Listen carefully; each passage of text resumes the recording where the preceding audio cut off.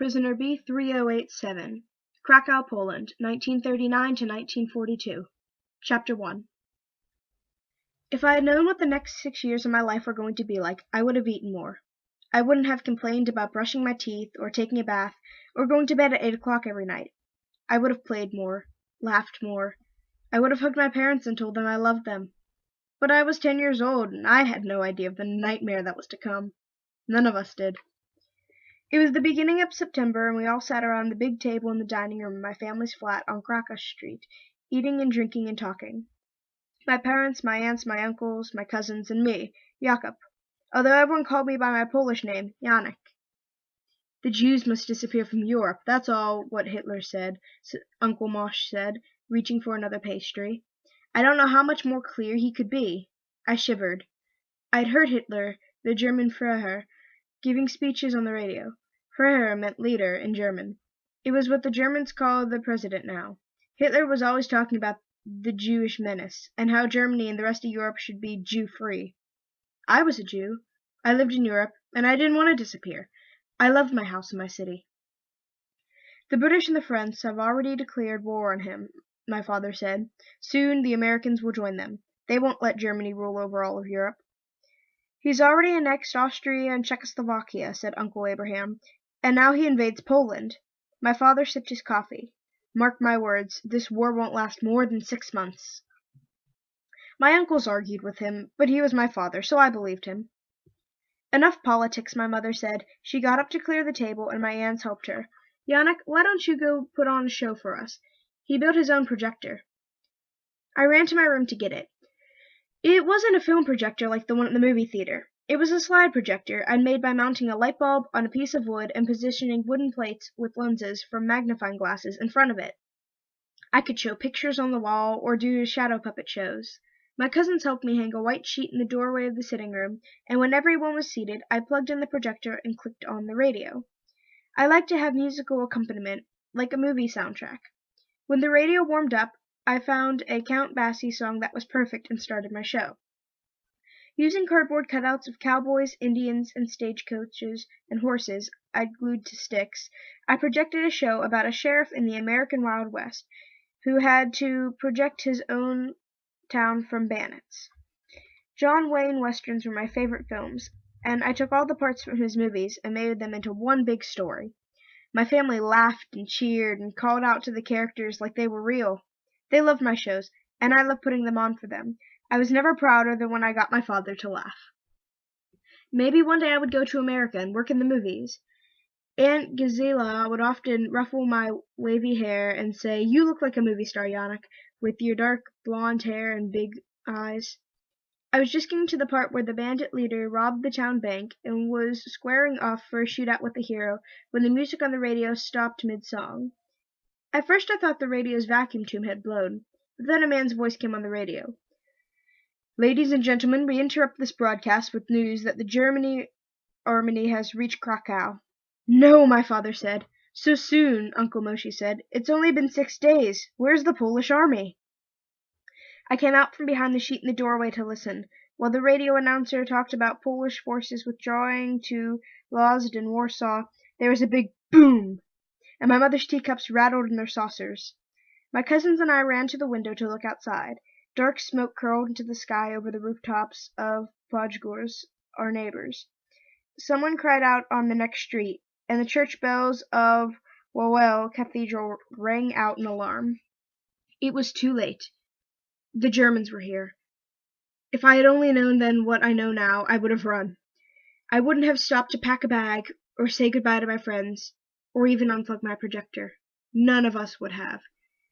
We would have run to the woods outside of town and never looked back. But we didn't. We just sat there in my family's flat, listening to the radio and watching the sky over us. Krakow turned black, and the Germans came to kill us.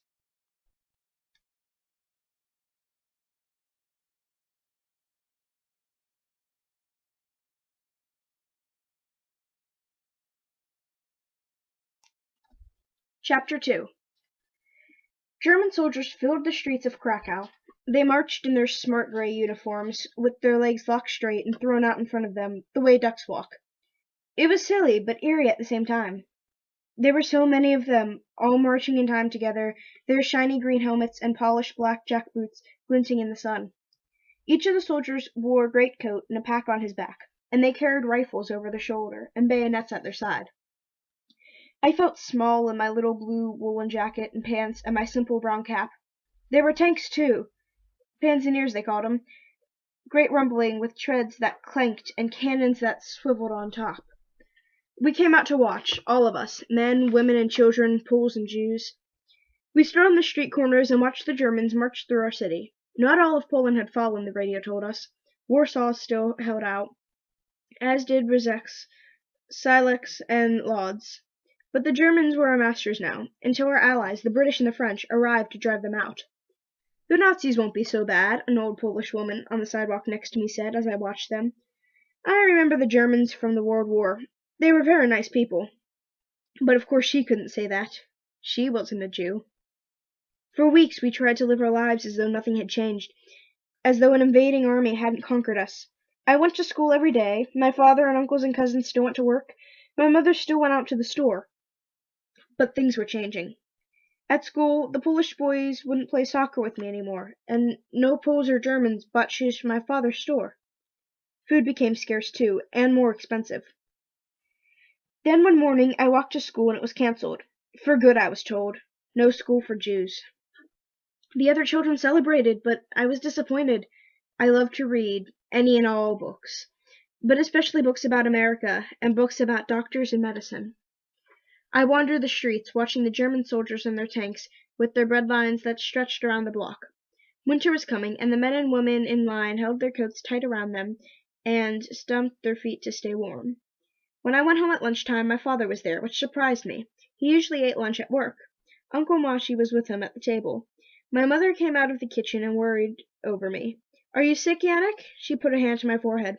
"Why are you home early from school?" "It's closed," I told her, feeling depressed. "Closed for Jews." You see, Uncle Moshi said. He turned to my father, looking worried up. "First they closed the schools, next it will be your shoe store. My first shop. And why not? No one will buy it from us with the Nazi soldiers telling people, 'Don't buy from Jews.'" "But if they close the shoe store, how will you make money?" I asked my father. "Jews are not to make money," Moshi said. "We have ration cards for food now, with J's all over them. J for Jew." "This will pass," my father said. "They'll crack down for a time, then things will get easier again. It's always the same. We just have to keep our heads down." "Yes," Moshi said. He tapped the open newspaper between him and my father. "Jews must keep their heads down and not look Germans in the face. We can't speak unless spoken to. We can't walk on the main streets of our own city. We can't use the parks, the swimming pools, the libraries, the cinemas." "Jews couldn't go to the movies anymore?" "No, I love the movies, and the libraries too. Where would I get books to read if I wasn't allowed to go to the school either?"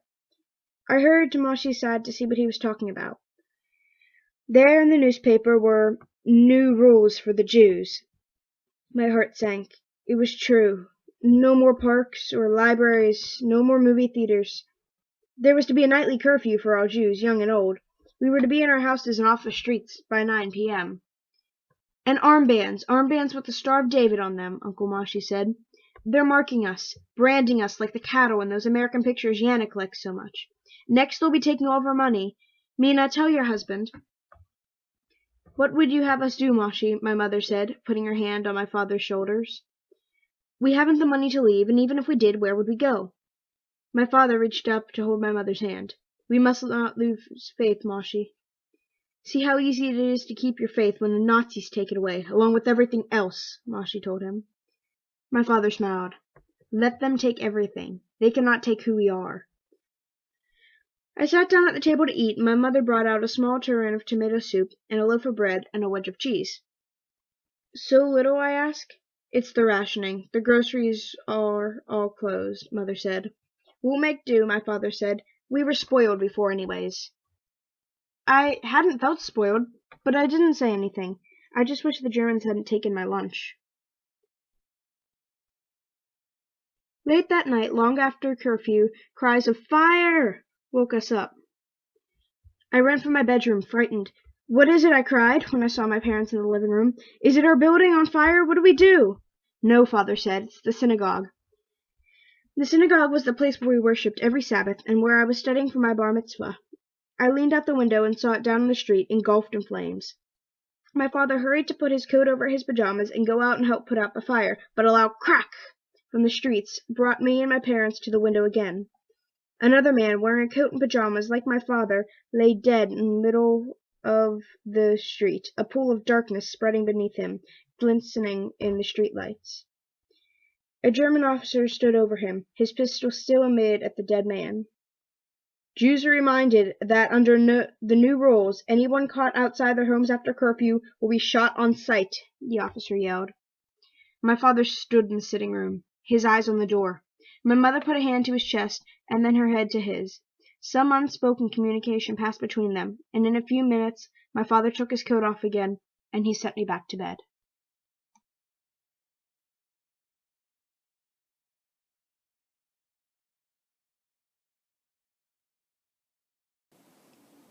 I was 12 years old when the wall began.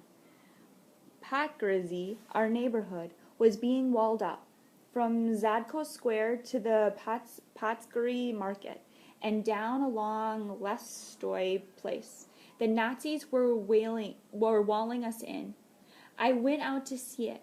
It was nearly 3 meters tall and made of brick. At the top it had rounded caps like the tombs of tombstones, or the tops of tombstones. Right there, that's an example of a simile. If you look at it, at the top it had rounded caps like, when you see the word like and it's comparing two things, that's a simile. So it's comparing the tops of the ghetto wall to tombstones. The wall stretched from one building corner to another, right across the street, cutting us off from the rest of Krakow. In the buildings that were part of the wall, they bricked up the windows and doors so no one could escape. There were only 3 ways in, a gate at Zagdy Square, another at the market, and another at Luwanska Street. I ran from gate to gate, taking it all in. Pakrizi was now the Jewish ghetto. All the Poles there who weren't Jews had to move out, and all the Jews who lived outside the ghetto in Krakow had to move in. I watched them moving in, wave after wave of them, huge groups of Jews climbing out of trucks and going down Lowatsky Street. There were men and women and children, families, teenagers, grandparents. They all wore Star of David armbands like us. Some of them wore the uniforms of the jobs they had to. Policemen, postmen, nurses, trolley conductors. There were no jobs for Jews anymore. No jobs besides cleaning the toilets of German soldiers. My father and uncle had lost their shops, had their inventories seized by the Nazis, just as Uncle Mushi said they would.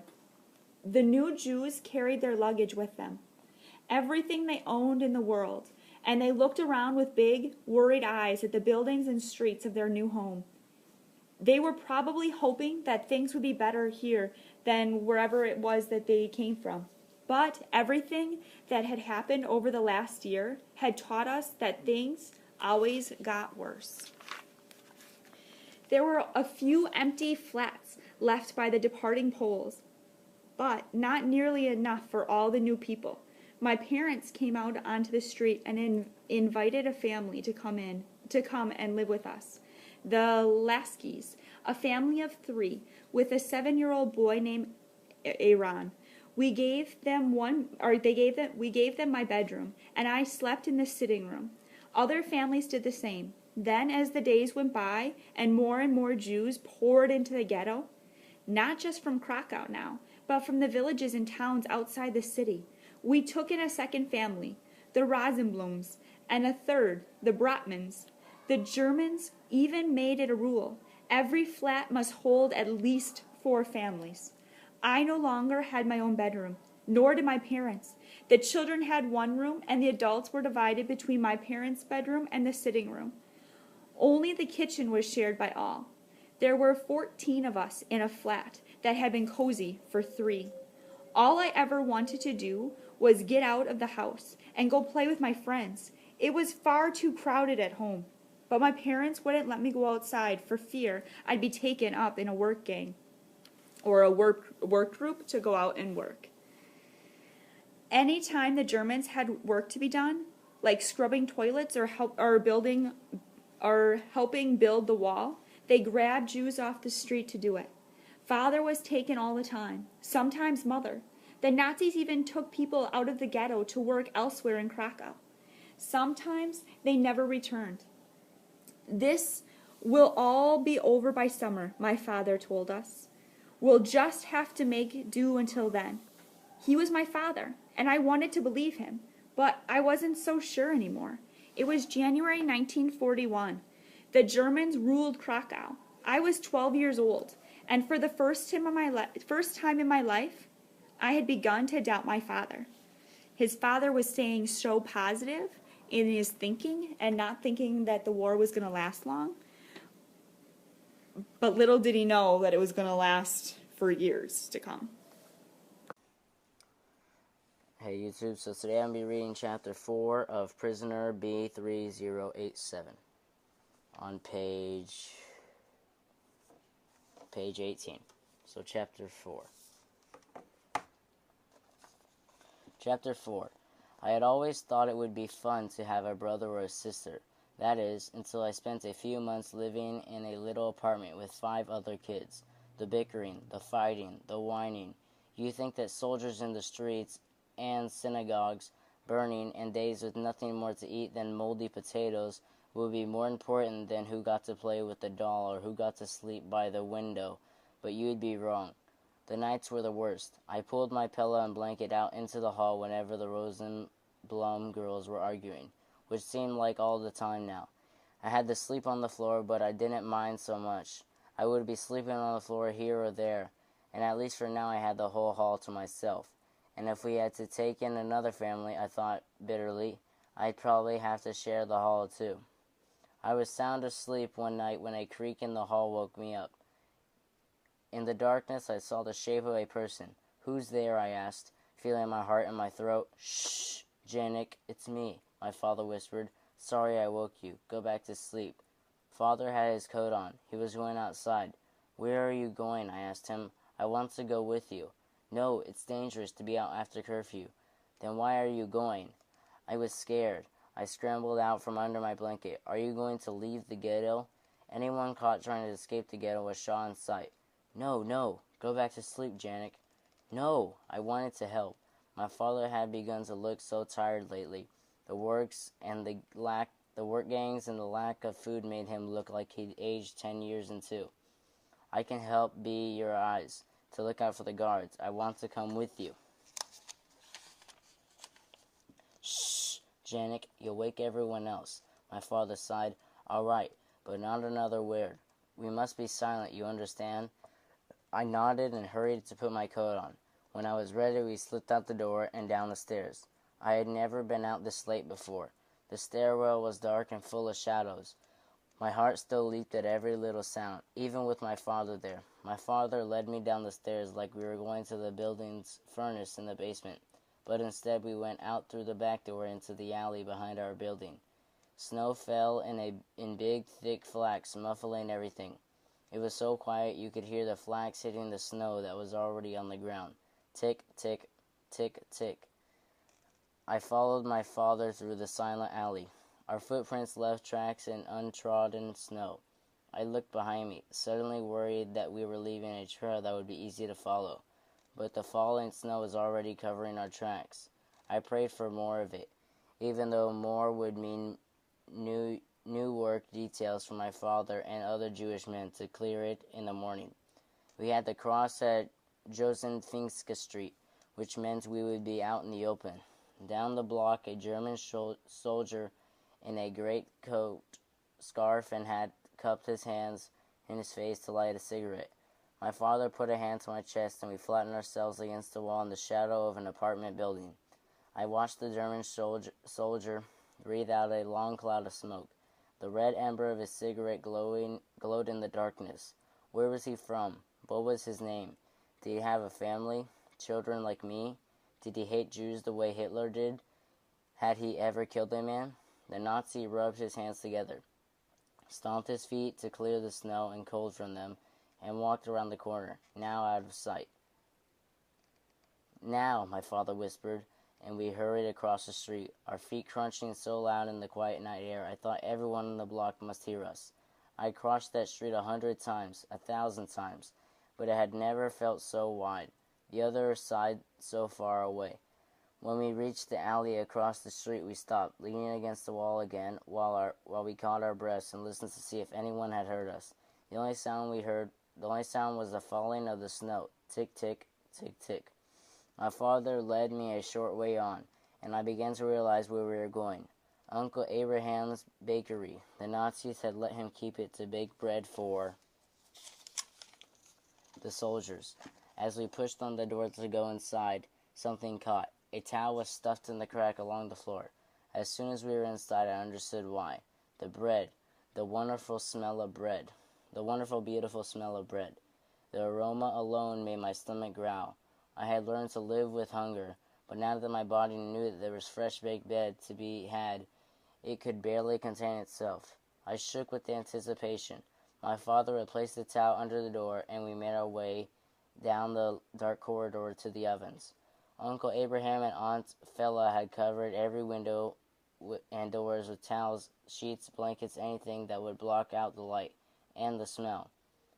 "Oscar," Uncle Abraham said to my dad when we found them.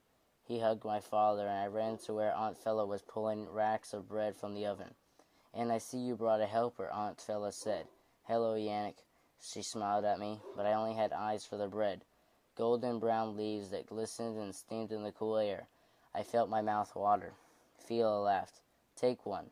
"After we work," my father said, and my heart burst. How could I possibly wait? He turned to my uncle. "What can we do? Are you firing both ovens?" My father asked. "Only one for bread," Uncle Abraham said. He opened the second oven to show it was empty.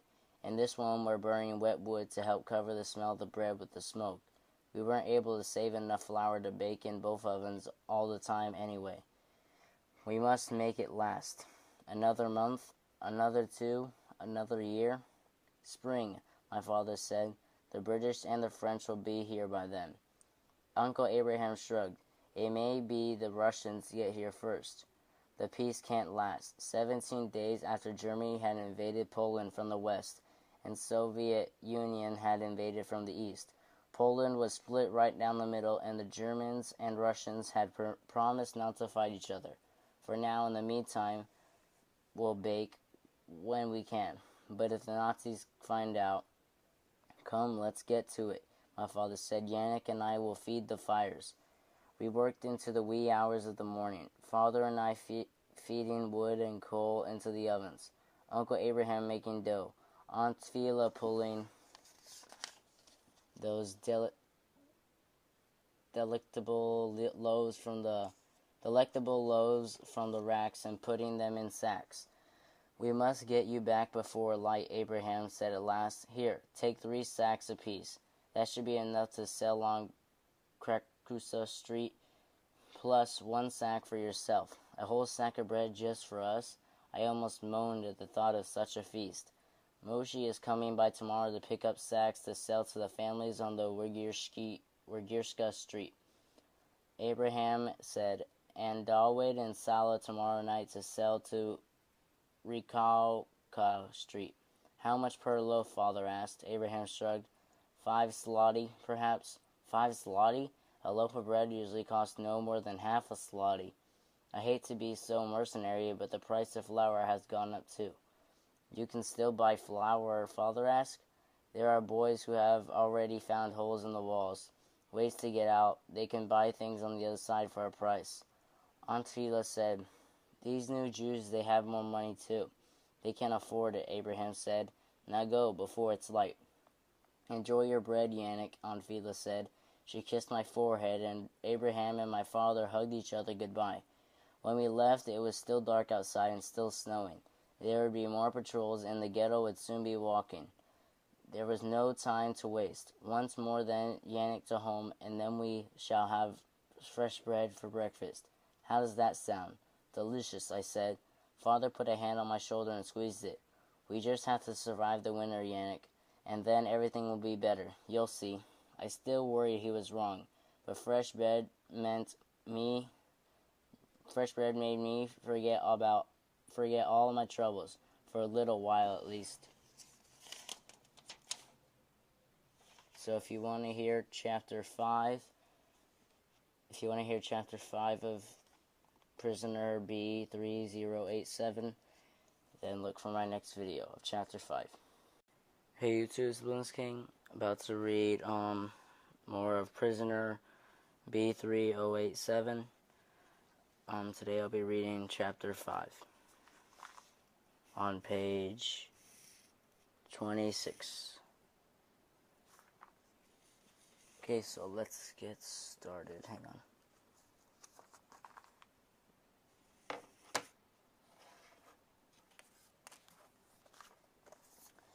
Chapter 5. 1942 came, but the British didn't, nor did the French. They were too busy fighting the Germans in the West. The radio talked about the fighting in Denmark and Norway and Belgium and the Netherlands, but since it was a German station, they always said they were winning. Uncle Moshe said we couldn't trust anything we heard, but he listened to every word anyway, just like the rest of us.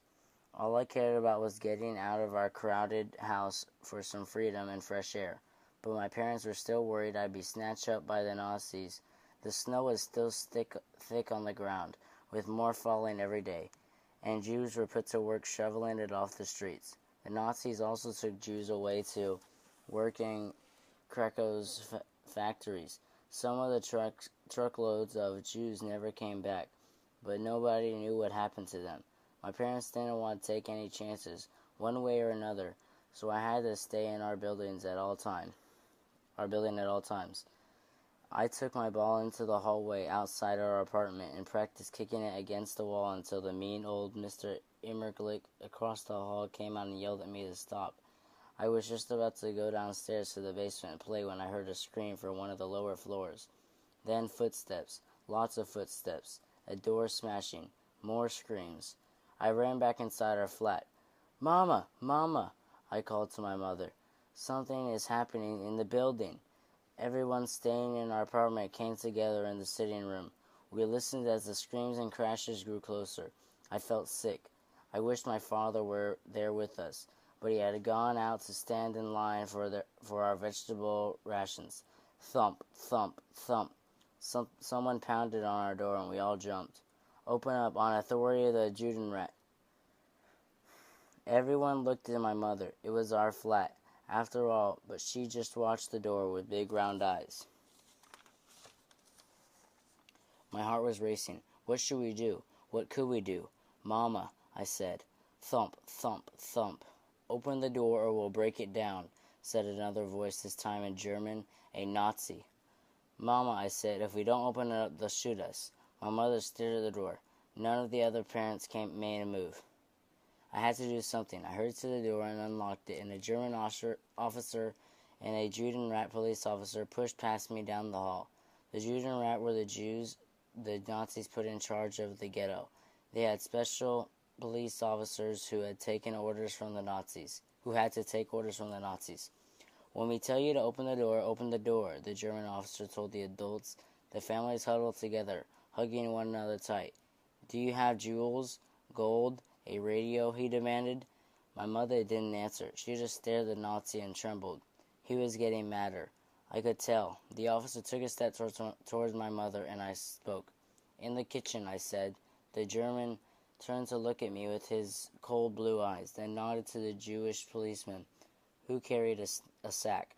"Your valuables," the officer said, "now, or you will be taken away." Someone screamed across the hall. Old Mr. Immerglick and her family were being dragged away by German officers. Her son, a man my father's age, had blood running down his forehead. "Give it to them," I yelled. "Give them anything they want." The other families in our flat scrambled to give the Nazi officer everything they had squirreled away. Little bits of jewelry, a pocket watch, a handful of slotty. The members of the Judenrat came out of our kitchen with his sack stuffed with more than just our radio and went into the bedrooms, looking for anything more of value. The German officer pulled the necklace from my mother's neck and twisted her wedding ring from her finger. She flinched when he did it, but she didn't say a word. This flat can't stay. This flat can stay, the German officer said, pocketing my mother's jewelry. But next time, open the door more quickly or we'll send you to the east with the rest. Yes, sir. We will, sir, I said. The two men left and we all stood frozen, listening to the shouts and sobs above us and below us.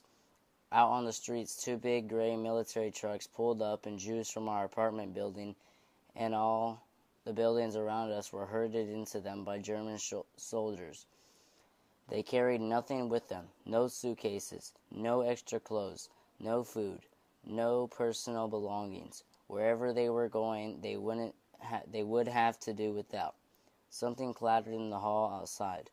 The doors to our flat and the Immerglick's apartment were still open. I could see an overturned table and lamp in their flat, but nothing more.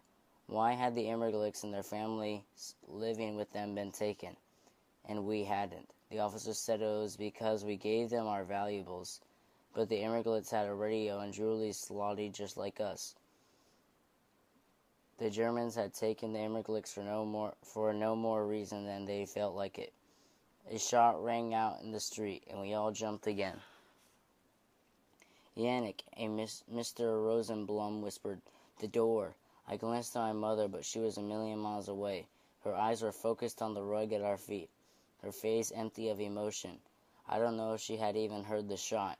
I tiptoed down the entrance hall and closed the door, flipping the lock with a click. It didn't make me feel any safer.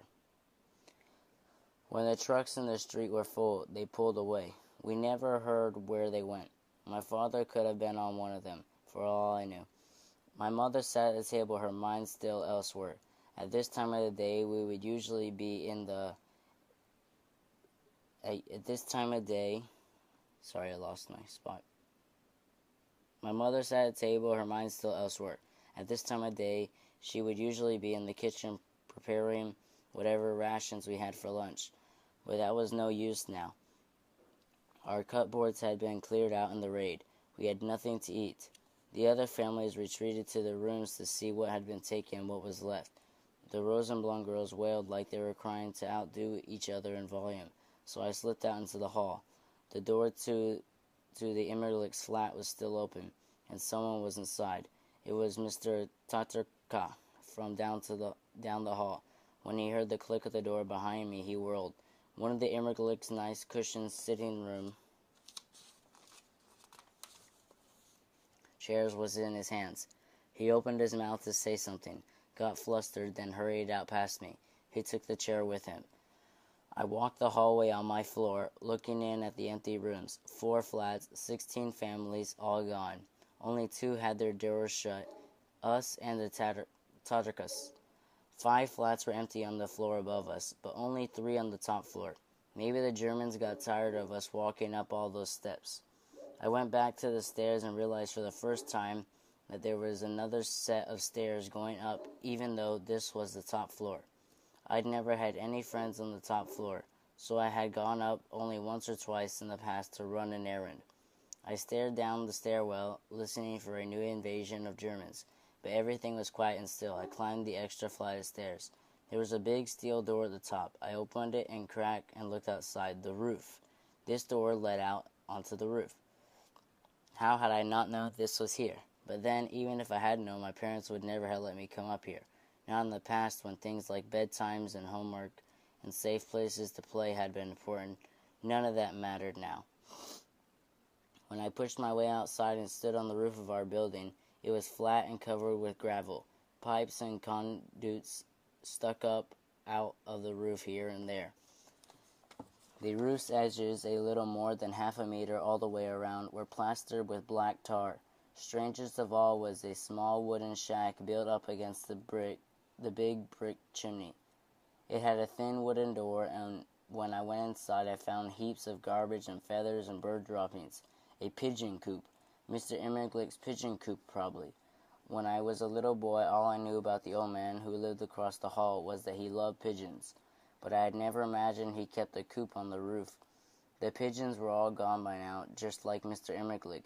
He died a year before the Nazis came. But this shack on the roof, if it was repaired a little, cleaned up, maybe had some electricity running to it from the power lines that came into the building from the roof. My mind was racing. I ran back downstairs as fast as I could and burst into my flat. "Mama!" I cried. I found my mother in the kitchen hugging my father. He was alive. He broke away from her when I came running in, worried. "What is it, Yanek?" he asked. Are they coming back?" No. I want to show you something I found. Come quick." My parents followed me up the stairs, walking when I wanted them to run. Finally, I pulled them out onto the roof and showed them the pigeon coop. "Don't you see? With a little work, we could live here." "Leave our flat?" Father asked. "Just the three of us," I told them. "It's so crowded downstairs. Here we can have a space all to ourselves. We can scrub the floor and the walls, clean it up, and I can wire up the light from my projector, and a hot plate for cooking on. There's no bathroom, but we could always go back downstairs. For that. And in the winter, we'll have the chimney to keep us warm." "I don't know, Yanek," my father said. My mother hadn't come inside the coop. Instead, she stood outside, staring back at the big steel door that opened onto the roof. "We can bring up chairs," I told my father, "and a mattress. And bars," my mother said. It was the first thing I'd heard her say since the Nazis burst into our flat. "Can you put bars on the door?" She stared at it, but I could tell her thoughts were still downstairs, reliving the invasion of our home. My father came out of the coop and put his arms around my mother's shoulders. "Yes, Mina, we will fix up the coop and live here. We will put bars on the door, Yanek. I will see to it." We gave our flat to the Rosenblums. The Brotmans were already moving into the Immerglick's apartment across the hall. All the empty flats in our building would soon be overflowing with families as more Jews were marched in through the gates. But for a short time at least, we would all live like normal people again. While my father and I worked to clean the coop, my mother sat on the roof and sewed hidden pockets into the linings of our coats. Inside them, she hid all the money and valuables we had left. She never said another word all that day. Father and I found 4 heavy steel bars in the basement. By sundown, we lifted the last of them onto the door to the roof. They slid into place so we could take them off to go out, but so that no one from inside the stairs could push through. "There," I told my mother, "no one will be able to break in ever again." Okay, if you want to hear more from Prisoner B3087, you want to hear Chapter 6, look for my next video. Hey YouTube, today I'm going to keep on reading Prisoner B3087. Today we'll be reading Chapter 6 on page 37. Okay, so let's get started.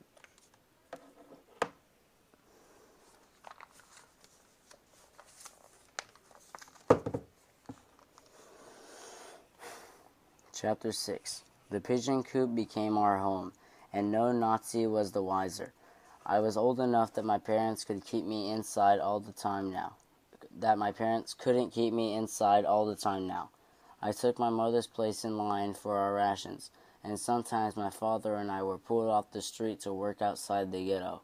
But each day we returned to our little sanctuary on the roof and slid the steel bars down tight to protect us. Mother began to talk again and to smile, but every now and then I would catch her staring at the door to the roof, and I knew what she was thinking. The home invasions continued without warning, slowly bleeding everything of value the ghetto still hoarded, and once a week on the Sabbath the Nazis would conduct resettlements when they came and took more people away, thousands at a time, pushed into trucks and taken to villages in the east. Some were taken, escaped, and sneaked back to the ghetto. and they told stories of camps where Jews were worked to death. My father told me not to listen to the rumors, but we were still careful to bar the big steel door at the top of the stairs every night, and every time we heard the cries and screams of new resettlement, we huddled in fear. I was almost 13 years old now, and it was hard to remember any other life except for my day dreams of food. Bigo stew with meat and mushrooms and cabbage, roast chicken, cucumber salad, pierogi filled with potatoes, cheese, and onions, fried in butter, cheesecake, apple tarts. I would have traded a week's worth of rations just to have another pot of my mother's delicious tomato soup.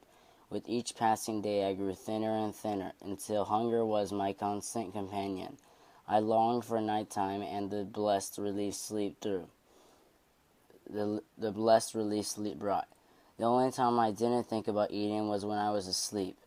One cold February day, the director of the Judenrat called for a ghetto-wide meeting in Zagati Square, and my father and I went to hear what he had to say. The director was not a popular man. The members of the Judenrat were hated throughout the ghetto for working with the Nazis. But any man the Nazis assigned to the Judenrat who refused was shot or hanged, so I didn't see what choice they had. Some of the Judenrat police enjoyed their new job too much. It was true. But there were others who tried to do what the Germans told them without making things worse for their fellow Jews. The square was crowded, but not everyone in the ghetto was there. Not nearly. The director could tell this too. He checked his watch one last time and bent forward to speak into the microphone. "When I call for a meeting, all of you must come," he told us. "Tell your neighbors hiding away will not help." I glanced nervously at my father. "We're afraid we'll be taken away," someone yelled. "Or shot and killed in the street," someone else yelled. The director signaled for everyone to settle down. "My friends, I come to you with a terrible request, but one which I have no choice but to accede to. The Nazis have ordered me to give them 7,000 Jews to be deported from Krakow ghetto tomorrow morning." The crowd came alive with murmurs and sobs and shouts. 7,000 Jews, I thought, trying to comprehend a number so big. There had been resettlements going on all the while, but nothing on this scale, never so many people. "We can do nothing about this. 7,000 people will be deported, but we can choose who will go and who will remain." "You can choose, you mean?" someone yelled. "The Germans need good, healthy workers here in the ghetto," the director said. "You call this healthy?" a man cried. "I haven't eaten meat in a year." Others in the crowd shouted angrily that they were starving. I nodded, feeling my own hunger pangs. "If we prove ourselves useful to the German war effort, they will take fewer of us away. They will keep us here and keep us alive," the director said. "We must therefore think carefully about who we send away and who remains. We must give them those who cannot work." More murmuring around among the crowd. "Who can he mean?" I asked my father. Everyone in the ghetto worked. Even my mother had been taken to the factories when she was caught out on the streets. "My friends," the director said, "I must reach out my arms and beg. Mothers and fathers, give me your children." The crowd in the square erupted with rage. Angry shouts were raised from every mouth. Fists shook in the air.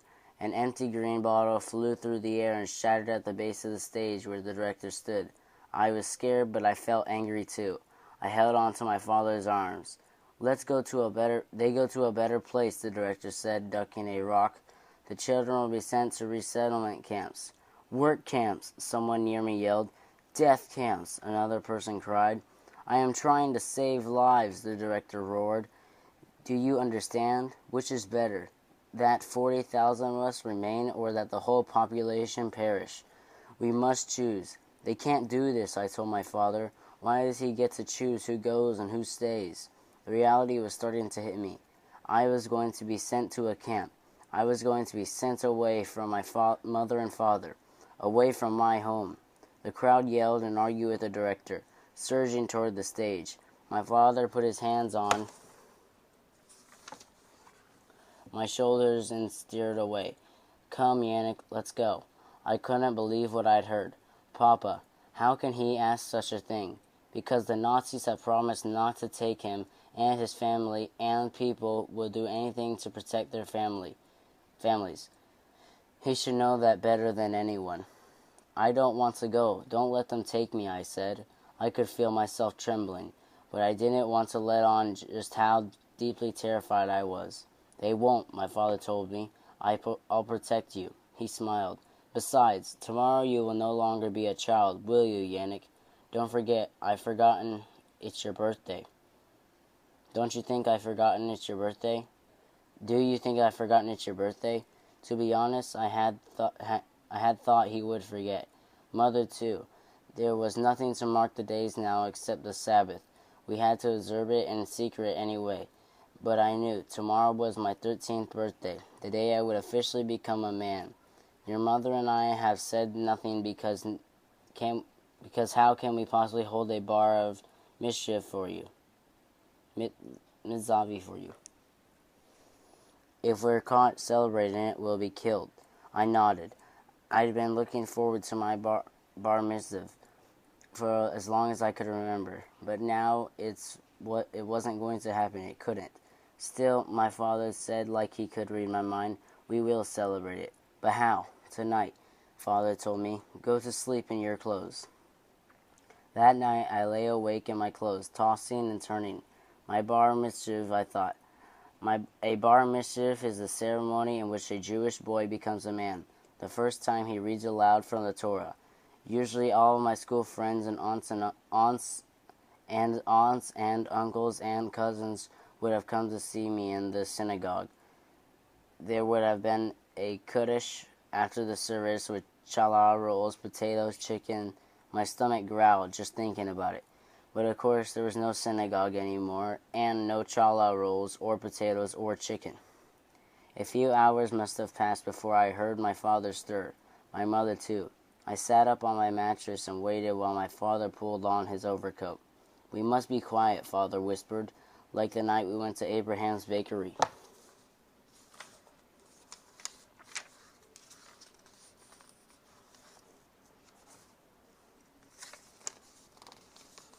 I nodded and stood.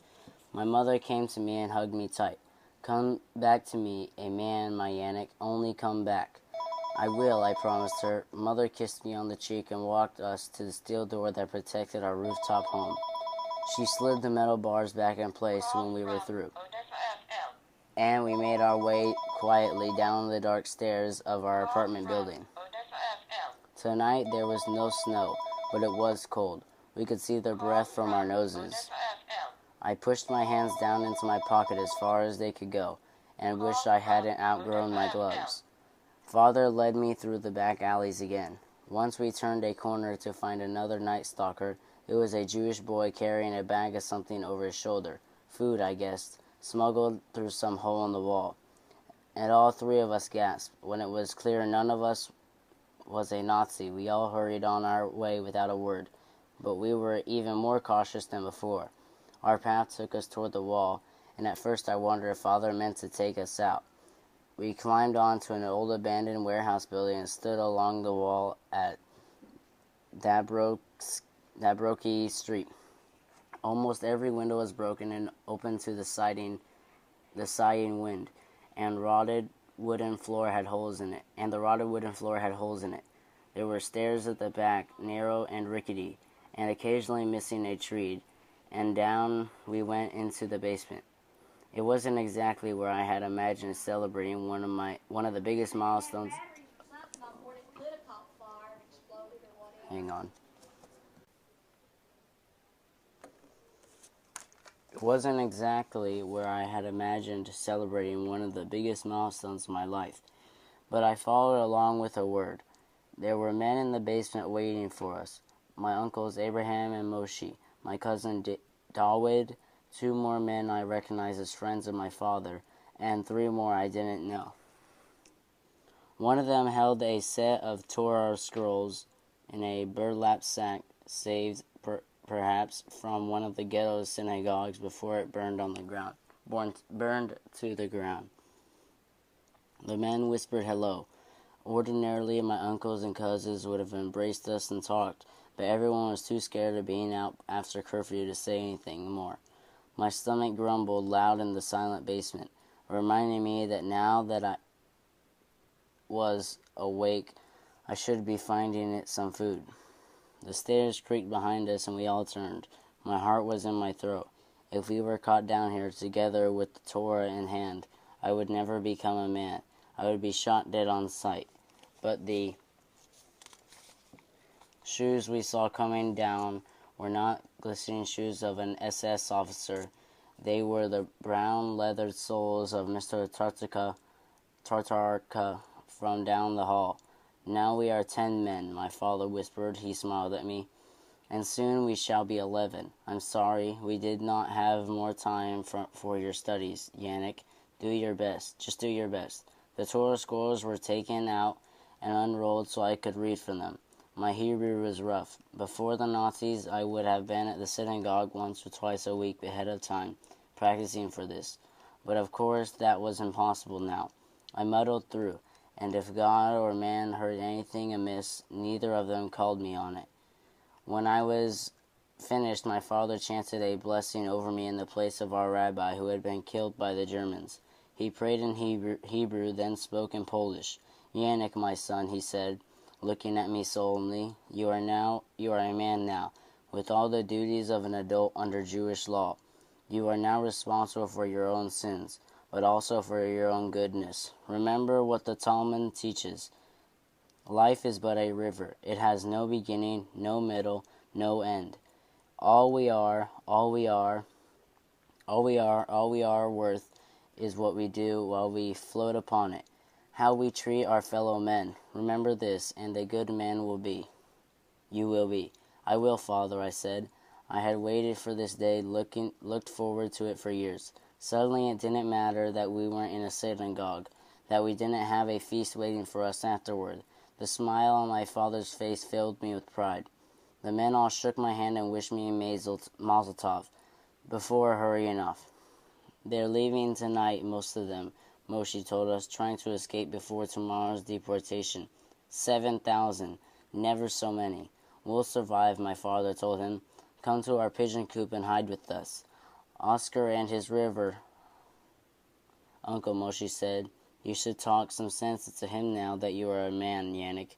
The man who falls asleep on the river drowns. If you want to hear Chapter 7 of Prisoner B-3087, look for my next video. Today I'm going to be reading Chapter 7 of Prisoner B-3087. I think, yeah, it should be Chapter 7, right? Yeah, Chapter 7. Okay, so here we go. And it's beginning on page 48.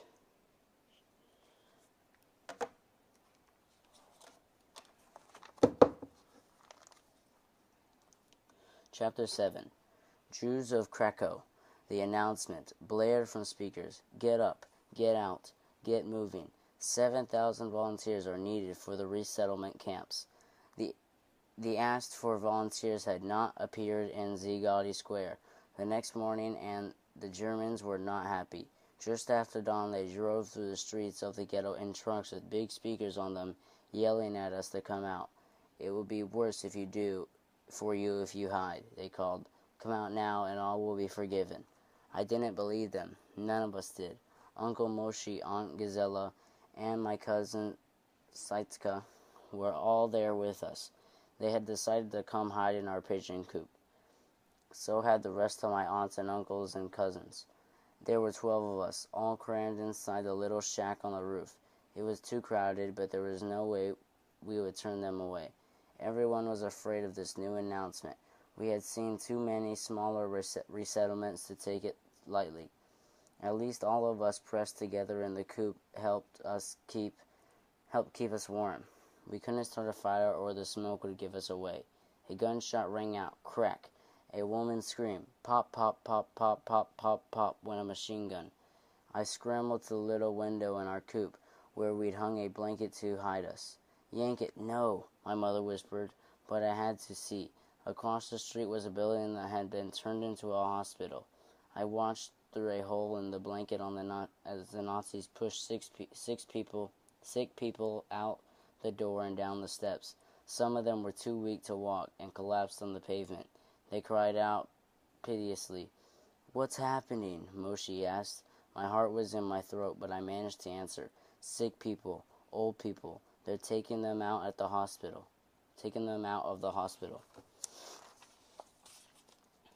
They can't be taking them to the work camps or for resettlements," Moshe said. His voice was quiet, but urgent. "They would never take the sick and old away to work. They're taking them to die, and anyone else with them."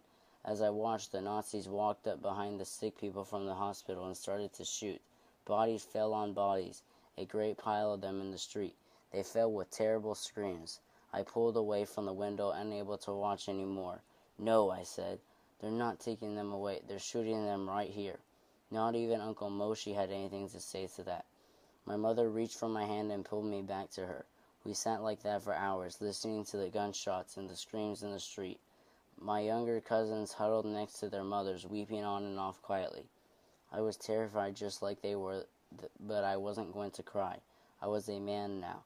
I reminded myself I was a man, and I wanted to do something to stop the Nazis, to save my family. I asked myself over and over again what I could do to help, but I had no answer. Shunk, shunk. The big metal door to the roof rattled. Someone was trying to come through. I held my breath listening. Shunk, shunk, shunk, shunk. Would the steel bars hold? Would whoever was on the other side start shooting?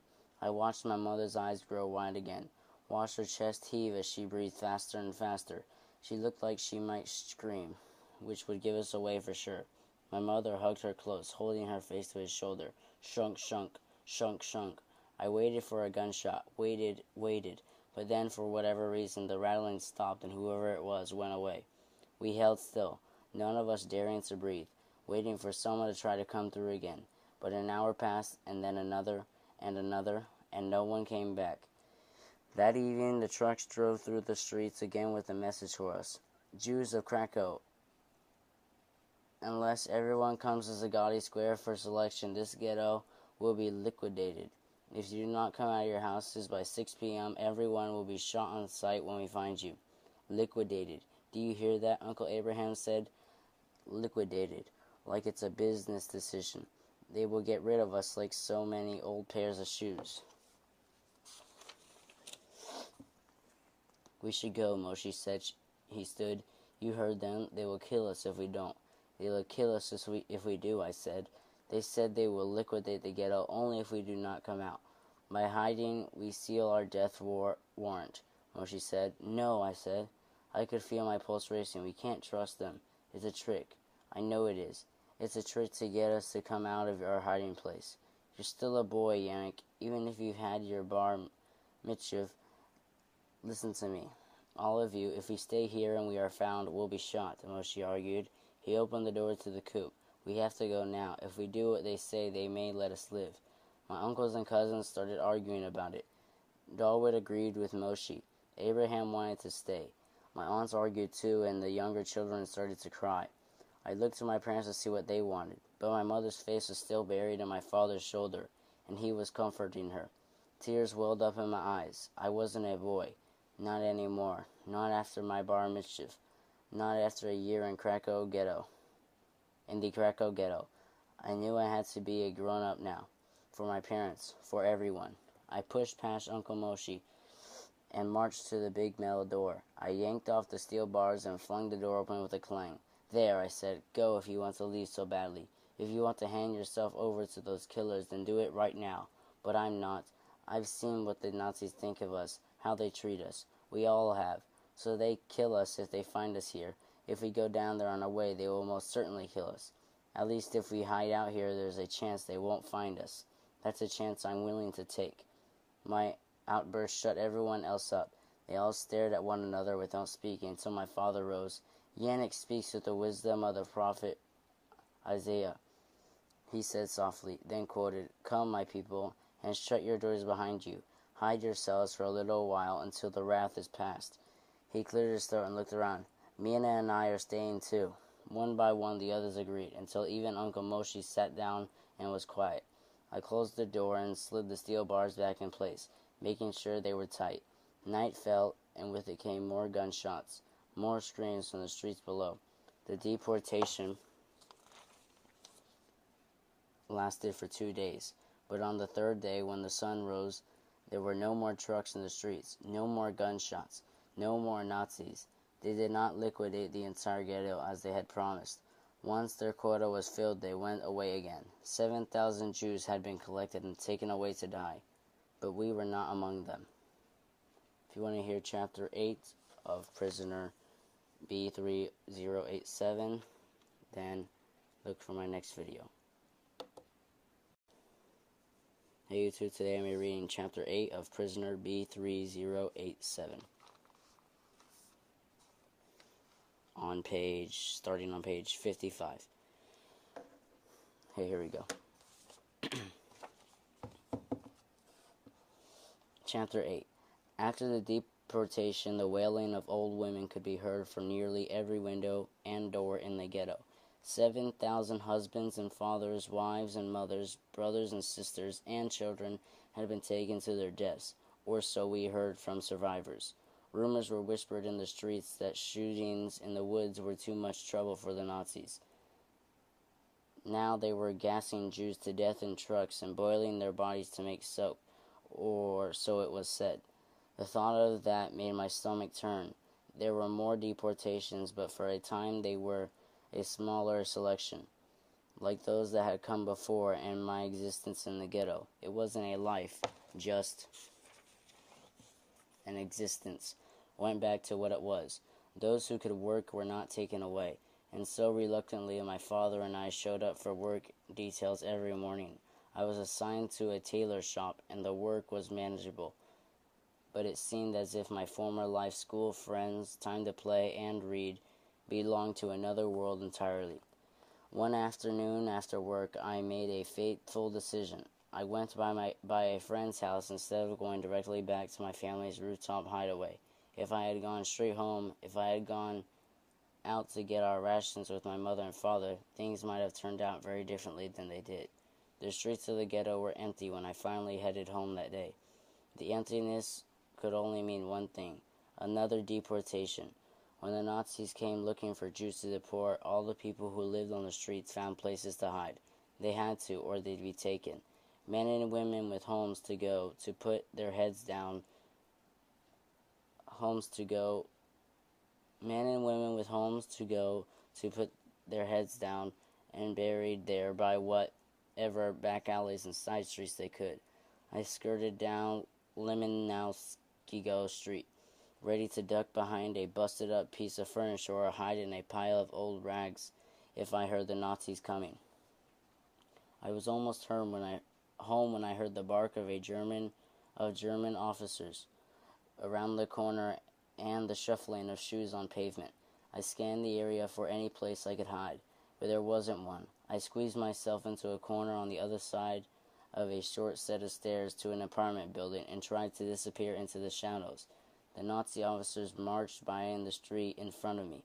All they had to do was turn their heads to see me, but they kept their eyes forward, followed by a ragtag group of Jews who were being deported. I watched them go by, a few hundred or so, their heads bent low, and every one of them silent as the grave. Wait, there, in the middle of the crowd. I froze. Was that my mother and father?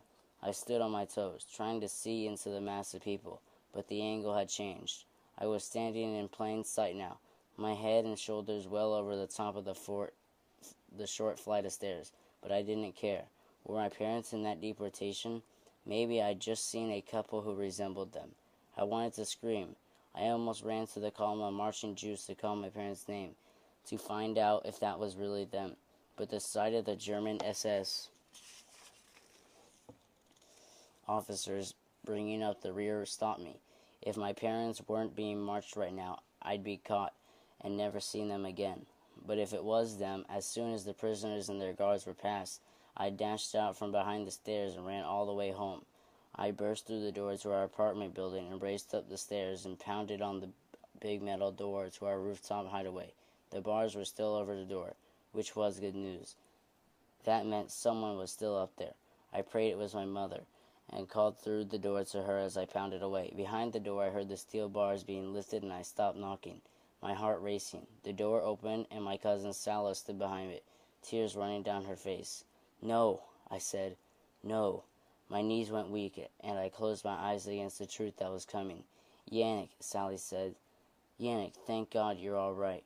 "Where are they?" I demanded, even though I already knew. "Sala, where are my parents?" "I'm so sorry, Yanek. The Nazis grabbed them as they were coming back from buying bread. I saw them taken, right there in the street in front of the building." I staggered through the door into the pigeon coop that had been our home, our sanctuary for more than a year. It was totally empty. I fell to my knees and sobbed. Sala put her hand on my shoulder, but I could barely feel it. "Mama, Papa," they were gone. My family was gone. I felt like my heart was being wrenched out of my chest. The emptiness of the pigeon coop weighed heavy on me. I was the only one left. How would I survive? Why should I survive? Maybe I should just go and give myself to the Nazis. I thought was bitterness with defeat. No, I thought. I wiped the tears from my eyes with the back of my sleeve. My parents would not want that for me. In the place of my pain, I felt the stirring of determination. I would not give up. I would not turn myself in, no matter what the Nazis did to me, no matter what they took from me. I would survive. I was 13 years old, and my parents were gone. I was all alone in the world, but I would survive on my own.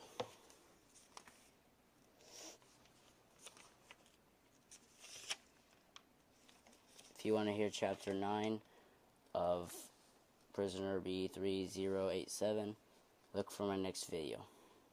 Hey YouTube, today I'll be reading Prisoner B-3087 on Chapter 9. So, Plazo concentration camp, 1942 to 1943. Chapter 9. The Nazis snatched me up one day when I was at work. I was still working at the tailor shop in Krakow, hoping that would save me from the deportations. But my work there ended up being the reason I was taken. The tailor shop at Plazo, a nearby labor camp, needed more workers. We were told, so we were taken. I had known this day would come. In the days and weeks after my parents were deported, the rest of my family had gone too. Uncle Moshe had disappeared while on a work detail. Uncle Abraham and Aunt Phila were pulled from their home in a deportation. Cousins Sala, Dawood, and their two boys, while in line for bread, Aunt Gizela and little Saitka, went for a voluntary selection in Zigati Square in hopes that the Nazis meant what they said about resettlement. But the summer of 1942 only I remained. The sole member of my family had left in the Krakow ghetto. I thought I'd be ready for it when they took me away, but I wasn't. They loaded us into a truck, and all the horror stories I'd heard suddenly became real to me. Were the Nazis lying to us? Were we going to die? Were we really being taken to the woods to be shot? I panicked, looking for a way out of the truck, out of Plazo, out of this nightmare that had already swallowed my parents and everyone I loved. But just outside the truck were Nazis with machine guns. They didn't even have to point them at me for the message to be clear. It was either go where this truck was taking me, or die here on the streets of Krakow. I had sworn to myself I would survive, so I made the choice that kept me alive, if only for the moment, and took a seat on the truck. The woman I worked with begged to be able to tell their families back in the ghetto goodbye, to tell them where they were being taken, but the Nazis didn't listen. They just poked them with their rifles and threatened to shoot them if they didn't get in the truck. The woman sobbed the whole way to Plazo, but I didn't.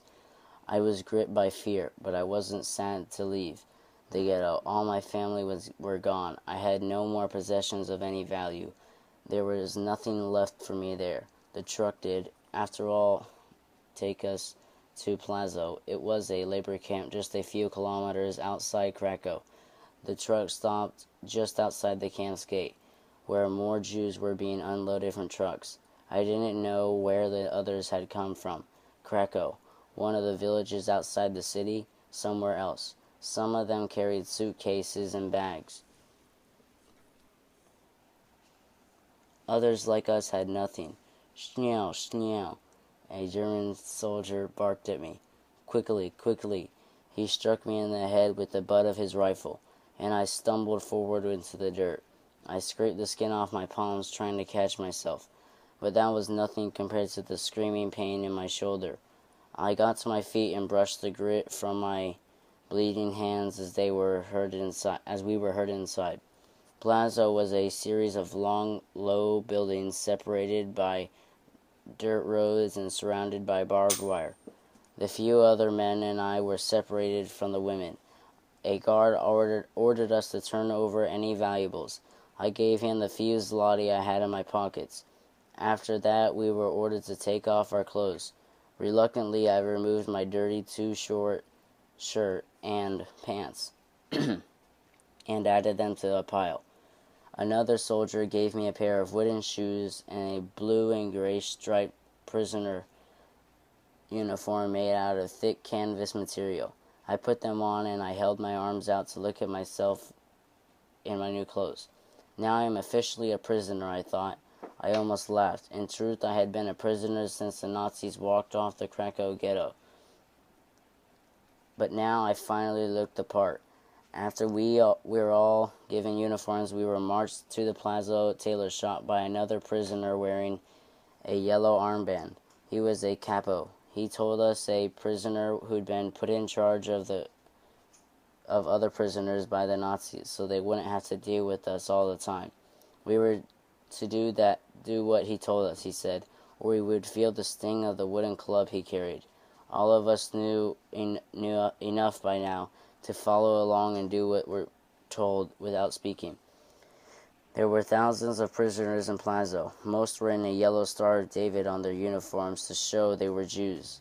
But there were other prisoners, too, I soon learned, all of whom wore different colored triangles. The red armbands belonged to political prisoners. Green meant criminals. Black armbands were worn by gypsies, though there were very few of those, as they were usually killed straight off. Purple meant Jehovah's Witness. Homosexuals were pink. All of them had a little letter in their triangle to tell you where they were from. P meant Poland or Pole. T meant Czech or Czech. Czech. A dog scratching at our door. We'll leave it alone. Or Czech, I meant. Lock the door. J meant Jugoloan or Jugoslavian. There was no letter in the Jewish stars, though. No matter where we had come from, we had no country. We were only Jews.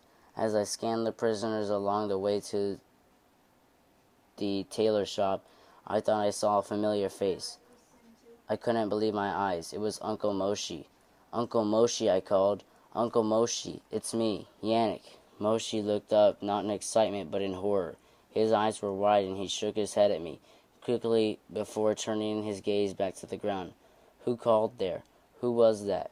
Our capo barked, bringing my group to a halt. The prisoners looked back over their shoulders, show it hadn't been them, and I looked back too, as though they trying to see who had called out.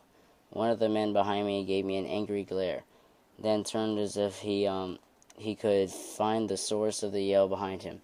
The prisoners will remain silent unless spoken to, the capo told us, and he struck a man in the back with his club. As the capo herded us the rest of the way to the tailor shop, my face burned with shame. I was such a fool. Someone had been hurt because I called out to Moshe. I resolved then there not to speak again until I could find Moshe and talk to him privately.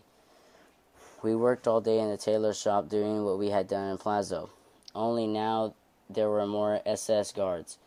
We were often beaten for no other reason other than because we were Jews. I saw one man struck so hard in the head with a club that he fell off his stool and didn't get up again. He was dragged away and never returned.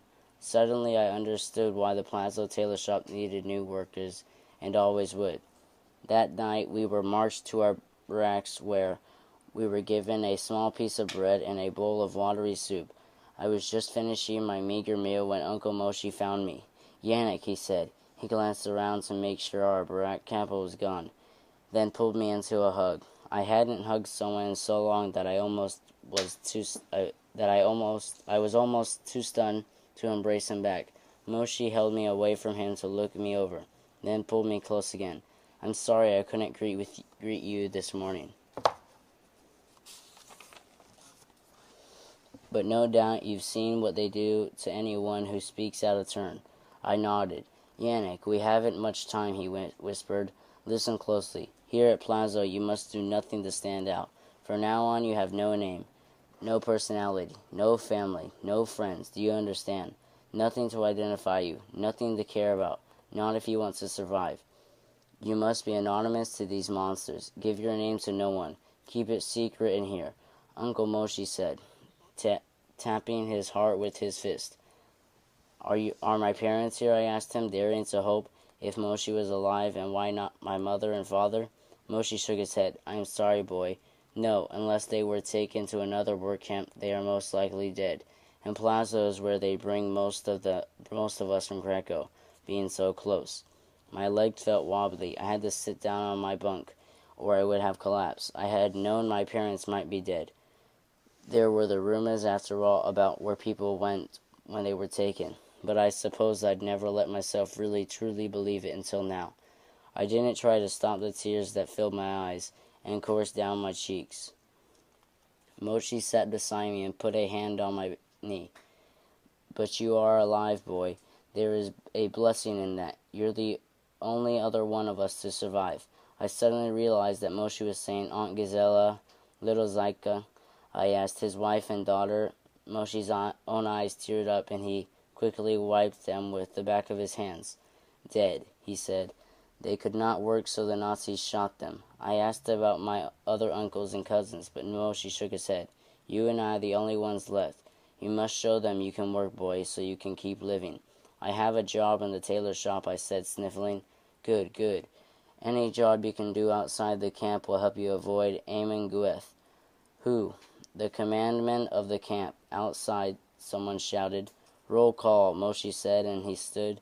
"We must all go and line up to be counted. Remember, you are no one. You have no name. You do not speak, and you do not look at them. You do not volunteer for anything. You work, but not so hard that they notice you. Gazella Zaika."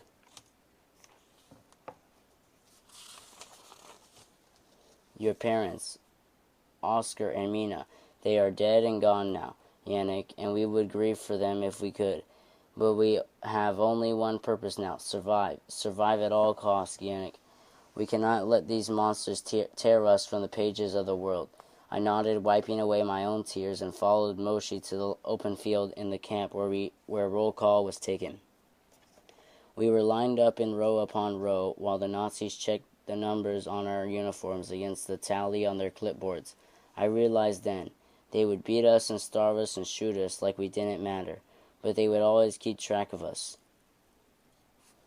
While soldiers worked their ways up and down the lines checking us off, one man in a crisp SS officer's uniform and tall riding boots walked among the prisoners, twitching a riding crop against his leg.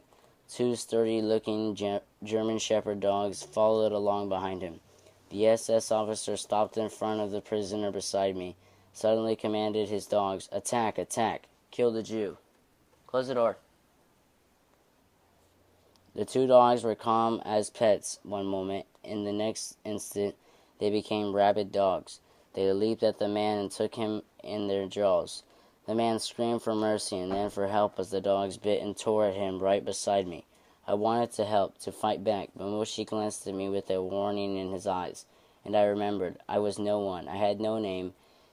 They must not notice me, so I stared straight ahead at the ground, just like everyone else, silent and still, as the man beside me was ripped apart.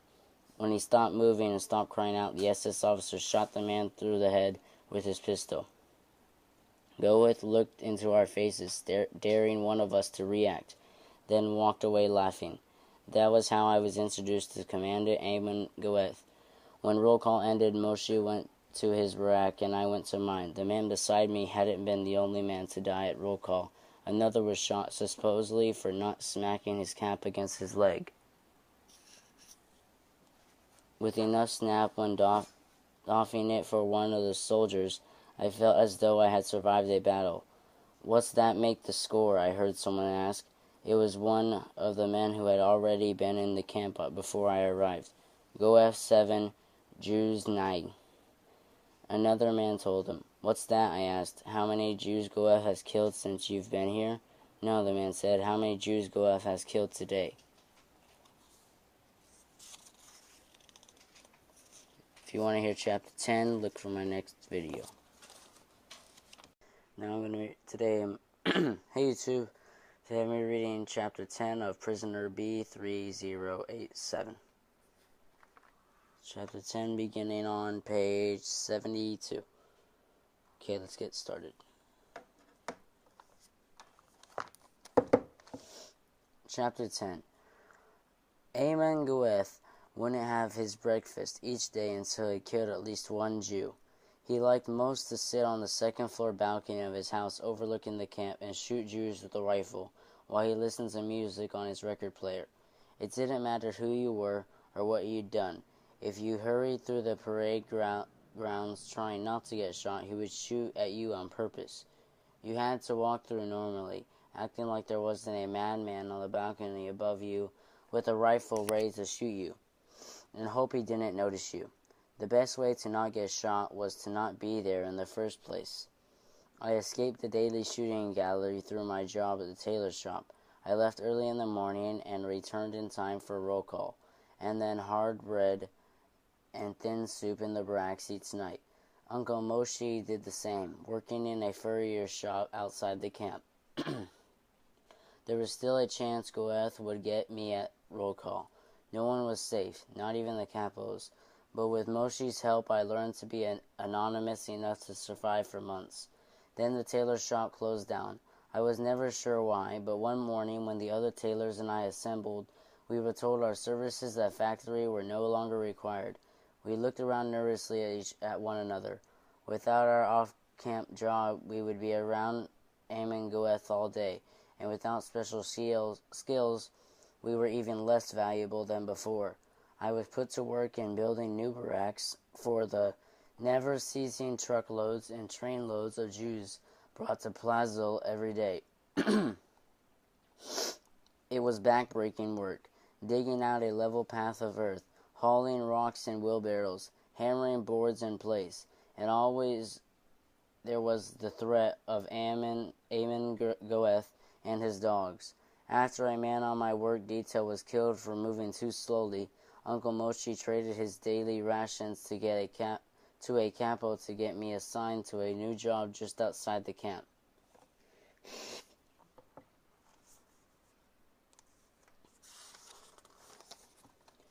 I reported to my new work detail the next morning and was loaded into a truck, not knowing where we were going or what we were doing. None of us did. This was some new job no one had ever done before, and we were all a little nervous. There was always a chance that our work would be to dig graves in the woods and then be shot to fill them. The truck bounced to a stop, and the Nazis ordered us out. But it wasn't the woods we had been taken to, or another factory. It was the Krakow ghetto. We looked at one another in wonder. Why had we been brought back to the ghetto? A guard at the gate on Lushka Street let us through. We saw right away what was different. There were no more people. No one was on the streets, and no one in the houses. The whole ghetto had been liquidated after I left. There was no sign of life anywhere. The entire ghetto must be cleaned, one of the Nazis told us. There must be no taint of Jews left.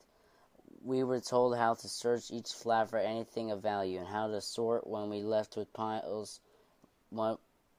Sort what was left into piles on the floor for removal and disposal. Clothes should be sorted in one way, household items another. We were to take nothing out with us under penalty of death. As I walked the empty streets of Podgorze, my chest felt heavy. I was overwhelmed with memories. I hadn't been gone long. In the last 3 years I had lived here had been a nightmare. But I remembered what wasn't the snow shoveling and the shootings and the starvation. I remembered walking to the market with my mother, visiting my father at work, playing ball in the street with my friends. This neighborhood had been my home once, and it always would be, even after the taint of Jews had been scrubbed away. As if to tear my heart into even more pieces, I was assigned to clean out the apartment building where I had lived with my parents. While other boys worked the bottom floor, I climbed the stairs.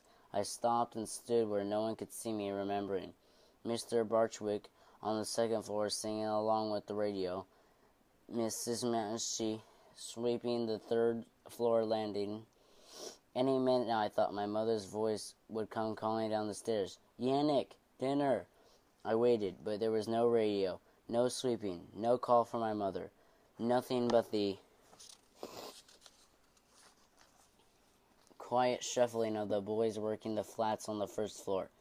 I climbed the stairs to my old floor and crept down the hall. This corridor had once been so familiar to me that I had traveled it without ever really seeing it. But now it was different. Now I could see the worn spots in the hall rugs, the broken piece of molding along the ceiling, the burned-out bulb in the light fixture. There was a new smell, too, something putrid, like nothing I'd ever smelled before. It was strongest near the door to Mr. Tataka's flat. The door was ajar, and I pushed it open the rest of the way to look inside. Mr. Tataka lay in the middle of the front room of his apartment beside the chair he'd stolen from the Immerglicks, dead in a pool of his own blood. At least I thought it was Mr. Tataka. The body was black and shriveled, all rags and bones, and I stumbled back into the hall and retched. I smelled the sight of it. It was all too much. I threw up again, tears streaming from my burning eyes, and I ran. I ran not for my old flat, the one that we had shared with 3 other families. I ran instead for the roof, where it had just been me and my mother and father, safe and alone in our little pigeon coop. I burst through the big metal door out onto the rooftop, gulping in big lungfuls of fresh air. The smell eventually went away, but not the memory of it, nor the vision of Mr. Tataka's decomposing body. I stood with my hands on my knees for a while until my breathing returned to normal. But I knew I'd have to get back soon. It wouldn't do for the Nazis to notice for me for any reason. I went into the pigeon coop, fighting back all the memories of my mother and father. I sifted through what was left. Someone else had lived here before. Hereafter, I had been taken. There was a tattered scarf I didn't remember, and a red blanket that hadn't been mine, but my father's old coat was still there in the corner. I knew I couldn't take it with me, but I picked it up and put it on, more to remember the smell of him than anything. It fit me better than it ever had, and I realized suddenly that even though I was thin and starving, I had still grown. I was 14 now, and almost as tall as my father had been. I was pulling the coat off when I felt a lump in one of the sleeves. I felt with my fingers. Something was sewn into the sleeve. Of course, Mother had sewn our extra money into our coats so it couldn't be stolen in a raid. I glanced outside the coop to make sure no one else had made it to the roof yet. I hastily ripped the seams of my father's coat apart. There were 1,000 slotty inside. I dug through the pile of things, found my old coat as well, and ripped out the seams. Another 1,000 slotty, 2,000 slotty. The Nazis didn't sell food in the labor camp, of course, but there were always ways to buy food smuggled in from outside. Uncle Moshe would know how. Using a needle and thread of my mother's that had been left behind, I tore out one of the seams of my prisoner's coat and sewed the money inside. I knew how to sew beautifully now from my work in the tailor's shop. I finished quickly and was pleased with my work. Only the closest examination would find the money hidden inside. I hurried to put the rest of the few things in the pigeon coop into piles, in case someone did come up here to clean up. Went back down to find the boys from my work detail. They had already made it to the top floor, and I joined in with the group cleaning out my family's old flat, carefully avoiding Mr. Tataka's apartment. We worked the rest of the day, putting clothes in one pile, household goods in another. I always went for the clothes first, running my hands along the seams to see if anyone else had the same idea as my mother, and once found a pair of diamond earrings. I hooked them inside my jacket under my arms and hoped they wouldn't fall out. Uncle Moshe and I were going to eat well tonight. All the way back to the camp I worried I would be discovered, but the guards either didn't think we would try to sneak anything back in or figured there wasn't anything left of value in the ghetto to smuggle. For the most part they were right. More than just the people had been taken from the ghetto. 2 years of imprisonment and starvation and raids had bled the ghetto dry of almost anything worth owning. As we assembled for roll call, I whispered for Uncle Moshe to come to my barracks at dinner. I also asked him what the score was. Goeth 19, Jews Nile. He whispered back, "It was a good day to get you out of the camp." I nodded. "A very good day indeed." If you want to hear Chapter 11, look for my next video. Now I'm going to be reading Chapter 11 of the book called Prisoner B-3087, starting on page 80. Chapter 11. Uncle Moshe couldn't believe it when I showed him the money and the earrings. He hugged me and kissed me before remembering his own warning not to let anyone else see you care about anything. "I know a man who works in the munitions plant," Uncle Moshe whispered. "He smuggled in bread sometimes and sells it for a price. I'll buy us a little something to eat. You saved us, Yanek." Later that night, Moshe brought me half a loaf of bread, a feast. He took it out from under his shirt and gestured for me to hide it quickly. "You mustn't let any of the other prisoners see you with it. They'll try to take it. And don't share it with anyone. Not if you want to survive, right?" I nodded. "The money will buy us more," Moshe whispered. "I've hidden the rest to keep it safe." "Where?" I asked. "I have a place no one will find." "The capo," someone near a window said. Someone always gave a warning when one of our overseers was coming. "I'll see you tomorrow," Moshe said. "Remember what I told you. Don't let anyone see." "I won't." Uncle Moshe slipped out, and I climbed into my bunk. The bread lay against my cold skin. It wasn't warm anymore, the bread, but my heart beat faster and my mouth watered as the thought of eating it. An extra half a load. In Plazo I was a rich man, which suddenly struck me as funny. Before the war, there had been loaves of bread aplenty, always one or two in the kitchen, brought back fresh from the bakery every day by my mother, and I had never thought twice about them. Now a half a loaf of bread was life itself, and my mother was gone. The capo did his checks to make sure everyone was in their bunks. He didn't have to worry about the man in the bunk below mine. The man beneath me had crawled back after roll call and hadn't moved since. He was what the others called a muscle man. He was so thin you could count his ribs and see the bones in his arms and legs. But it wasn't just that. We were all skin and bones. Muscle manners were different in the way they breathed through their mouths, in the way they dragged their feet when they walked, if they could walk. Most of them just huddled on the ground on their hands and knees, even if the Germans or capos beat them. But no matter how he was standing, you always knew a muscle man from his eyes. There wasn't anything left. Muscle manners had given up, and there was no life in their expression, no spark of soul. They were zombies, worked and starved into a living death by our captors. If the man below me wasn't dead when they came for us tomorrow, the morning roll call would kill him. Half a loaf of bread might have saved him if he could even eat it. Starvation did that to you after a while.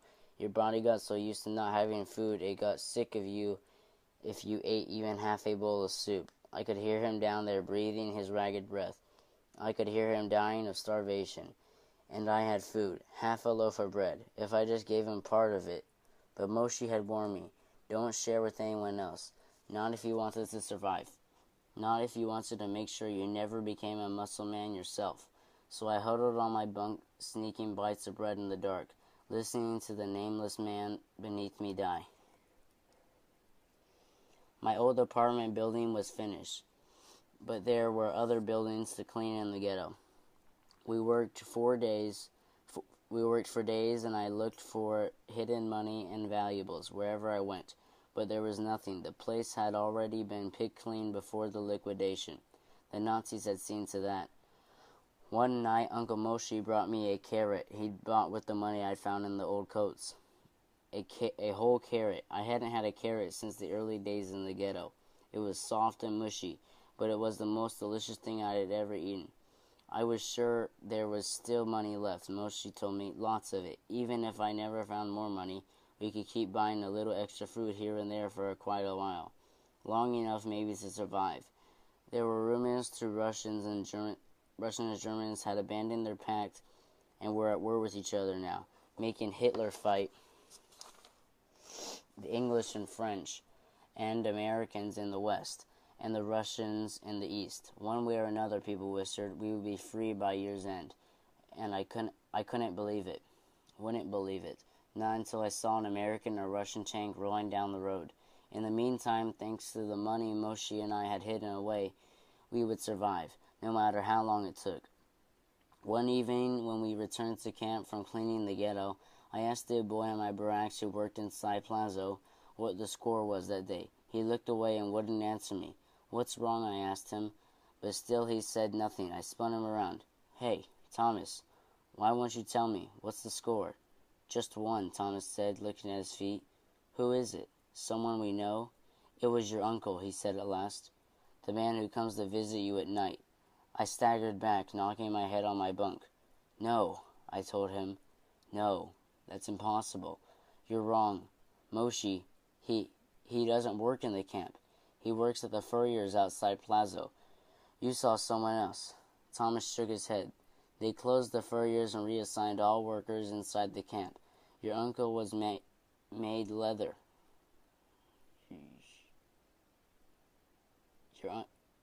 Sorry, I messed up. They closed the furriers and reassigned all the workers inside the camp. Your uncle was made leader of a group breaking rocks. When Goeth demanded to know how much work he had been done. What? Tell me, I demanded. My stomach was squeezing itself into a hard knot of fear. Thomas shook his head. Goeth didn't like his answer. No, I told him. No, you're wrong. Moshe went to work today at the furriers like always. You'll see. It was someone else. I'm sorry, Yanek. It was someone else. You'll see at roll call. But Uncle Moshe wasn't at roll call. I searched for him where we usually met, and I looked up and down and rose for him. Nothing. I wanted to call out for him, but I knew that was suicide. Moshe had taught me. Do nothing to stand out. I had to be anonymous. I had to be no one, with no name, no personality, no family or friends to care about. But I did care. Uncle Moshe was the last of my family, the only person I could trust in Plaza, my only friend. And the money I had found, Moshe had hidden it. He had never told me where. I'd never thought to press him on it, because Moshe would always be there. We were going to survive, the two of us. We were going to survive. The last two men in Gruener family written on the pages of the world. Now there was only me, Yanek. I was 14 years old. I was alone in the world again, this time for good. As the Nazis went through roll call, I fought back my tears. If Amon Goeth saw me crying, he would kill me too. If you want to hear Chapter 12 of Prisoner B-3087, look for my next video. YouTube, today I'm going to be reading Chapter 12 of Prisoner B-3087, starting on page 87. Chapter 12. A few days later, my job cleaning the ghetto ended, and I was put back to work in Plaza. Without Uncle Moshe, there was no one to help me get a job outside the camp again. The work was brutal, and the food too meager to sustain me. Some mornings I could barely get myself up out of my bunk, and I had a hard time standing at roll call. Was this how it happened? Was this how a prisoner slipped from being a person to a muscle manner? One night, after a hard day's work digging trenches for new latrines, I collapsed to the floor at my barack. I didn't have the strength to climb into my bunk. I was desperate to get up, but I couldn't make my legs obey me. I couldn't pull up my own weight with my stick and straw arms. But if I didn't get up soon, the capo would come through and he would beat me for not being in my bunk. No one bent to help me in my struggle to stand. Everyone else was like me. They barely had energy to spare for themselves, let alone anyone else. No one cared for no one. That's how you survive. That's what Uncle Moshi had taught me. Moshi, I thought, my chest aching. Why aren't you here? Why did you have to die? I need help. I need a friend. I needed Moshi. He would have helped me back up, despite his warning not to care. Who would help me now? I rolled myself onto my chest to pull myself up, but the board beneath me was loose. Wait, a loose board?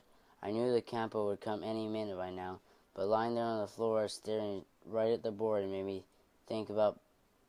me remember building the new barracks across the camp where I had first arrived. There was always a space, a small one, between the wooden floors and the dirt below. If this board was loose enough, the board pulled loose from the floor in my shaking hands. I glanced around to see if anyone had noticed, but of course no one had. The other prisoners were doing whatever they could to ignore me, just like I ignored them. The gap in the boards would be wide enough for me to slide down inside into the space between the floor and the ground. I was tempted to pull the board all the way up and roll down inside and disappear, but my absence from my bunk would be noticed, and what would I do? Hide down there forever? I would be dead even quicker without what little bread and soup they gave us. But tomorrow after roll call, I could disappear into the barracks instead of showing up for my job. People were reassigned all the time. No one would know if I was gone. I could sneak back and hide under the floor. It was like Moshi was helping me, even though he wasn't there. He had shown me the board. As I pushed myself up off the floor, with every gram of strength I had left, I felt Moshi's hand helping me up. I reached out and grabbed hold of the bunk, clawing my way onto my bed. I was not a muscle man, not yet. The next morning after roll call, I grabbed the two boys I knew in my barack, Thomas and Isaac, and showed them the board. I don't know why I showed them, not when you survived by looking out for yourself and only yourself. Maybe it was because I wanted someone to help me when I had needed it. Maybe it was just that I would be lonely in there all day. But maybe it was that I just couldn't keep the secret from someone else who could use help too. I'd done that with the black market food Moshi had bought for us, and I'd felt guilty. I didn't want to hide out under the floor alone while everyone else was worked to death. We can't, Thomas said immediately. If we're caught, we'd be killed. We'll die if we don't hide here, I told them. Do you want to go back out there and be worked to death, or worse, be killed by Goeth? No, but this is begging for punishment. This is survival, I told them. I pulled up the board the rest of the way. There's room inside for all three of us. Isaac crawled down inside. Thomas finally gave in. At first, all we did was sleep. We had been worked so hard and fed so little, all our bodies wanted to do was hibernate, like bears. The ground was hard, but it didn't matter. So were the wooden pallets we called beds. We slept, only waking long enough to poke one another if we snored. The sound of footsteps on the floor above woke us. We knew it was time to come out for roll call. We couldn't miss a roll call or they would come looking for us. As prisoners began to come back into the barracks, we pushed our way out, hurriedly replacing the floorboard and sitting down on my bunk like we had just come back from work. Nobody ever suspected, or if they did, they didn't say anything, talking got you killed. The more we hid under the floor, the stronger we got. We weren't healthy, not by a long shot, but without the heavy labor of the day, our bodies recovered a little. I didn't have any more trouble climbing back into my bunk each night, and Thomas, Isaac, and I started to sleep less during the day, staying awake to whisper with one another. We talked about food mostly, but also our homes and our families until it hurt too much to remember. Then we roll over and sleep again, always listening for the soft step of prisoners feet on the floor above us to let us know when to come out. But one day it wasn't footsteps we heard, it was voices, and in the middle of the day, Isaac slithered over to look out the cracks in the crawl space. When he saw what he saw made him gasp. "It's Goeth," he whispered. "Goeth and his dogs and 2 guards. They're heading for our barack." "We're dead," Thomas said. "Those dogs will smell us right away. They'll find us, and we'll be shot." The tight little crawl space under the floorboards suddenly felt like a coffin, like I was already dead and buried. My refugee from the nightmare of Plazo was now a trap. It was all I could do not to burst out of it screaming. "Yanek, what do we do?" Isaac said, his voice tight with the same desperation I felt. I looked out through the cracks. Goeth was coming closer, all shining black leather boots and crisp black uniform. One of the dogs lifted his ears and looked right at me. I pulled back away from the wall. "We're trapped. We have to get out of here. We have to get out of here." I was almost choking on my own fear. "And go where?" Thomas hissed. "If we leave, they'll find us in the barack." "I don't care. We can't be caught here," I twisted and squirmed until I was on my back. If I could just lift that board, see the light from my room, breathe the air, it was so tight down here. So close, closing in. Isaac grabbed my hand. "Yanek, we can't. We have to. I had to get out of this coffin." Well, pretend we're on a work detail." "He'll kill us. Goeth will kill us," Thomas said. "Either he'll kill us or he won't," I told him. "But I know one thing. If he finds us hiding down here, he'll kill us for sure." I pushed my way up and out of the crawl space. It felt like coming up for air after being underwater. I was free of my little coffin. I gasped, filling my lungs, but I didn't really want to die. I had to move fast. We all did. I helped Isaac out. Then Thomas, we put the board back as quickly and quietly as we could. My heart was thumping, but it made me feel alive, and feeling alive made me want to stay alive. The only way we were going to get out of this, to make Goeth believe we were on a work detail, and he could smell fear as well as his dogs could, maybe even better. I dragged Isaac and Thomas to the door with me. "Come on," I said. "I'll do the talking." We left the barack right as Goeth and his dogs turned the corner. "You there! Stop!" Goeth shouted. "Where are you going?" My hands shook as I doffed my cap like we were drilled to do. "We were sent on work detail on the south side of the camp, sir," I shouted, my voice breaking. I was trembling so bad. Goeth's dogs stared at us, panting, their ears pricked up like they were waiting for Goeth to tell them to attack us. Could they smell fear? Did the dogs know I was lying? I stood my ground and tried not to shake. I was deathly afraid, but everyone was afraid when they met Goeth, whether they'd been hiding or not. Goeth glared at us for a long moment, then walked by without saying another word. Isaac and Thomas and I stood rooted in the spot, afraid to say or do anything that would make Goeth reconsider. When he was a few steps gone, I realized that not moving was the wrong thing, and I grabbed my friends and pulled them along again. "Let's go," I whispered, and we hurried around the corner. We didn't stop when Goeth was out of sight, but I could finally breathe. In trying to survive, I'd come closer than I'd ever been to dying. I would never hide under the floorboards again. If you want to hear Chapter 13 of Prisoner B-3087, look for my next video. Hey YouTube, today I'll be reading Chapter 13 of Prisoner B-3087. Starting on page, that part where it tells you where it is starts on page 95, and the actual chapter starts on page 98. So let's get started.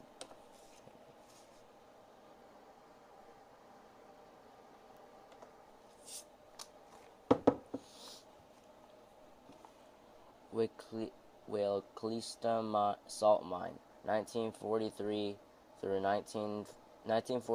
1944. Chapter 13. One morning at roll call, I was one of 50 prisoners pulled out of the ranks and loaded onto a truck. The Nazis didn't tell us where we were going. "They're taking us away to kill us," one of the men said, but that didn't make any sense. Aim and Goeth had no problem killing any of us at Plazo. Why bother to load us into a truck and take us somewhere else to kill us? Just looking around at the others the Nazis had chosen, I could tell we were the strongest men at Plazo, or at least the farthest from becoming muscle manners. I was sure we were being taken somewhere else to work. I was sure it had to be better than Plazo. My 2 weeks saving my strength under the floor of my barack had saved me. The truck pulled up outside a building with a tall spire, like a bell tower. But this was no church. The place had an industrial look to it. Oil-covered motors and generators stood around it like sentinels, and train tracks led onto it and out. The Nazi in charge of our truck unloaded us, and we joined another group of prisoners who'd been brought in from somewhere else.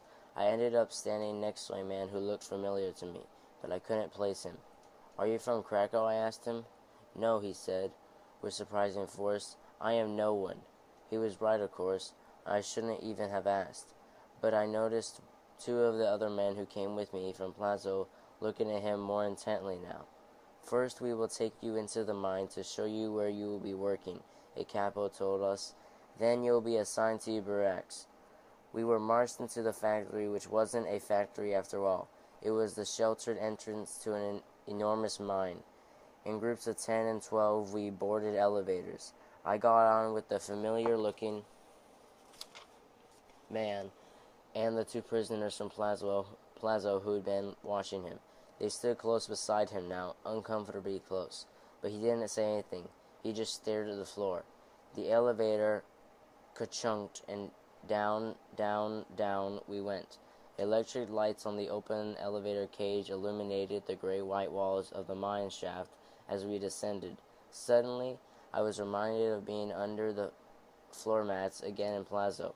I was squeezed in underground, trapped in the dark, with death coming for me.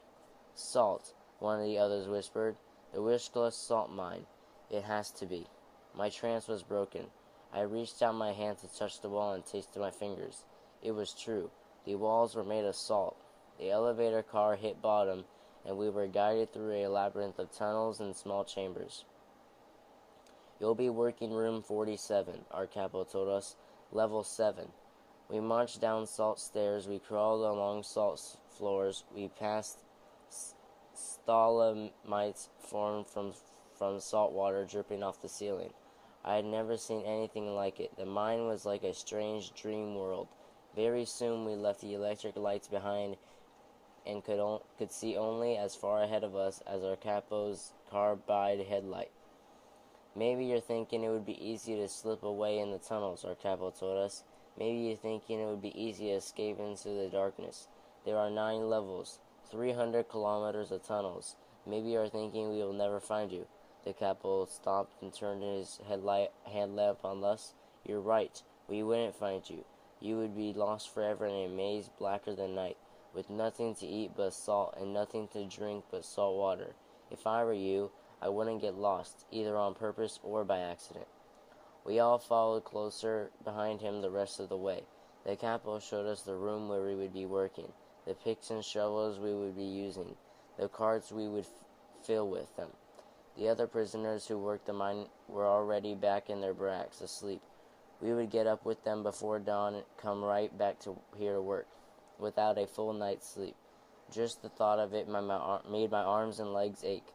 The capo took us out a different way, through a vast chamber where every footstep echoed. One of the men in front of me stumbled, and a piece of salt clattered off the wooden boardwalk beneath us and splashed water. There was an entire lake under here. It rippled and glimmered back in the light from the capo's lamp. Up more steps we went, and another elevator, until we came to another huge chamber, this one lit with electric light again. Here, this was no lake, but something even more amazing. Statues.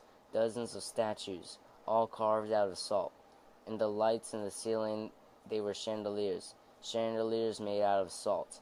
After so many months and years of dirty streets and peeling paint off gray uniforms and Spartan barracks, it was astounding that there could still be beauty in the world, especially here, a mile underground. The workers, the miners, they did this, whispered the man who told me the name of the mine before. Some of these statues are 1,000 years old. There were trolls and serpents and gnomes. There were Polish knights and kings and queens. I wish they could somehow magically come to life and free us, save us. They stayed still, though, frozen in salt, as trapped and helpless as we were. The last room was another monument left by 4 former miners in which Chelsea's happier past. It was a temple, a chapel, no, an underground cathedral. There were more statues, an altar, a rail, everything a Catholic needed to hold services. But praying hadn't done the miners any good either. The Nazis owned almost all of Poland now, every 300 meters underground. Night had fallen and the stars were out when we got back topside. We were taken to our barracks, which were no better than our last at Plazo. Because we'd missed dinner, we weren't sent to bed without any food. We were sent to bed without any food. We knew better than to complain, and most of us went to our beds as quickly as we could. Morning, as we all knew, would be there before any of us were ready for it. But the 2 men who'd been looking strangely at the man I thought was familiar cornered him once the capo was gone. "Your name is Holtzman, isn't it?" one of them said. "No," the familiar-looking man said. "No, my name is Finkelstein." "You were in Krakow, weren't you?" the other man said. "You were one of the Judenrat's policemen." Of course. That's why I remembered him. How could I have forgotten that face? He was the man who had brought the Nazis to my flat. The one who had stolen everything else from us while the Nazi took my mother's ring. I remembered my mother's eyes that day, the emptiness that had never completely gone away. I'd been so scared, so protective, that I hadn't even felt anger. I did now. "No," the policeman said. There was panic in his eyes. "My name is Finkelstein, from Zingalaki." "Quiet in there," a capo's voice shouted from outside. The 2 men said nothing more to the policeman, but they watched him all the way back to their bunks. That night I could hear the man crying softly in his bed until someone hissed at him to shut up. The morning was cold, with only lukewarm coffee-flavored water to fight off the chill. It was colder still underground, where it was always damp and the sun never shone. The low ceilings made us all walk like old crones. I noticed that even when they could, some of the old-timers never stood up straight anymore. Their backs were permanently bent. I was given my own carbide light, my own pickaxe, and my own place to work. It was heavy work and boring. There was nothing to it but swinging my pickaxe again and again, breaking off big chunks of salt that another prisoner shoveled into a donkey cart. I chipped away, my arms already starting to ache from weakness and malnutrition, when I heard someone cry out from the chamber around the corner from mine. "What's this? How did this happen? Who's done this?" It was the voice of one of the capos. It wasn't said in the tone of the capos used to taunt us or goad us into working harder. This was something different, something confused, something scared. The other capos heard it in his voice right away and ran around the corner to help. Without guards, we put down our picks and shovels and hurried to peek around the corner behind him.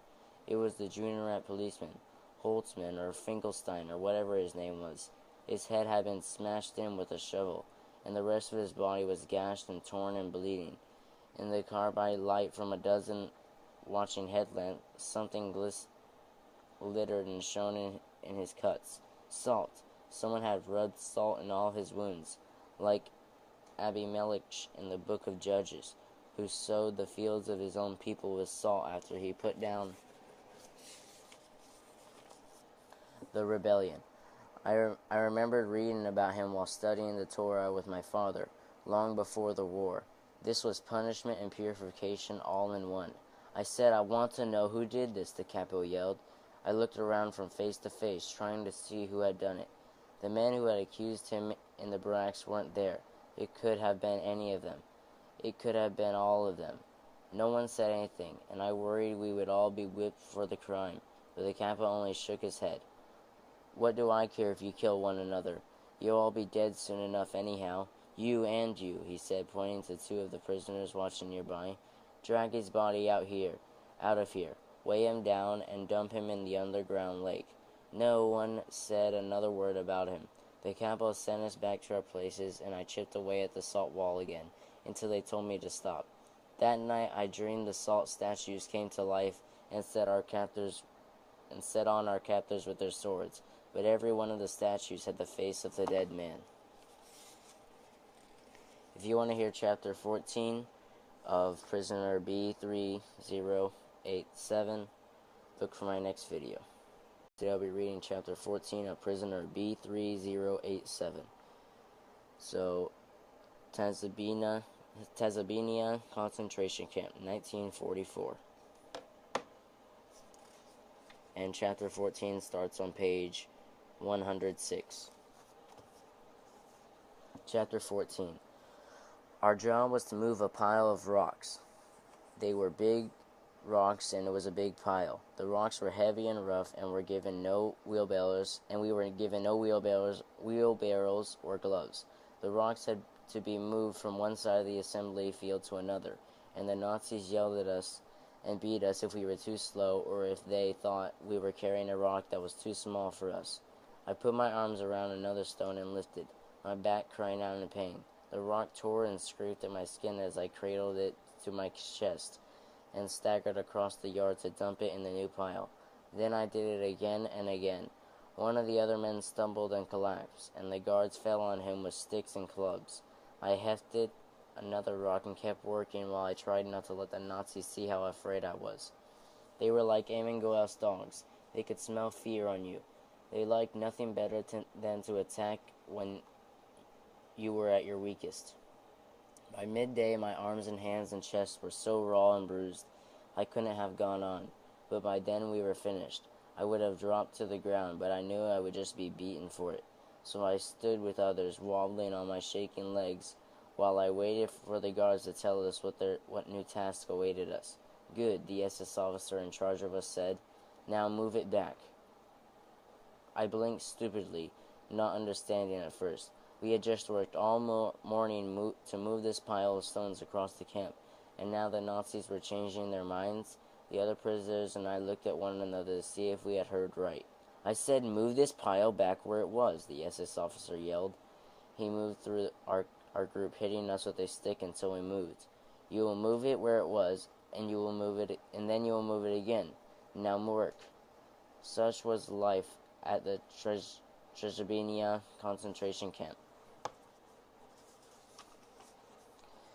I had been transferred there after a short time mining salt at Wyszczałka. Wyszczałka had been hard, but the Treblinka was worse. Because of Treblinka, the Nazis played games. The Nazis were making us work just to work. This is all a game to them, like a hand of cards or a soccer match. We were the ball, to be kicked around for their sport. My arms shook as I picked up the same stone that I had just carried across the compound, but not from weariness this time, from fury. I fumed as I hefted the stone and trudged back across the muddy compound. But they wanted me to be angry. They wanted me to say something, or frown, or mumble curses at them.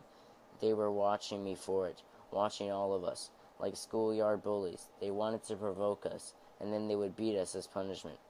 At Treblinka, I worked all day, moving piles of rocks back and forth, digging holes 6 feet deep, and then filling them back in again.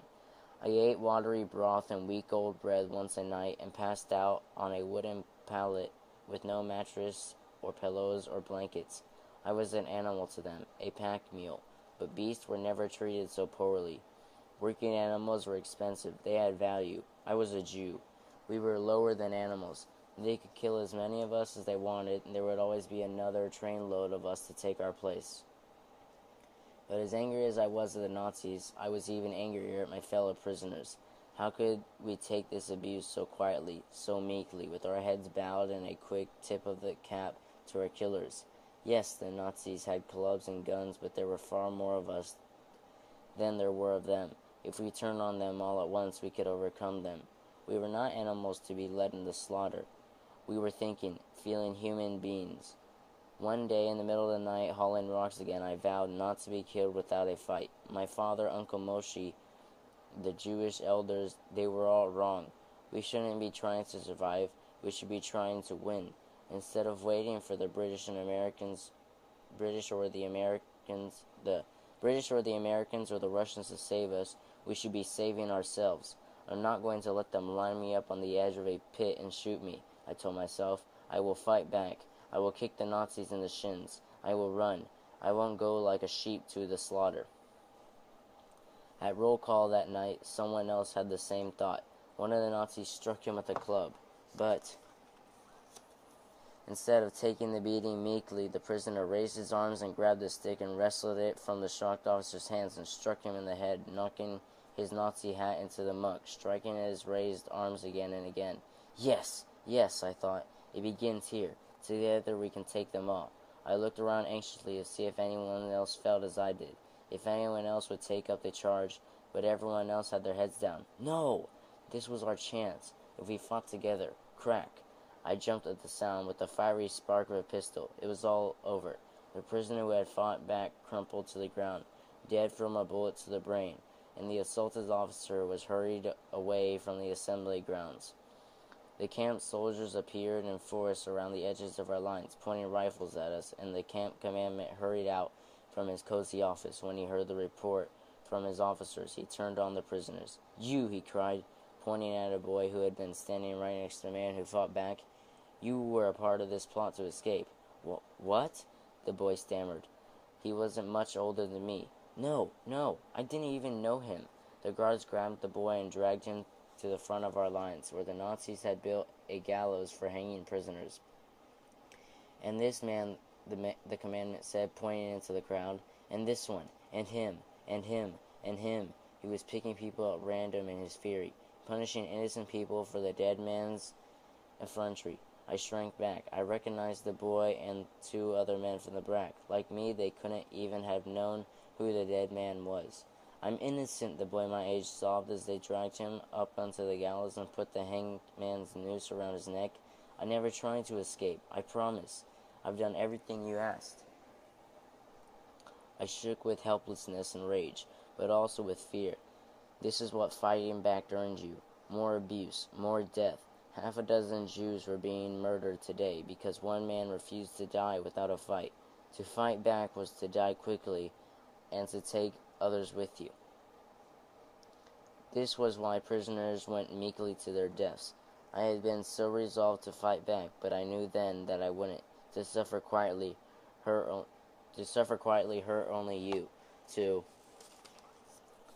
suffer loudly, violently, angrily, to fight back was to hurt and bring pain and death to others. Please, the boy cried. I never tried to escape. I'm innocent. He looked down on all of us, those of us with the courage to look up from the ground. Remember, he begged us, I did nothing. The hangman kicked the chair out from under him, and the boy's body jerked as his neck was broken. I kept my head held high and watched, vowing never to forget. If you want to hear Chapter 15 of Prisoner B-3087, look for my next video. I'll be reading Prisoner B-3087, and I'll be reading Chapter 15 today, starting on page 113. Chapter 15. My work detail was on its way to the quarry to break more rocks one morning when another capo came to speak to ours. The two capos talked for a moment, and our capo ordered us to stop. I kept my head down but tried to look around with my eyes to see what was going on. Something different was happening, and different was never good. Our capo kept standing there without saying anything else for a long time. What was happening? Why had we stopped? Were we in trouble? Were we going to be killed?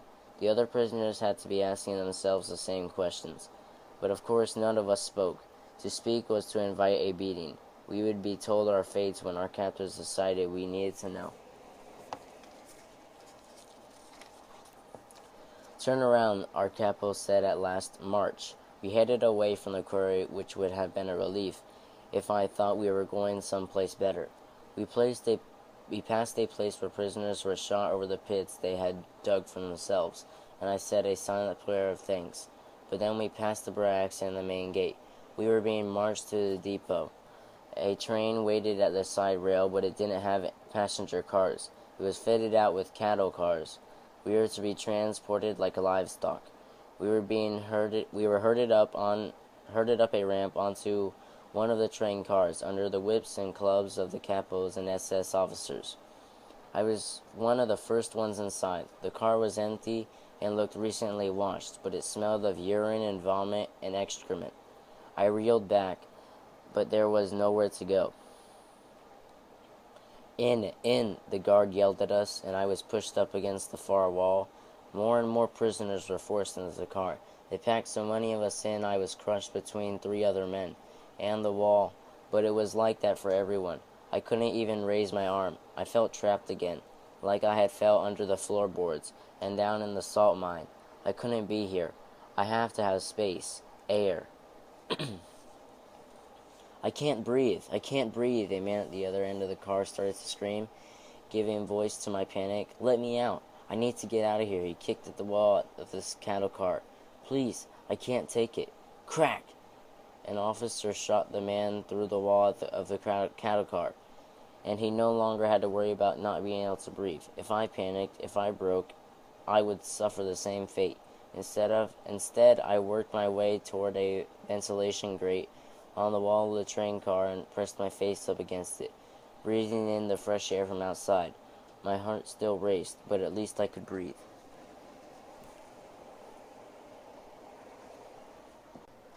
We stood squeezed into the train car for a half a day while the Nazis loaded more prisoners into other cars. We had no food, no water, and no way to go to the bathroom. Soon I understood why the train car had smelled so bad, and would only smell worse before this ordeal was through. Late in the afternoon, the train lurched and we were away. None of us knew where we were going. I hoped it would be better than Tresbininia, but by now I know not to dream. False hope only made things worse. It was cold along the wall of the cattle car. Wind whipped through the spaces in between the cars. Wooden slats making me shiver, but at least I had air. The prisoners in the middle complained of it being too hot and too close, and of not being able to breathe. So I shivered while I sucked the freezing air into my lungs and I didn't complain.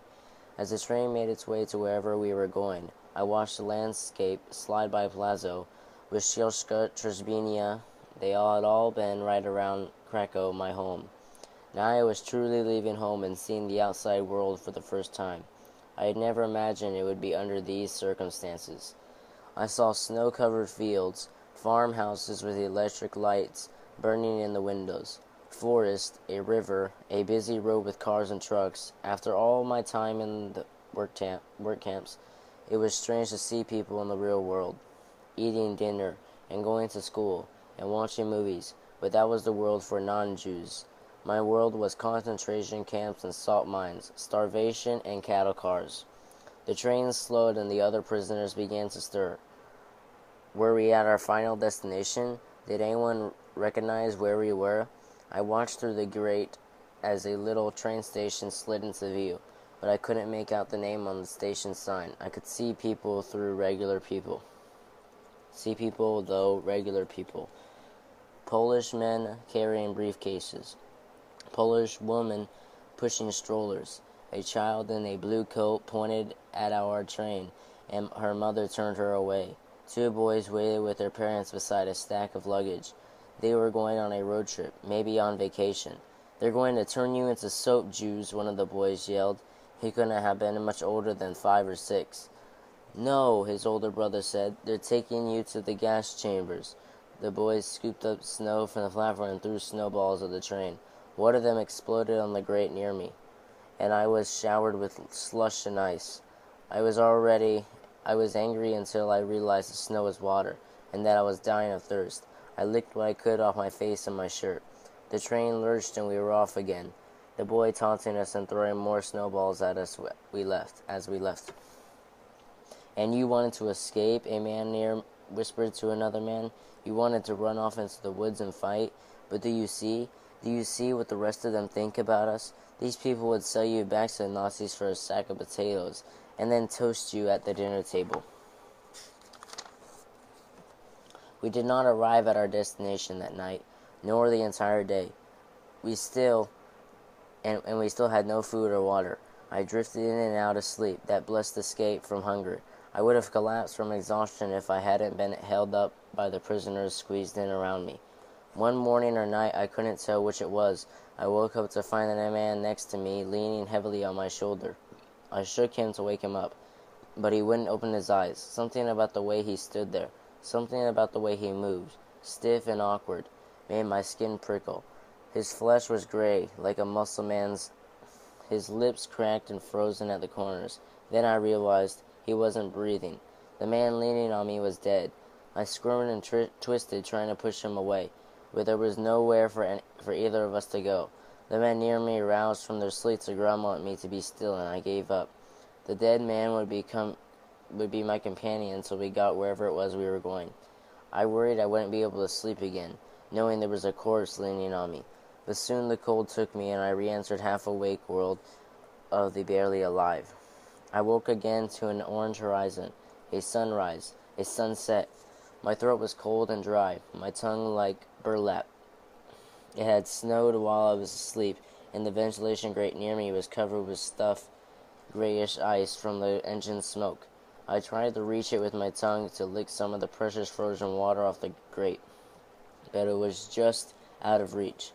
My arms were pinned at my sides by the crush of people in the car, but I wanted that snow. I needed that snow to survive.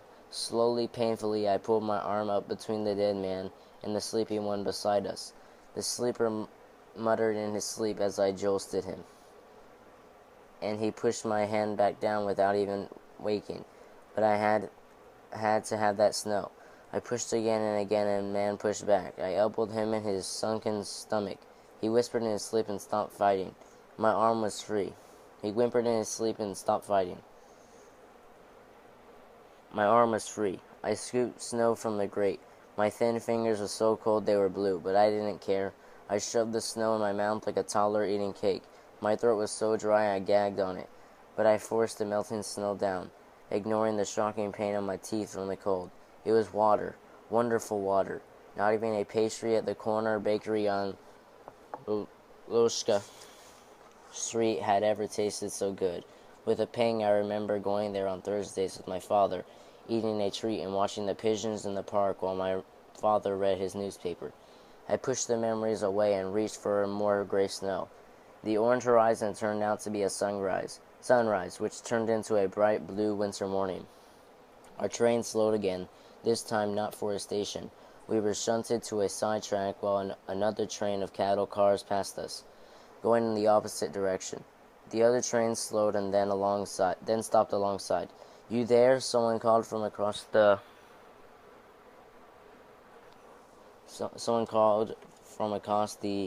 way.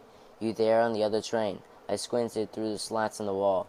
There were people in the other train, packed in like us. We were all Jews being shipped around occupied Poland like coal or meat. "What?" a man a meter or two away from me answered. "What does our train say?" "Where are we going?" the man in the other train said.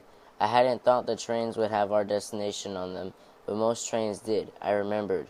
There were plates at the top that could be switched out for different destinations. I peered through the slats at the other car trying to see. "Treblinka," I called, seeing the placard at last. "It says you're going to Treblinka." I didn't know the place. "Where are we going?" "Brikinia." "Brikinu," the man in the other train called. I had never heard of Brikinu either, but the word spread through the train in scared whispers. "Brikinu, Brikinu, Brikinu."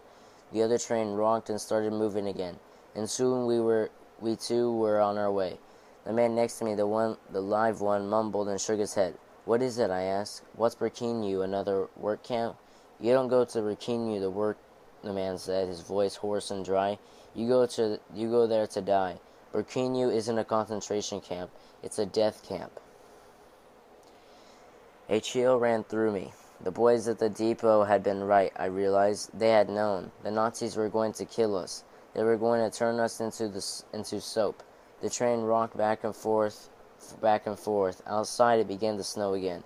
"You want my advice?" the man next to me rasped. "When they take us to the gas chambers, try to stand right under the exhaust vents." "Is that how you survived?" the man laughed, or tried to. "No, you won't survive. None of us will. But if you stand on the exhaust vents, you won't suffer as long before you die." If you want to hear Chapter 16 of Prisoner B-3087, look for my next video. Today I'm reading Chapter 16 of Prisoner B-3087. Birkenau Concentration Camp, 1944 through 1945.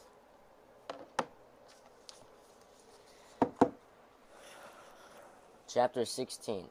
The train arrived at Birkenau at night. The cars clanked and groaned as the train came to a stop half a kilometer outside the gates. It was a cloudy night and should have been dark, but the sky was lit up red like a bonfire. Black chimneys stood up in silhouette against the glowing night, shooting flames from their tops, and the smell of burning flesh filled the air. I gagged. I waited for the train to move again, to take us into the awful factory, but we didn't move. We sat for what must have been hours, all of us who could see out, watching the flames, knowing where we were going. Why were they holding us here? Was this one last torture, one last joke? Did they want to drive us to panic, to madness? If they did, it was working. The longer we waited, the more anxious I got. What was going on? Why weren't we moving? "What are they waiting for?" I said at my last, my voice hoarse from thirst and fear. "Don't you see the fires in the chimneys?" a man next to me said. "They have to finish off the last trainload before they have room for us." I took in his words, too weak to react. We were just another raw material, waiting to be processed. Shovel us in, shovel us out. I dozed again. Every time I woke, I was still in the cold train car, a dead man leaning against me. At last, the train jolted and began to move. I woke for good to a pale yellow sun rising above the trees in the distance. They were taking us inside the furnaces. They were taking us inside to die. The next train car opened. For a few steps, the dead body next to me came with us, held up between the living as we pushed for the door. But soon there was more space, so he fell and slumping to the floor with others who had died on the trip. There were dozens of them, rag and bone skeletons who had perished of hunger or thirst, or the cold, or suffocation, or overwork.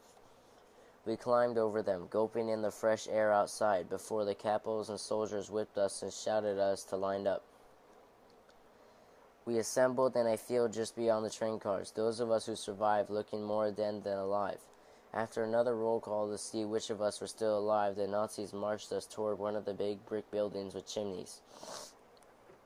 So this was it. The reality began to sink in, and I slumped under its weight. They really were going to kill us. I had come so far, endured so much agony and suffering. I had survived the work gangs in the ghettos, baked bread under the cover of night, hidden in a pigeon coop, had a midnight bar mischief in the basement of an abandoned building. I had watched my parents be taken away to their deaths, had avoided Amon Goeth and his dogs, had survived the salt mines of Wiskelcha and the sick games of Trisbenia. I had done so much to live, and now here, the Nazis were going to take that away with their furnace. I started to cry, the first tears I had shed since Moshe had died. Why had I worked so hard to survive if it was always going to end like this? If I had known, I wouldn't have bothered. I would have let them kill me back in the ghetto. It would have been easier that way. All that I had done was for nothing. In a large empty room, we were ordered to undress and pile our striped uniforms in a corner. In a different corner was another stack of clothes, silks of bright red and blue, and purple and green, gypsy clothes. Now we knew who had fed the fires of Birkenau while we waited our turn outside. I was still crying. As I pulled my shirt off and added it to the pile, the tears came unbidden, but I didn't try to stop them. The tears came unbidden, but I didn't try to stop them. Some of the other men were crying. Most weren't. I didn't care. I was tired. Tired of fighting. Tired of being brave. Tired of surviving. They whipped us and beat us again to herd us into the next room, where shower heads lined the ceiling. I remember what the man on the train had said, that you died faster if you stood underneath one of the shower heads, where the gas came out. Instead, I moved away from them, near one of the stone columns set throughout the room. They packed us in again, just like on the train, but there was still a little room to move. When the door clanked shut, some of the men cried out. By now we all knew why we were here, and what they were doing to us, what they were going to do to us. Some people panicked and beat on the door, yelling for the Nazis to let us out, to have mercy, to spare us. Some people cursed them. Some people closed their eyes and muttered prayers. Some just stared off into space, waiting to die. Tears streaming down my face, tears I didn't know I had left. And I slid down the column to the ground, burying my head in my hands. Mother, father, my aunts and uncles, my cousins, my friends in Krakow. I missed them all so much. We waited, but no gas came. The cries of the men grew louder and more desperate. I stayed frozen to where I sat, not knowing what to think. Why were they waiting now? Maybe someone was standing on the hose, I thought crazily, and I started to giggle. Yes, that was it, or they couldn't get the fire for the furnace going. Maybe the match kept blowing out, or the kindling wouldn't catch fire. I laughed out loud at that, and a prisoner standing over me looked at me like I was insane. Maybe I was. The Nazis had finally broke me. It was all a big joke. I could see that now. There was no rhyme or reason to whether we lived or died.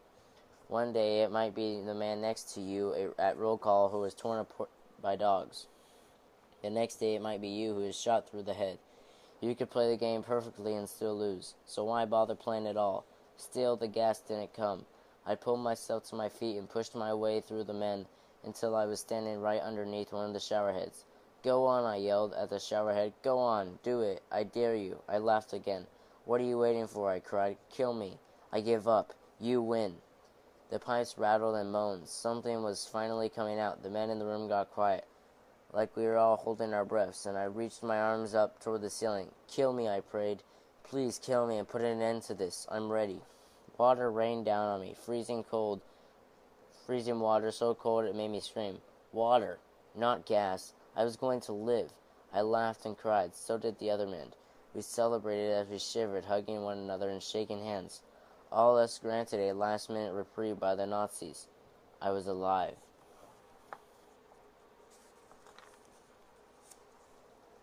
If you want to hear Chapter 17, look for my next video. If you want to hear Chapter 17 of Prisoner B-3087, look for my next video. Hey YouTube, today we'll continue reading Prisoner B-3087. Hang on, let me get my camera to focus.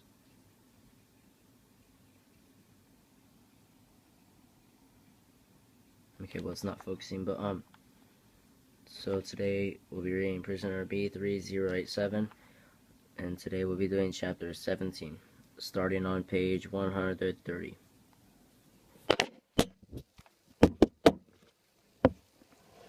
Chapter 17. After the shower, nothing seemed to matter as much to me. I knew it was a game to the Nazis. Kill us, don't kill us. To them it didn't really matter, but even so, I was glad I had made it through. I had been ready to die, but when water came out of those showers, not gas, it was like I was born again. I had survived, and I would keep surviving. I was alive. The Nazis lined us up, still naked and shivering. First they shaved our heads. With our hair gone, we all looked alike, young and old. Next, they marched us to a different room, where soldiers waited at tables with what looked like big oversized pencils with wires attached to them. As we worked our way toward them, person after person, I could hear screams of pain ahead of us. I had no idea what they were doing to us, but they weren't killing us. That was all that mattered, I told myself. I could handle pain. By the time I got to the head of the line, I understood what was happening. We were being tattooed. I watched as the man ahead of me had letters and numbers carved into his skin in black ink with an electric needle. When it was my turn, the Nazi with the tattoo pencil grabbed my arm and started to write. The pain was awful as he dragged the vibrating needle over my skin, but I knew better than to cry out or beg him to stop. Besides, nothing could be worse than what had already happened to me. I had been in a gas chamber. I had looked up into a shower head and waited for death to come, and it had passed me by. I was alive. A tattoo was nothing to me. Not in that moment. B-3087. That's what the Nazis carved into my skin. B for Birkenau, 3087 for my prisoner number. That was the mark they put on me. A mark I would have for as long as I lived. B-3087. That was who I was to them. Not Yanek Gruener, son of Oscar and Mina. Not Yanek Gruener of 20 Krakus Street, Podgorze, Krakow. Not Yanek Gruener, who loved books and science and American movies. I was prisoner B-3087, but I was alive. After the room where we were tattooed, we were taken to another room with a huge pile of old, used prisoner uniforms, and told to find something that fit.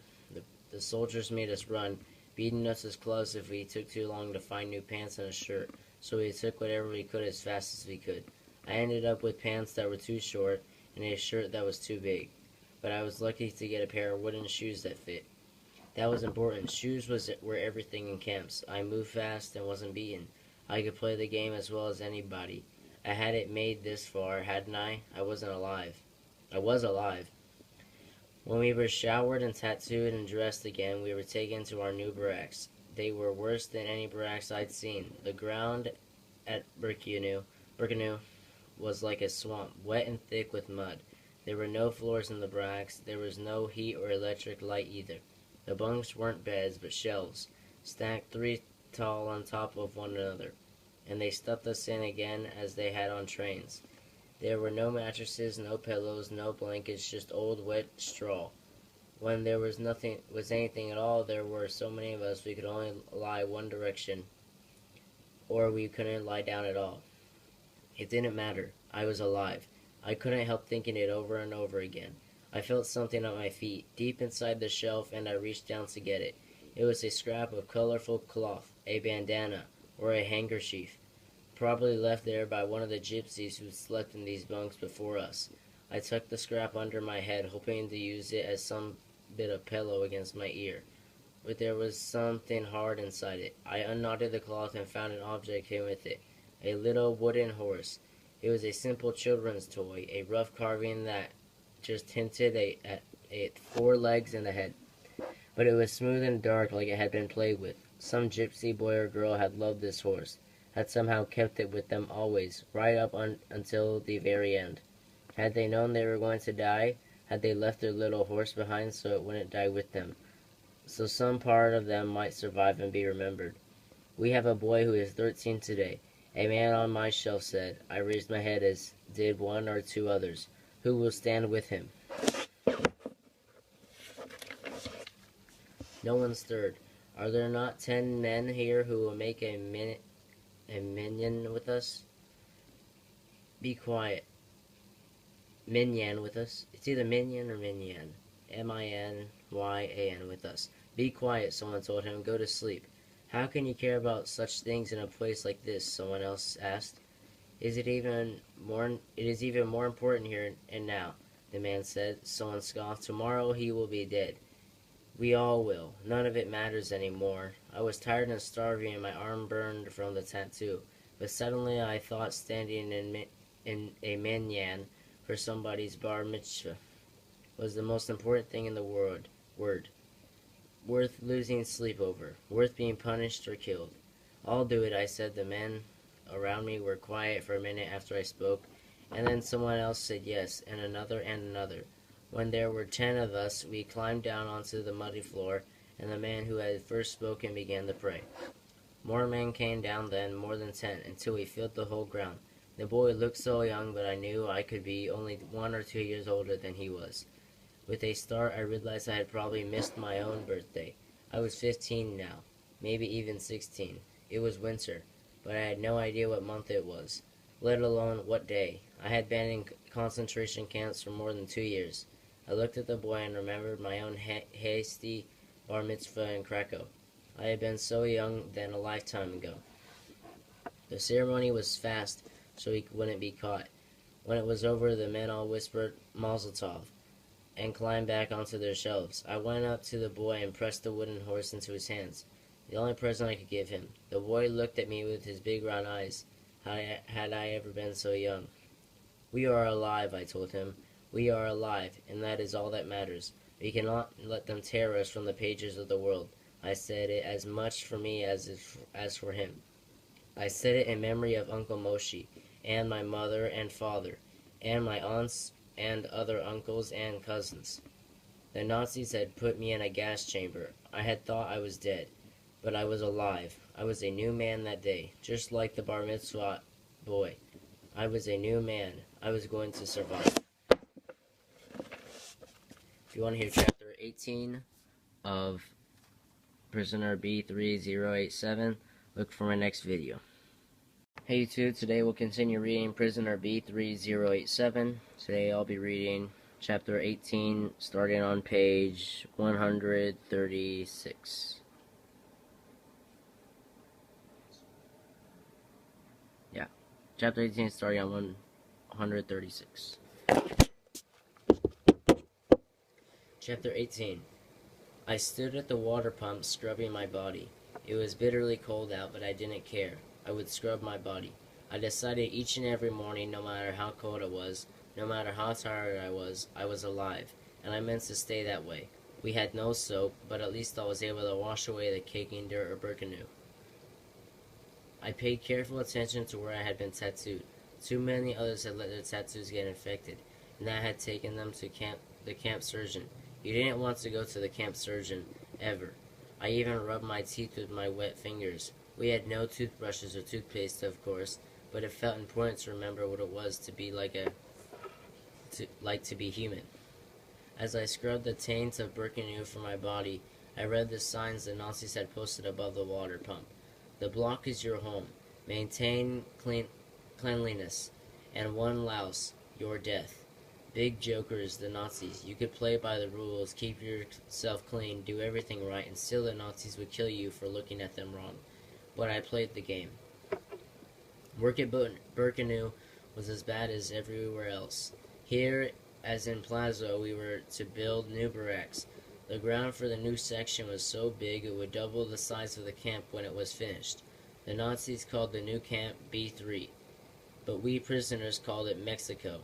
I don't know where the name started, but Mexico always sounded exotic to me. Warm and sunny with beaches and laughing faces. Maybe that's why the prisoners nicknamed it Mexico, to make them think of something very different from what B3 really was. The camp storehouse, where the Nazis kept all the valuables the Jews from towns and villages brought with them when they first arrived, we called Canada. Food was wheat, coffee substitute in the morning, watery soup of lunch, and bread at night. The bread was hard and tasteless and had to serve as breakfast as well. The soup was tepid, and you were lucky if there was a limp potato floating in it. I learned a trick with the soup, which was to wait a while before lining up for it. The heavier parts of the soup sank to the bottom. If you were among the last in line, your soup was thicker. I almost always got some chunk in my soup by holding back until the end. Just that little bit of extra food might keep me from becoming a muscle man. We were forbidden to go out at night, so instead of the camp latrines, we had to use a barrel in the barack if we had to go to the bathroom. There were 2 barrels for 500 people, so we learned to go to the latrines during the day as much as we could. There was 1 latrine per prison block, really just a row of holes cut in boards so that sat over the cesspit. Prisoners stood guard at the door with clocks. Their job was to make sure no prisoners spent more than 2 minutes in the latrine. If you took longer than that, an SS guard would go in and beat you with a club until you left. There would be no Daldings at Birkenau. The joke was on the Germans this time, though. By leaving the same prisoners stationed at the latrine, the one place we all had to go throughout the night, they gave us secret postmen. The Nazis never wanted us to talk to one another, but if ever you had a message for someone else, you could whisper it to the prisoner on watch at the latrine as you went in. He would remember it and quietly whisper it to the recipient when he came to take care of his business later that day. One day, as I went into the latrine with another prisoner, I heard the watchman whisper, "Tonight." I didn't know what the message meant, but it wasn't for me anyway. That night, I was fast asleep on my shelf, slotted in with all the other prisoners in my barack, when shouts started me out of my sleep. Capos and SS guards were in the barracks, yelling at us to get up and smacking at prisoners with their clubs. I blinked, disoriented and scared, but I managed to tumble off my shelf. This was something new for Birkenau, where usually they let us sleep through the night. We quickly assembled in the yard, standing in rows, and I couldn't tell that something was wrong. The floodlights in the towers weren't sliding lazily over the grounds like usual. They returned outside, where they swept the woods quickly back and forth. Guard dogs barked beyond the barbed wire fence surrounding the camp, and cars and tanks rolled by outside. "Prison break," a man next to me whispered. "A prison break? Who? How?" My heart thumped in my chest. I wish I was with them. Whoever they were, running for the forest, the hills, anywhere but here. "Get out," I prayed for them. "Get away. Fly." A Nazi came around, checking our numbers against a clipboard. There were always prisoners who couldn't get out of bed again, who had become muscle manners. That's what the Nazis wanted, anyway, to kill us with work and starvation. But which of the missing prisoners were dying back in the barracks, and which of them were running free in the woods? The Nazi grabbed my hand and read the number on my arm, then moved to the next prisoner. My wrist still hurt where he grabbed me. His grip was so tight. The Nazis were mad. Prisoners weren't supposed to stand up for themselves. Prisoners weren't supposed to escape. Would they make it out? Where would they go if they do? Could I escape from Birkenau too? I wondered. Could I live in the woods eating berries and nuts, sleeping out in the cold? It couldn't be worse than the camps. Or maybe not every Pole was like the awful boys throwing snowballs at the train station. Maybe some sympathetic Pole would take me in, hide me in their barn. We stood for hours late in the night. They even went through the roll call again, as though some of us might have slipped off in between, which didn't seem possible. Then, almost at dawn, there were shouts of excitement from the Nazis beyond the fence. The gates were open and a ragged bunch of prisoners were marched back inside, all beaten and bloodied. I immediately felt sick to my stomach and swayed on my feet. The escaped prisoners hadn't made it. They'd been caught. How? I don't know. I didn't know. And how many had run, and how many they caught, I didn't know either. But these men hadn't made it, and the price would be severe. The SS officer of the watch sneered at us. "There is no escape from Birkenau," he cried. "No escape. Perhaps some of you are thinking about running. There is no one waiting to help you on the outside. There is nowhere for you to hide. You will be caught, and here is what we do to you, those who try to escape." They lined the men up against the wall in the assembly yard. Rat-tat-tat-tat-tat. The watch officer gunned them down, riddling their bodies with bullets. "Bring forward their work detail," the guard cried. Other men were pulled out of the ranks, prisoners who had done nothing but work alongside the men who'd run, prisoners who hadn't tried to escape. Rat-tat-tat-tat-tat. The SS man shot them too. Then the soldier turned the gun on us and roll call ranks. Rat-tat-tat-tat-tat. I closed my eyes and prayed the bullets wouldn't find me, trembling as prisoners were hit and fell to the ground all around me. I couldn't move, though. I couldn't run. If I flinched, I would be singled out and shot. "This is the punishment for escape. All of you will share the blame," the watch officer yelled. He shot until the machine gun ran out of bullets. Click, click, click. The SS officer threw his weapon to the ground. "Clean up this mess," he ordered, and he marched away, leaving us to carry away our own dead. That night, in what little sleeping time there was left, I dreamed that Yanek was chasing me with his dogs. I ran, and ran, and ran, but I could never quite get away. Then one of the dogs leaped and bit my arm. I woke up screaming and holding my burning left arm. My left arm, where the Nazis had carved B-3087 into my skin. If you want to hear Chapter 19 of Prisoner B-3087, look for my next video. Prisoner B-3087. Chapter 18. Auschwitz Concentration Camp, 1945.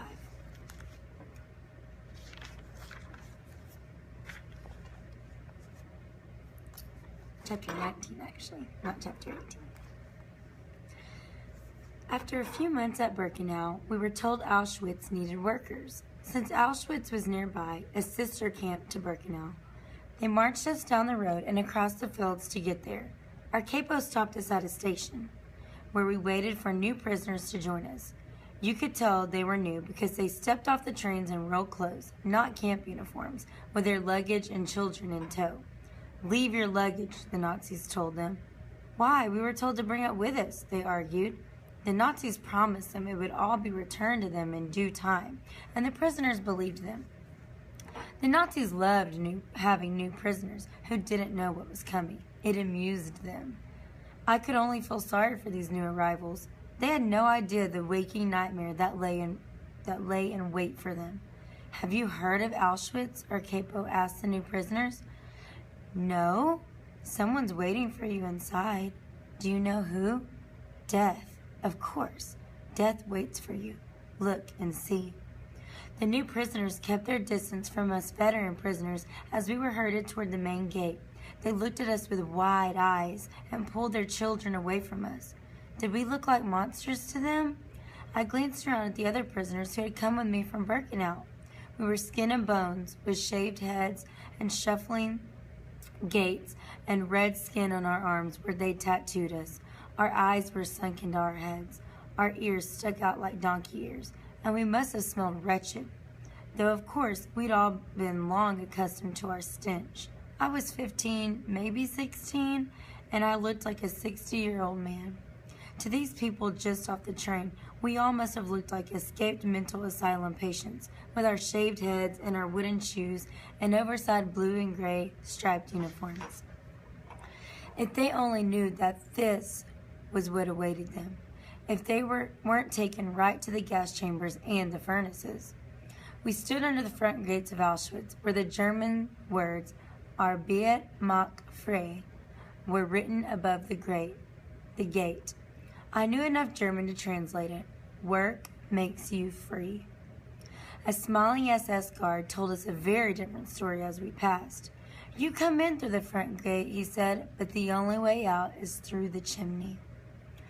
I looked up with the new prisoners to the top of the brick chimneys, where thick black smoke poured out into the blue-white sky. The crematorium.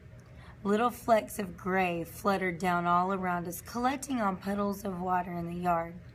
I watched a little girl in a blue dress catch one on her tongue like snow.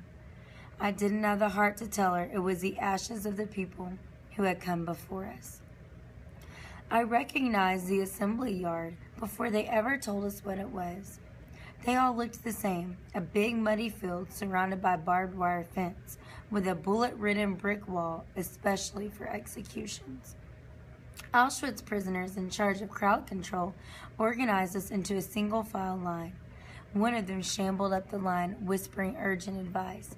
"You're 18, you're in good health, and you have a trade. You're 18, you're in good health, and you have a trade." "What?" said the man in front of me. He wore black trousers and a black vest over a clean white shirt, and he stood with his wife and their young son. The boy couldn't have been more than 10. "What did that man say? Why should I tell them I'm 18? "Your boy," I said. "Tell them your boy is 18 and has a trade." They recoiled when they saw me, monster that I was. See if you don't look the same in a year, I thought. "But what? But that's preposterous. He's 9. He's just a boy," the woman said. I left it. A Nazi soldier was walking by, and I wasn't going to get caught talking. We had been lined up so someone at the table ahead could process us, and slowly I made my way to the front. 3 Nazi officers sat at the table. The 2 officers on the sides wore brown shirts and pants, but the man in the middle wore the black of a senior officer.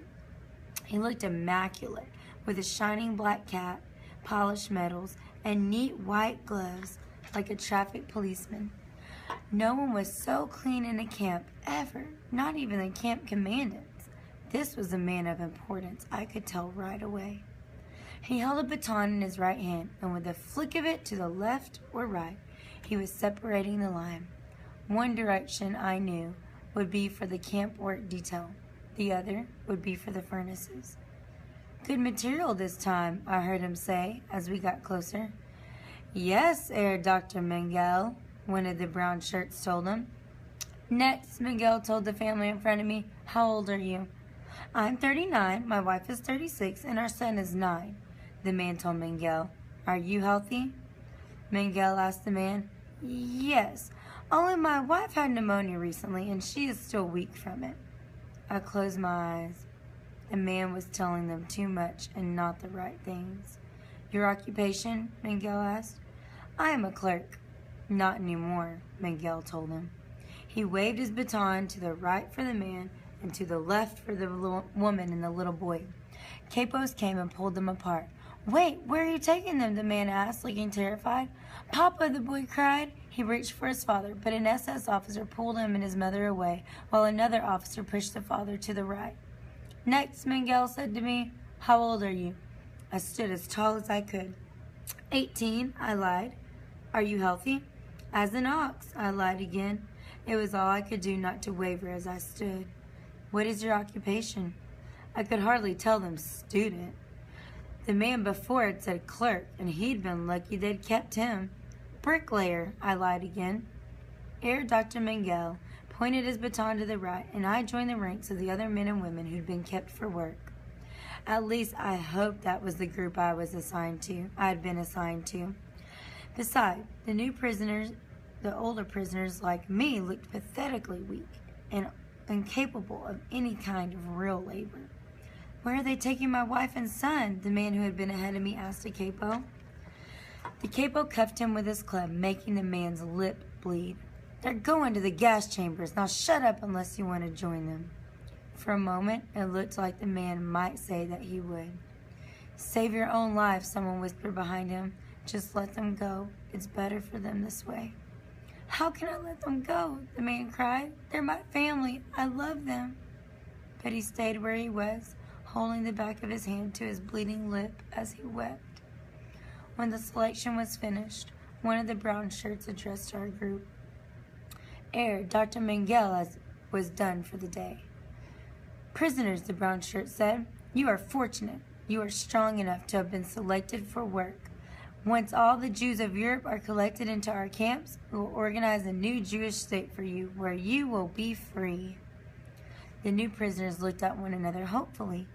Some of them, like the man who'd been in front of me in line, no doubt thought this meant that his wife and son were still alive and just taken to a different part of the camp. They didn't know the games the Nazis played yet, the lies they told us for sport. You will be happy to know, too, that your stay here in the camp will cost you nothing. All the valuables you brought with you at this moment are at this moment being distributed among the camps, where they will be used exclusively for the benefit of the Jews. Another lie. At Birkenau, we had seen these stockpiles of riches in Canada, this camp storehouse. We had seen how the Nazis made the warehouse their own personal shopping center before shipping trainloads of gold and silver back to Berlin. Work, the officer urged us. Work will set you free. If you work hard, if you perform your duties faithfully, you will be attached to the Werkmacht as service personnel. From there, you may even earn positions of authority within the new Jewish state. The new prisoners nodded, buying it hook, line, and sinker. I didn't have the heart to tell any of the new Jews it was all a pack of lies when the roll call was finished and we were sent to our new barracks. No one did. The new prisoners would learn soon enough, and they would accept the truth or they would die. That night, as I lay in the middle slot of my 3-tiered bunk, I heard voices in the distance singing, I couldn't believe it, and I lifted my head to hear better. It was a lullaby my mother had sung to me when I was a child, but it sounded like it was being sung by a choir. Had I finally lost my mind? Was I going crazy? It's the women, the man next to me in the bunk whispered. They sing when mothers and their children are taken to the gas chambers. I listened to their song, distant and plaintive. How often do they sing? I asked. All day, the man said. All day and every night. Prisoner B-3087. Chapter 20.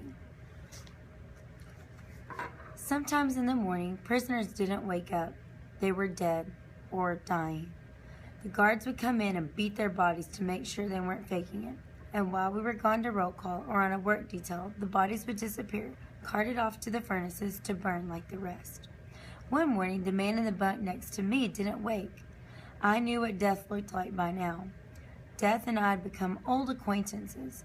We knew each other when we passed on the street. This man was dead, I was sure. What is it? Another prisoner asked me. He was a boy like me, maybe 1 or 2 years older. This man is dead, I told him. The boy poked him to be sure, then looked around to see if the capos were coming yet. Go through his pockets, he said. What? I said. I was momentarily surprised by his words. See if he still has any bread on him. It sounded awful, but if the man did have food on him, he definitely didn't need it anymore.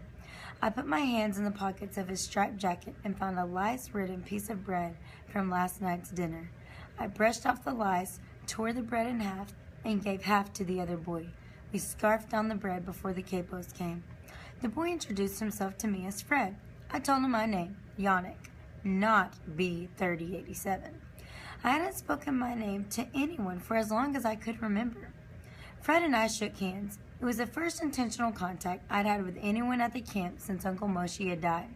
We were all the time touching other people, lined up at roll call, at work, in line to get food, in bed at night. But I hadn't shaken hands or hugged anyone on purpose in months. It felt good to connect with someone, even though Uncle Moshe's words came back to me again. You have no name, no personality, no family, no friends, nothing to identify you, nothing to care about, not if you want to survive. Fred and I stood together at roll call, but of course we didn't say a word to each other the whole time. When it was time for work detail, we were assigned together to the gravel pit where we worked side by side breaking rocks. Where are you from? Fred asked me while we were working. I hesitated, remembering Uncle Moshe's warnings. But Fred was the first person close to my age I'd met since hiding under the floors at Plazal with Isaac and Thomas.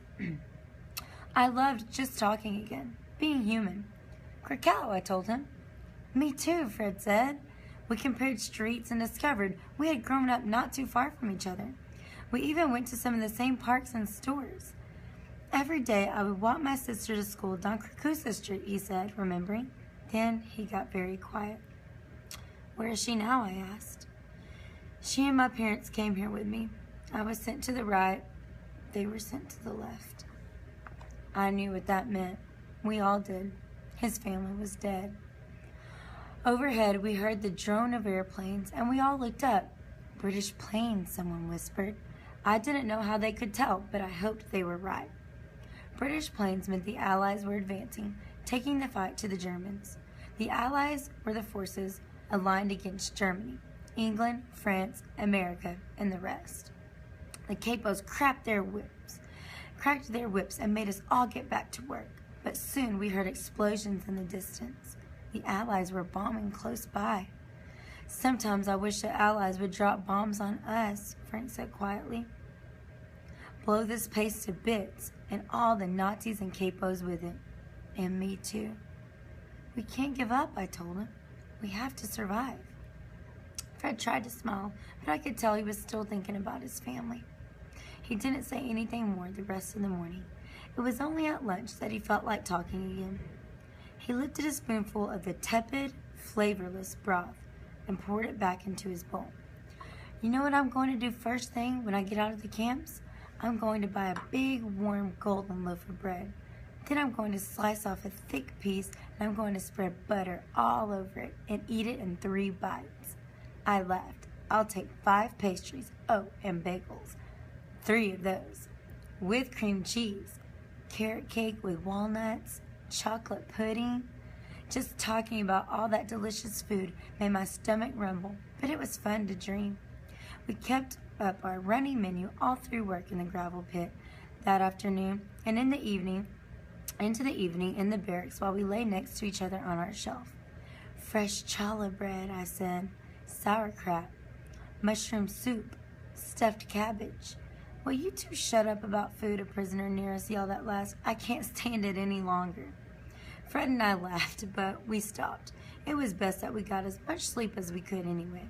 We had a hard day's work ahead of us and nothing good to eat.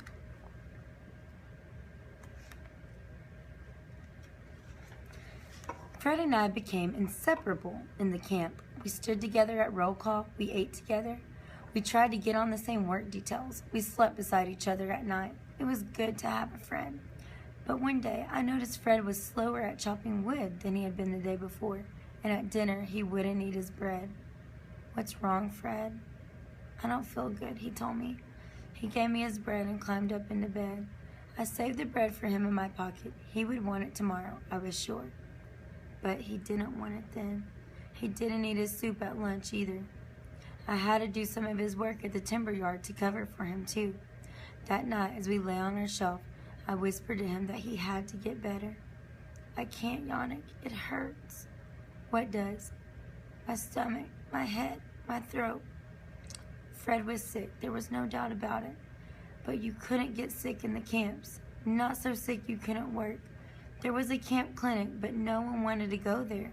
People didn't come back from the camp clinic. You'll be better tomorrow, I told Fred. I saved you some bread for when you're better. Fred wasn't better the next day. He was worse. He couldn't even get out of bed. Fred, you have to get up, I told him. You have to move. The capo will come for you soon. No, Fred moaned. No, Yanek, go. You have to. Go. What's this? What's going on? An angry voice demanded. It was our barrack capo. He pushed me aside and poked Fred with his club. Get up. Time for roll call. He can't, I told the capo. He's sick. The capo struck me with his club, sending me to the floor. I put my hand in my ear and felt blood. Get up, the capo told Fred again. He hit him with a club and Fred moaned. I stood up and was about to grab the capo to try and stop him, but another prisoner took me by the arm.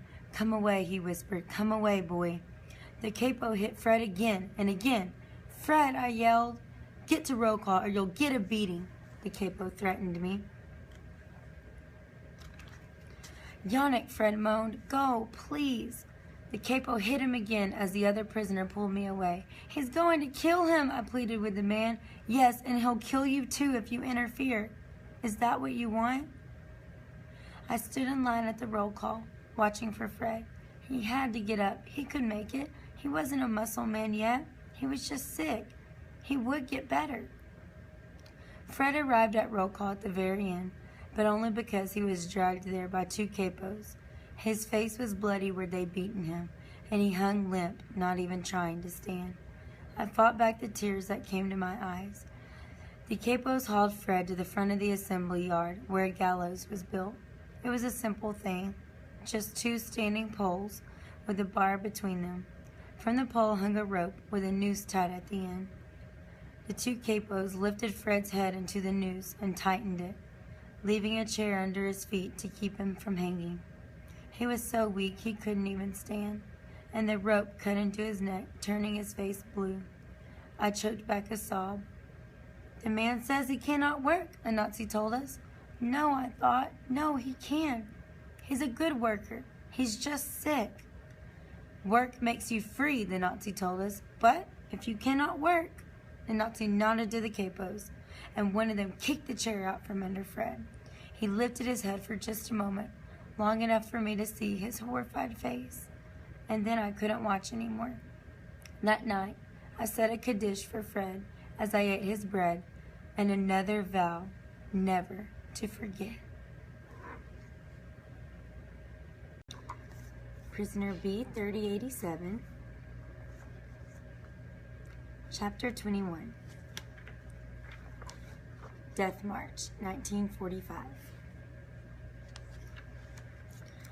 One morning after roll call at Auschwitz, we were told we were being moved, all of us. I had never counted, but there had to be 5,000 of us at roll call every day, give or take a few hundred.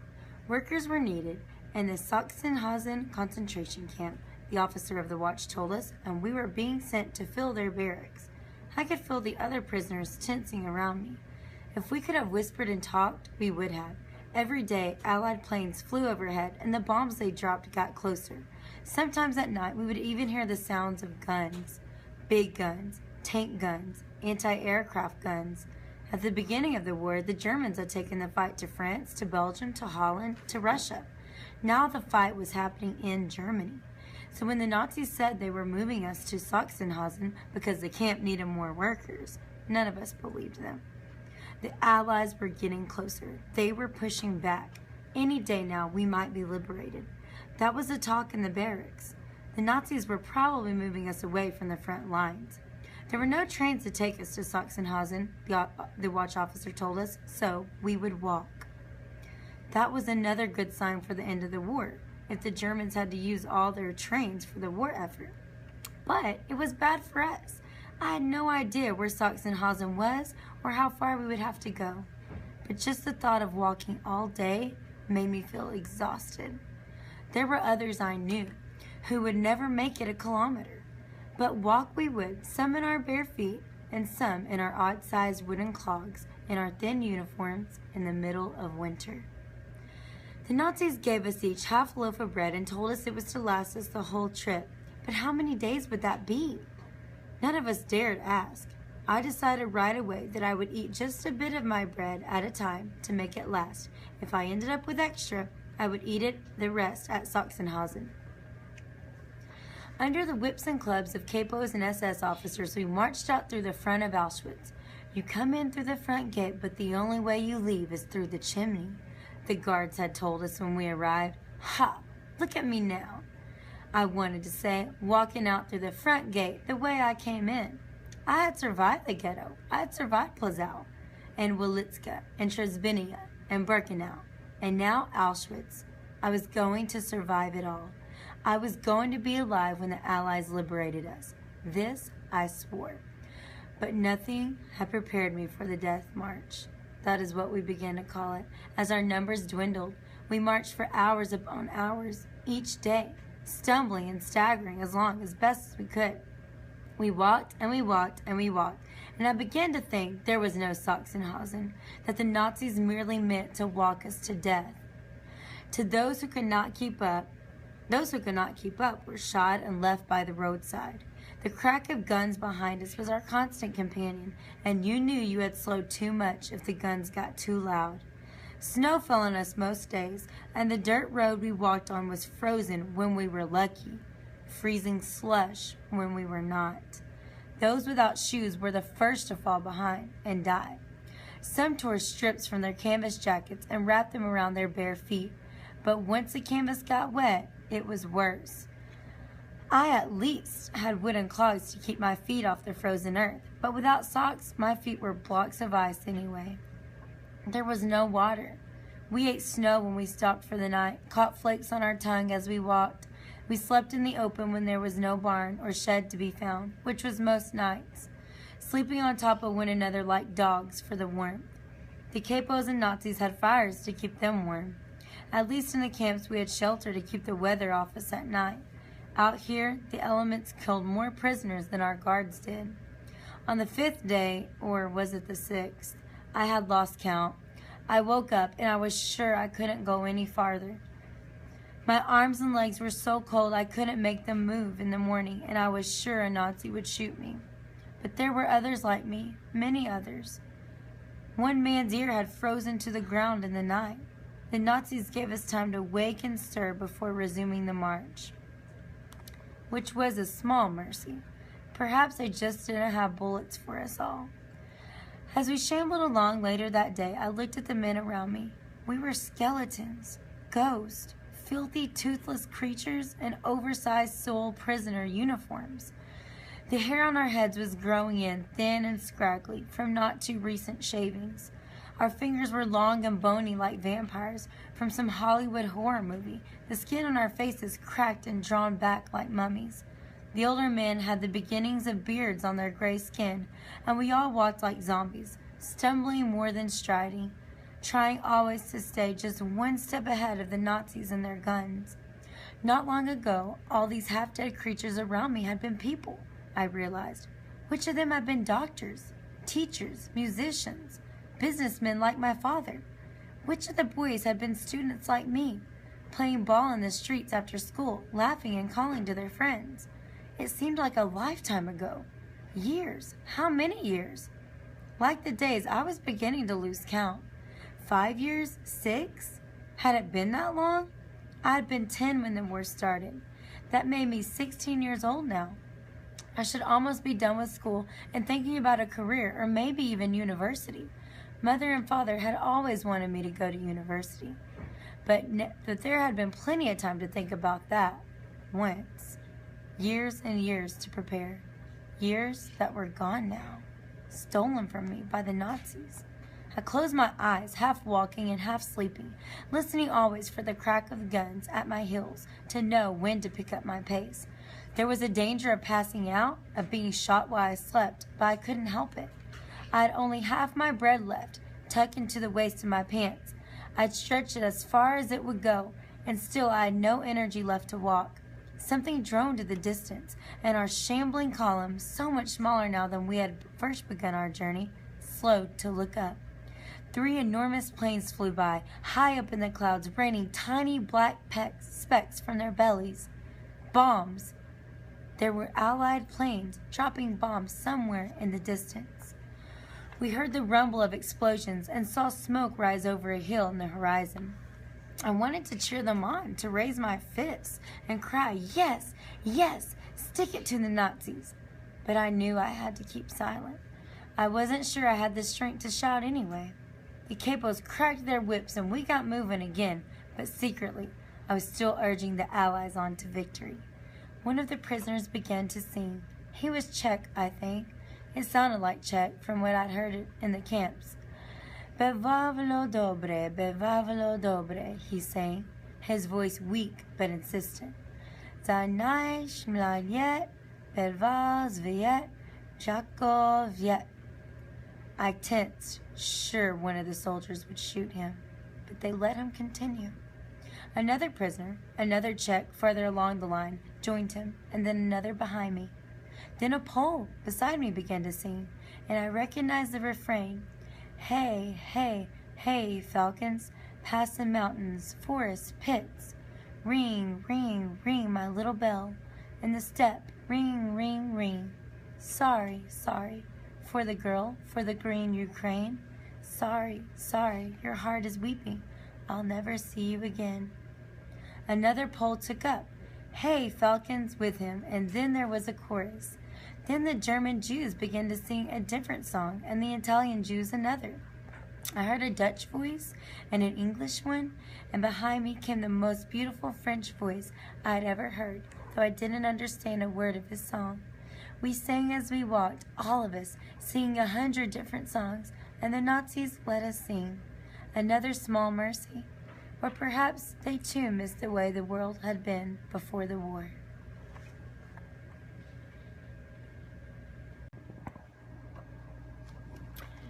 Prisoner B-3087, Chapter 22.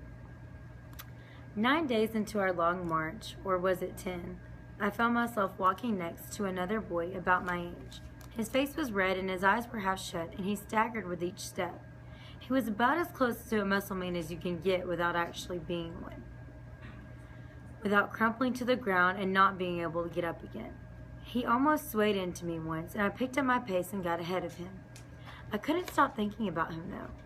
He reminded me of Fred, sick in his bed and not able to get up and work.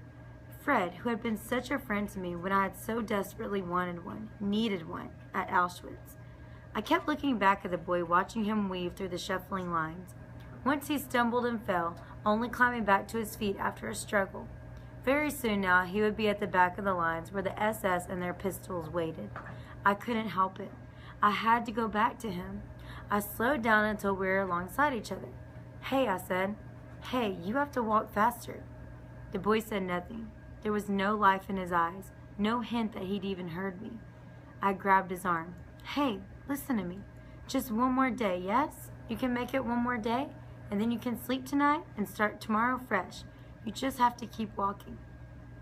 The boy tripped and stumbled into me, and I caught him. I propped him up under his shoulder, letting him lean on me, but he never broke away. Perhaps his body knew that if he let go, he would fall again. He slumped against me, and suddenly I was carrying half the boy's weight. He wasn't really heavy, none of us were anymore, but I was already so weak and tired from the march and from eating my bread sparingly that I barely had the strength to carry myself. Within just a few meters, I stumbled under the weight of him, but I didn't let go. What was I doing? Had I gone crazy? Uncle Moshe would be scolding me right now. I could hear his voice. "We only have one purpose now. Survive. Survive at all costs, Yanek." Each step I took was harder than the last. Why was I wasting my energy carrying along a sick boy who would most likely be dead before we got to Sachsenhausen? I hadn't thought this through, and now here I was holding the boy up. I should let him go, I thought over and over. Let him make his own way. I should save myself. That was how you survived the camps. You saved yourself. No one else was going to do it for you. But this boy had a face. He had a name too, though I didn't know it. He had a mother, a father, probably dead now, but he had family. A home somewhere. He could have been me. He could have been Yanek Gruener, son of Oscar and Mina of 20 Krakusa Street, Podgorsk, Krakow. If it were me, wouldn't I want someone to help me? Even if I was out of my mind with hunger and exhaustion, wouldn't I want the boy who was helping me to stay there under my arm, to help me just a little further along the way? Surely somebody else had to feel the same way. If I could just find someone to help me, if we shared the load, we would all make it, even this nameless boy. "Please," I said to the man nearest me, "please help me." The man heard me, but he wouldn't look at me. Instead, he just picked up his pace and left us behind. "Just help me carry him," I begged another man. "Don't be a fool," the man said, and he too moved away. "Leave him," another prisoner told me.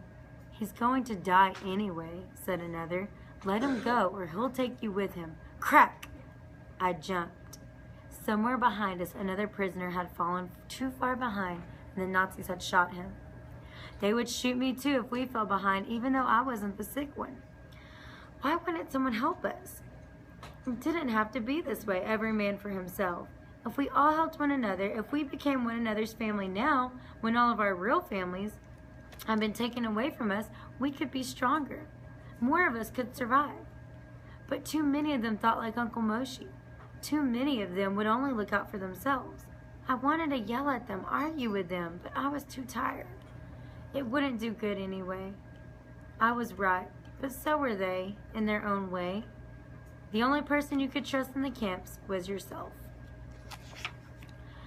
I should never have helped the boy. I knew that. But now that I was helping him, I refused to let him go. I was becoming stubborn now that I was 16. I walked along, giving the nameless boy all the energy I could spare. I longed to have a bite of my bread, but it was tucked into the waistband of my pants behind my back, and I couldn't reach it and carry the boy at the same time. I would have to wait for nightfall and our scheduled stop before I could eat again.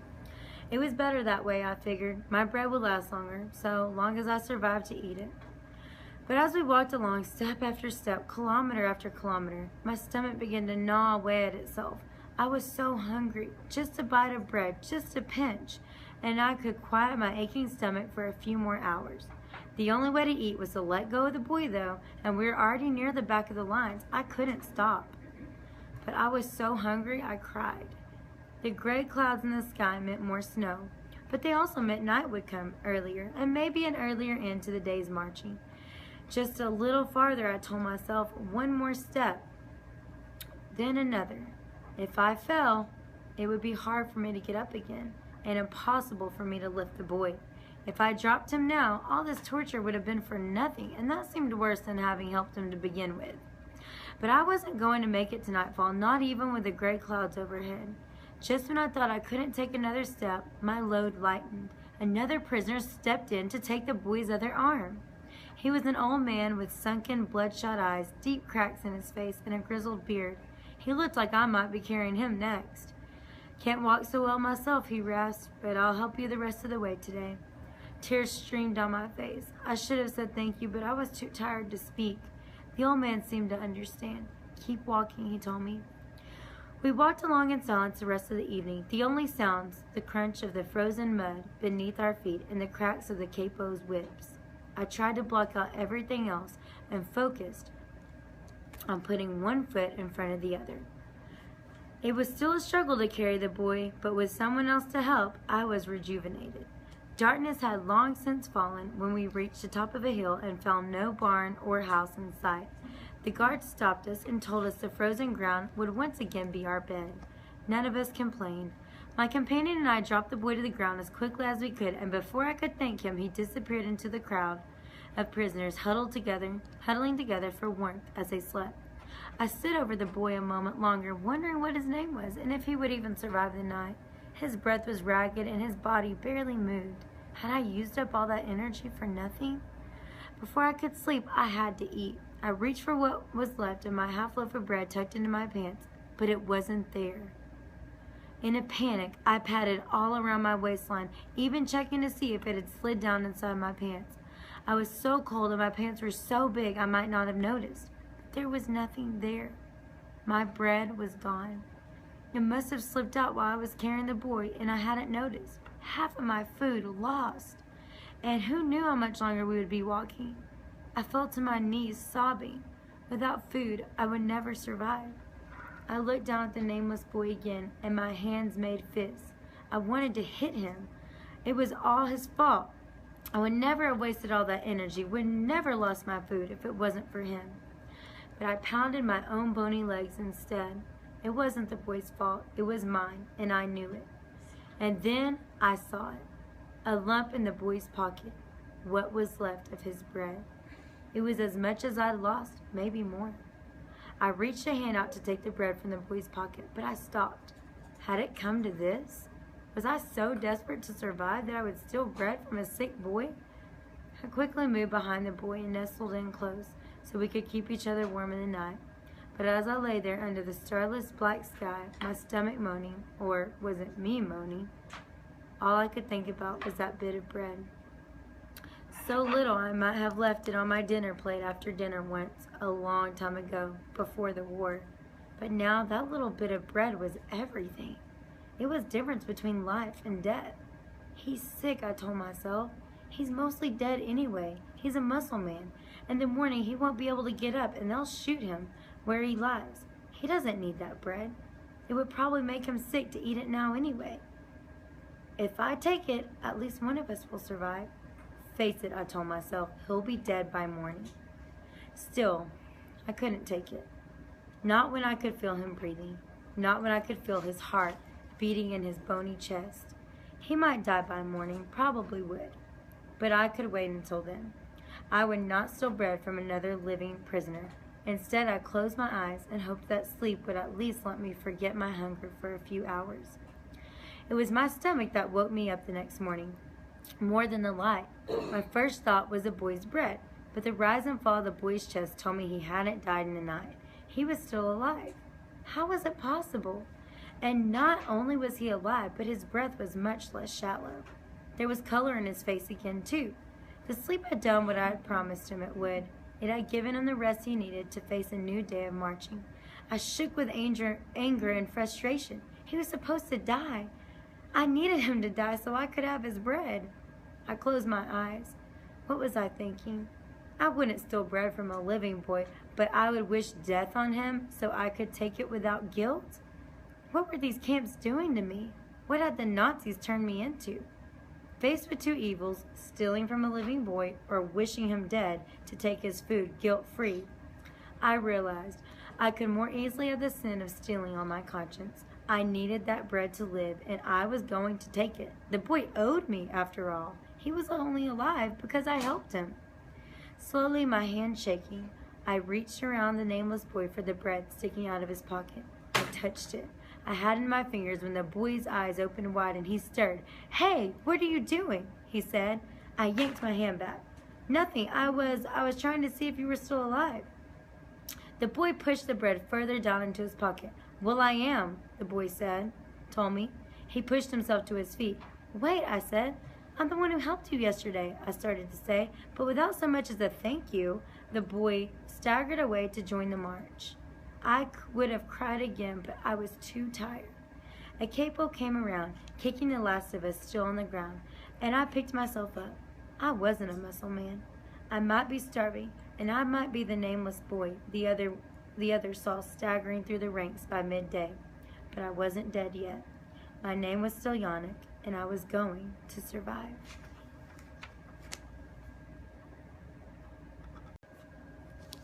Prisoner B-3087. Chapter 23. Sachsenhausen Concentration Camp, 1945. Chapter 23.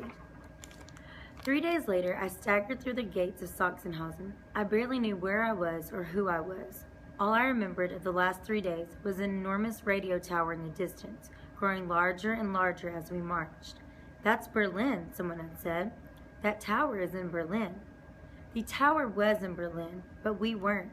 We were in Sachsenhausen, and I was so tired and hungry that I didn't care if I lived or died. Death seemed like such a welcome release. If the Nazis had put us right to work, I might have died that day. I might have curled up on the ground like a muscle man and never gotten up again. But they sent us to our barracks instead, where they fed us soup and bread. I was starving. I'd been without food for days now, with only snow to eat each morning before we began to walk again. But all I wanted to do was sleep. When would they let us lie down? They wouldn't let us get into our bunks yet, so I sipped at the soup. It was nothing better than flavored water, but it was warm, so blessedly warm. My dry mouth tried to hang on to every last drop as I swallowed it down. The bread I couldn't eat, not yet. I didn't put it in the waist of my pants this time, though. I clung to it like a precious jewel, hoarding it like a dragon. At last they told us it was time to sleep, and I crawled up into a single bed with 5 other men. There were so many of us we couldn't sleep on our backs, but I fell asleep right away just the same. Just being out of the cold felt like paradise. It seemed I had just closed my eyes when morning came and the capos roused us up out of our beds. In the light of day, we could see the camp was filled with corpses. Sometimes they lay alone, up against the wall of a barrack, as though they had simply fallen asleep there. Sometimes there were piles of them, built neatly in rows of 4. One level turned this way, the next level turned that way, so that they would stack evenly.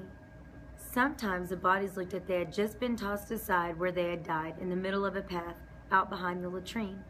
I had seen death many times by now. I had seen men killed, and I watched men die of starvation and cold right in front of me. But here in Sachsenhausen, death was so common, so ordinary, so unremarkable that they were only moved when they got in the way. Before roll call, we would wash, the Nazis told us, and they marched us out to some pumps. There were no brushes, no soap, no towels, but I rinsed myself off anyway. And water was freezing, but I was filthy from the march. As I ran a wet finger across my teeth, a memory suddenly came to me, unbidden. I remember the first day my mother had brought me home a toothbrush. I must have been no more than 3 or 4. The toothbrush was shiny and plastic and green. The moment seemed like a million years ago. Had I ever really owned something so amazing as a toothbrush? Had I ever really lived in a world with such wondrous things in it? Even the simplest of possessions seemed like treasures now. On the way to roll call, I ate what I could of last night's bread. I had clutched it throughout the night and woke to find myself still protecting it. The soup and sleep and bread had done me good. I was no prize now, all bones and skin and shaking hands, but I wasn't so far gone that I couldn't work. The Nazis lined us up for roll call near the front gate, which had the words, "Work makes you free," on it, just like Auschwitz. Our new masters didn't seem interested in making us work, though. Not right away. Instead, we stood at attention, our feet sinking into the freezing mud while they called our numbers. Again and again they went through the roll call. Sleep began to fall, and the Nazis left us standing in the yard while they went inside to warm themselves by the fire. They watched us from the windows, making sure none of us moved. We stood there for hours, for no reason other than the delight of our captors. One man wiped the wet sleep from his face, and the Nazis saw him.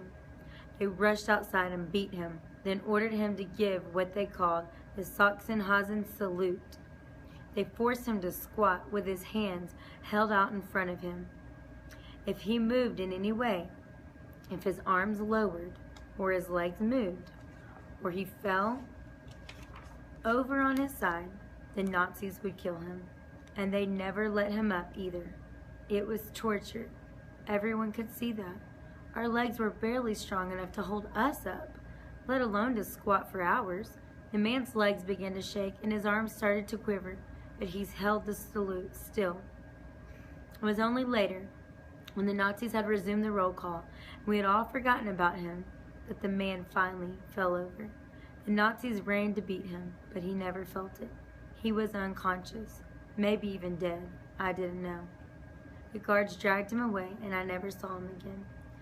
Suddenly, one of the prisoners near the end of the line broke off and ran. The Nazis saw him right away and yelled for the guards at the gate to catch him, but he wasn't headed for the gate. In a stumbling, broken run, the prisoner threw himself on the high-voltage electric barbed wire that lined the fence. His body sparked and thrashed in the wires and bled as the barbs cut him. Within seconds, his body hung dead and limp. The Nazis had to turn off the electric fence to get him out. His shirt and pants were scorched from the electricity, and his skin was black where the wires had touched him. I couldn't look, but at the same time, I couldn't look away. The Germans laughed at us as they threw his body down in front of us for everyone to see. "Would any other Jews like to throw themselves on the fence?" they asked. "Go now. We won't stop you. We'll be glad to be rid of you." No one else took them up on their offer. After roll call, we were finally put to work. I broke rocks again in the quarry pit. Why the Germans needed so much gravel, I never understood. But I broke big rocks into medium-sized rocks, and medium-sized rocks into small rocks, and small rocks into gravel for them. Pound, pound, pound, pound. My hammer getting heavier and heavier with each strike. At lunch, a half-dozen other men and I were pulled away from our scant meals of watery soup and hard bread. We looked at one another nervously. Was this it? Were we all going to be lined up along a trench and shot? I fought down waves of terror as I walked. Had I survived the death march and gotten my strength back, such as it was, also I could die in a muddy ditch? I didn't want to die. Not after surviving so long. Not after coming so far. I scanned the camp as we walked, watching for where they were taking us. If it was a death pit, what would I do? Run? Turn and fight? Yell and scream? Or would I let them shoot me without fighting back, so that no one else would have to suffer because of me? But it wasn't the ditch the Nazis took us to. It was the soldiers' mess hall. I was even more confused. Were they going to feed us? In the soldiers' canteen? No. It was a trick, of course. All part of the Nazis' game. And in Sachsenhausen, they played the game with relish. The other boys and I were lined up in front of the soldiers' table, and we were told to sing. For an hour, we were their choir, our weak, raspy voices serenading them as they laughed and talked and ate. And the food they ate. Big, heaping plates of meat and potatoes and gravy, and steaming black coffee. I tried to look away so my stomach wouldn't rumble, but just the smell of it made my mouth water. They weren't going to feed us any of it, of course. When they were finished eating, we were sent back to our barracks, where we found no food left for us. That afternoon, they put me to work chopping firewood to heat the soldiers' quarters. Chop, chop, chop, chop. Every swing meant survival, I told myself. Work to live. Live until the Allies come. There were planes overhead here too, and the rumbles of explosions in the distance. Berlin was under attack. The war had come to Germany, but would the war end before the Nazis killed me?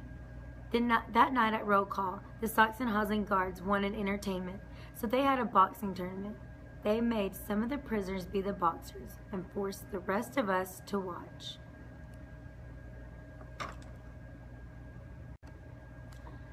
Prisoner B-3087. Chapter 24.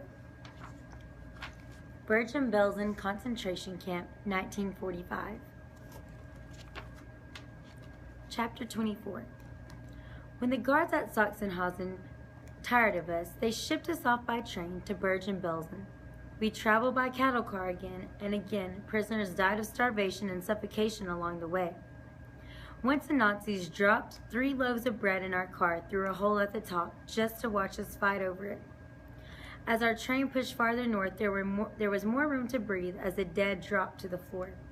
The train arrived at Bergen-Belsen in the morning, my 7th concentration camp in less than 3 years. The commandant of the camp took one look at us and started screaming at our guards. "What did you bring me? Look at these skeletons. How do you expect these walking dead to work?" The commandant moved among us, pointing at prisoners. Him, him, him, he said. And soldiers pulled the men out of the ranks. I puffed up my chest to try and look as strong and healthy as I could, but the commandant took one look at me and moved on past, picking other prisoners. My heart cried out, no, I had to be strong enough to work. Work was the only way to survive. When the commandant pulled 75 prisoners out of our lines, he had them march to the other side of the tracks and ordered his soldiers to shoot them. They were gunned down before we, surviving wide-eyed prisoners, even had time to react.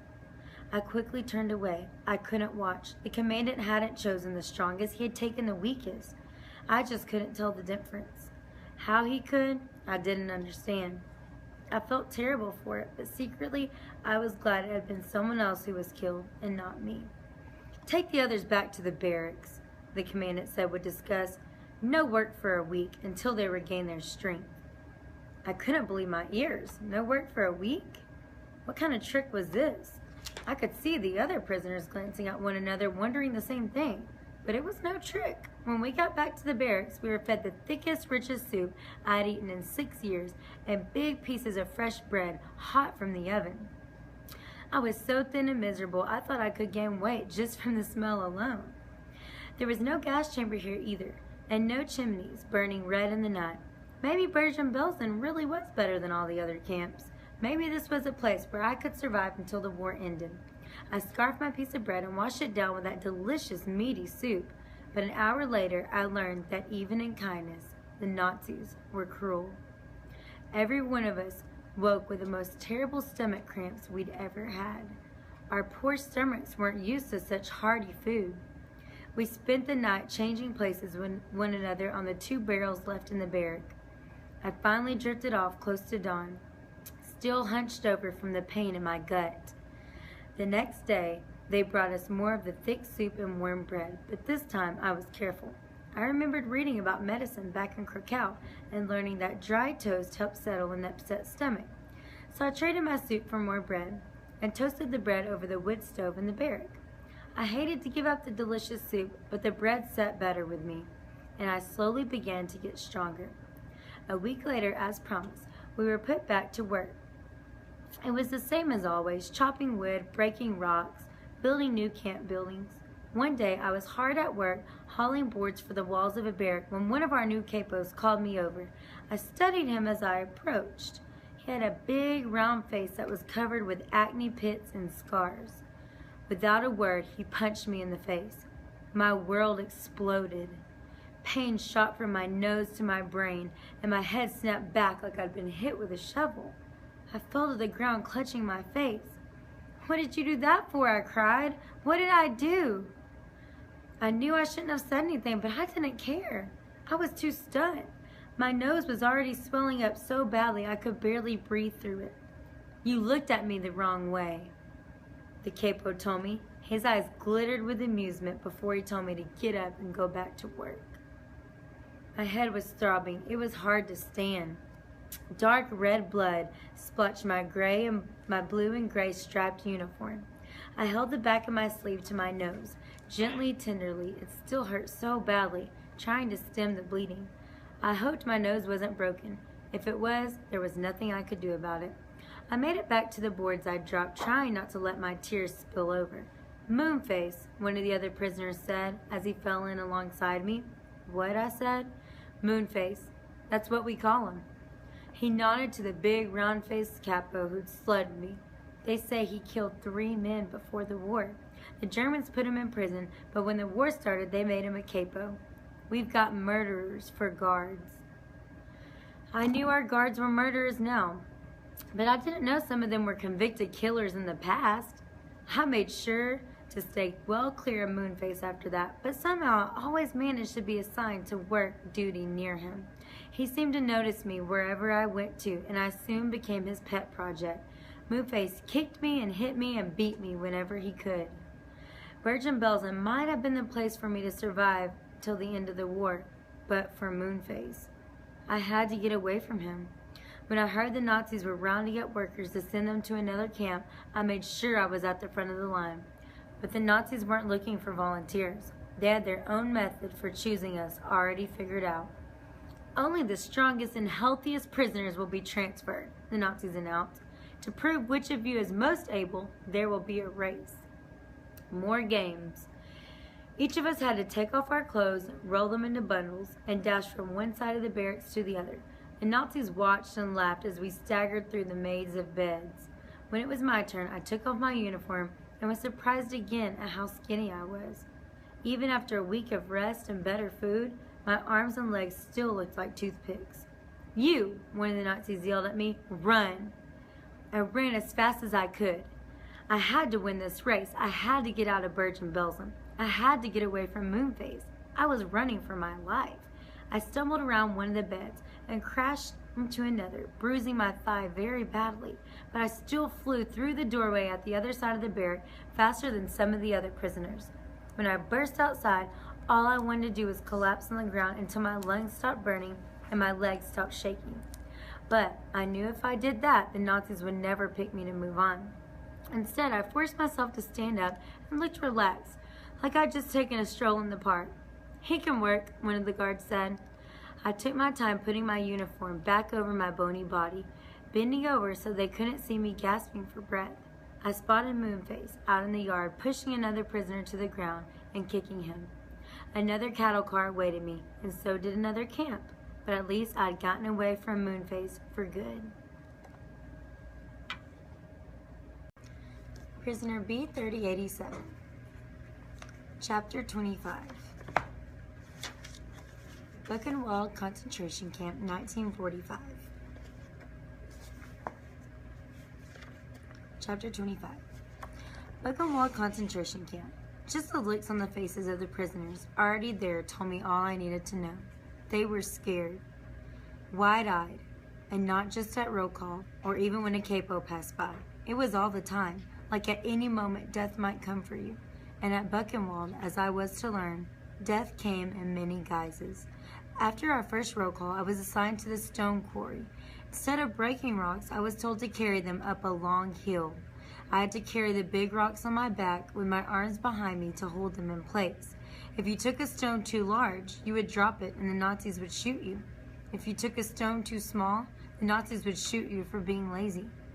Picking just the right stone became a kind of competition among us. Another fine joke from the Nazis.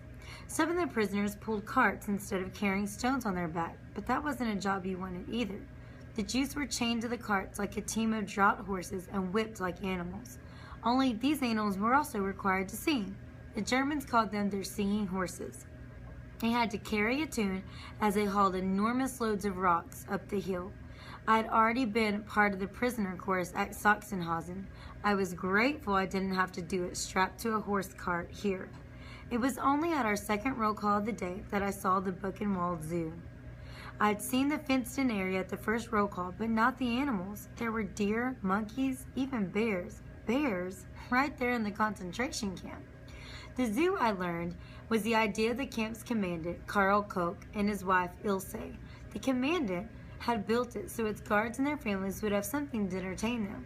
We starving prisoners stood at attention with our hunched shoulders and gaunt faces and oversized, filthy clothes, while healthy, well-fed children and their mothers came to see the animals.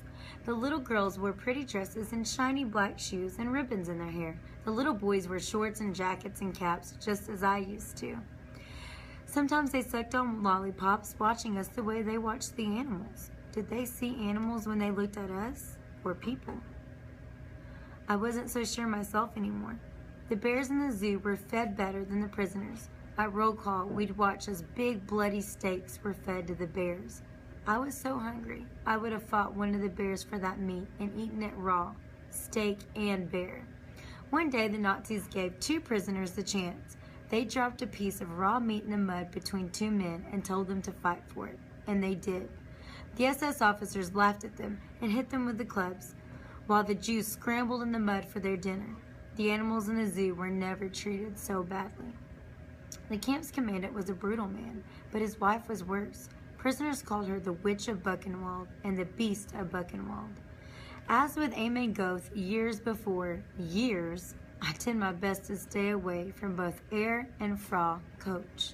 One day at roll call, the Witch of Buchenwald walked up and down the rows of prisoners with one of the SS guards. She came to me, checked the number tattooed on my arm, and moved to the next prisoner. She read the number tattooed on his arm and checked it against a list and clipboard the soldier carried. "You," she said to the prisoner, "I am told you have another tattoo." The prisoner nodded nervously. "Show it to me," Ilse Coach said. The man pulled his sleeve up to his thin, bony arm to show her a faded tattoo of a crescent moon. "Yes," the witch said. "Very nice. Mark him down," she told the soldier. He made a note on his clipboard. When they were gone, I heard the man beside me give a little whimper, like he was trying not to cry. What difference did it make that he had a tattoo? Why? Why had it made the Witch of Buchenwald single him out? He must have been asking himself the same questions. All that mattered was that he was on the witch's list. He had been noticed, and surviving meant never being noticed by the Nazis. After the roll call, I never saw the man with the other tattoo again. One day, I was washing myself at the camp water pump, part of my daily ritual, when I saw 2 SS officers lure a deer to the fence of their enclosure in the zoo. It was a sleek animal with tall, broad antlers. While it nibbled at the food one of them offered, the other officer tied its antlers to the fence with a leather strap. The buck only discovered that it was caught when it tried to pull away. It snorted and stamped and whipped its head back and forth, trying to pull itself free, but it was trapped. The SS officers laughed at it and taunted it, and left it tied to the fence. I had seen the Nazis do terrible things, and I had started to become numb. But somehow seeing that deer there thrashing around, trying to free itself from the fence, made my blood boil. I wanted to run over and untie it, to set it free, but I couldn't. There were too many other German soldiers around. If they saw me near the zoo, I'd be shot. So I turned my back on him. I left the buck tied to the fence. As much as I wanted to help him, I had to look out for myself. At roll call that night, the 2 SS officers who had tied up the deer were pulled off duty by the commandant. Word of what they had done had gotten back to Coach, and he berated them in German. Their zoo privileges were taken away, and they were not allowed to watch films in the camp movie theater for 3 months. Cruelty to prisoners the Nazis could abide, but not cruelty to animals. At roll call a few days later, they told us we were being moved again. Gross Rosen needed workers, and there were no new shipments of prisoners coming in from the countryside. The prisoners in the camps would be reassigned from now on as each camp needed workers. The Nazis had killed so many of us, they were running out of Jews. Prisoner B-3087. Gross Rosen Concentration Camp, 1945. Chapter 26. They took us by train. They packed us in again so tightly we could do nothing but stand, and gave us no food or water for the trip. People died all around me, just like before, but now I hardly took notice of it. I had been surrounded by death for so long, seen so many men die before my eyes, lived with so many dead bodies piled and stacked and strewn about like so much human firewood, that I almost couldn't care anymore. Almost. I closed my eyes on the train, trying not to see the death all around me, but I knew it was there. Sleep was my only refuge from the horror, the thirst, and the starvation, so I retreated there, dozing on again and off again as the train shuddered and creaked on its way to a new camp. I'd long since stopped hoping that each new camp would be better. Each was no better or worse than the last. They were all different rooms in purgatory, each different, but each the same. And the Nazis made it all the more nonsensical by shuttling us around from one to the other, as though it made any difference. Planes flew over the train, so low their passing shook the cars, and we heard the patter of bullets. A bomb exploded so near the tracks we could feel the heat from it. The train stopped, and suddenly I had a vision of a bomb falling right on us, killing us all. And for a moment, I wanted it to happen. The way Fred had so long ago. Anything that would get me out of this nightmare. But the planes went away, and the bombs stopped falling, and the train started to move again. I couldn't have told you if I was more disappointed or relieved. When the door to the train car finally opened at Gratz, our new concentration camp, bodies fell out. We left even more bodies in the cars. Those of us who had survived the trip, who had survived camp after camp after camp, shuffled into Gratz without fear or expectation. Nothing the Nazis could do could surprise any of us now. They gave us our barrack assignments and put us right to bed. I sank into a deep stupor. First thing the next morning, we were put to work right away with no more time to recover from our torturous train ride like at Bergen-Belsen. On the train, I had wanted a bomb to fall on us to put me out of my misery. But now that I was back in camp and it was the awful business as usual, my old instinct to survive kicked in again. If it was a game, then I had my own part to play. The Nazis would try to kill me, slowly, randomly, teasingly, and I would resist. I would work. I would survive. If the Nazis were going to play their game, so was I. The Nazis had needed more workers at Gratz for the war effort. They still believed they could beat the Allies, even though we'd heard that the Russians had taken Warsaw and that Dresden was in flames. Any day now, prisoners whispered among one another, the Allies will be in Berlin and we will be set free. But not today. Today, we built barracks. As I worked, I told myself there would be another world after this one. A bright, shining, beautiful future where I didn't wear blue and gray stripes, where I ate 3 meals a day, where I wouldn't work until I passed out, where I could have friends again, where I could have family again, where I could laugh again. That world existed, I knew. I couldn't reach it now, not yet, but soon, if I survived. So I worked, not so hard I would die, and not so little I would be punished, as Moshe had told me so long ago. I put my head down and worked day and night, worked to live. You there, a capo said to me one day. He stopped me with the end of his club poked into my chest. I raised my eyes to him, the first time I'd looked up in days, maybe weeks. Where is your button? He asked me. I blinked.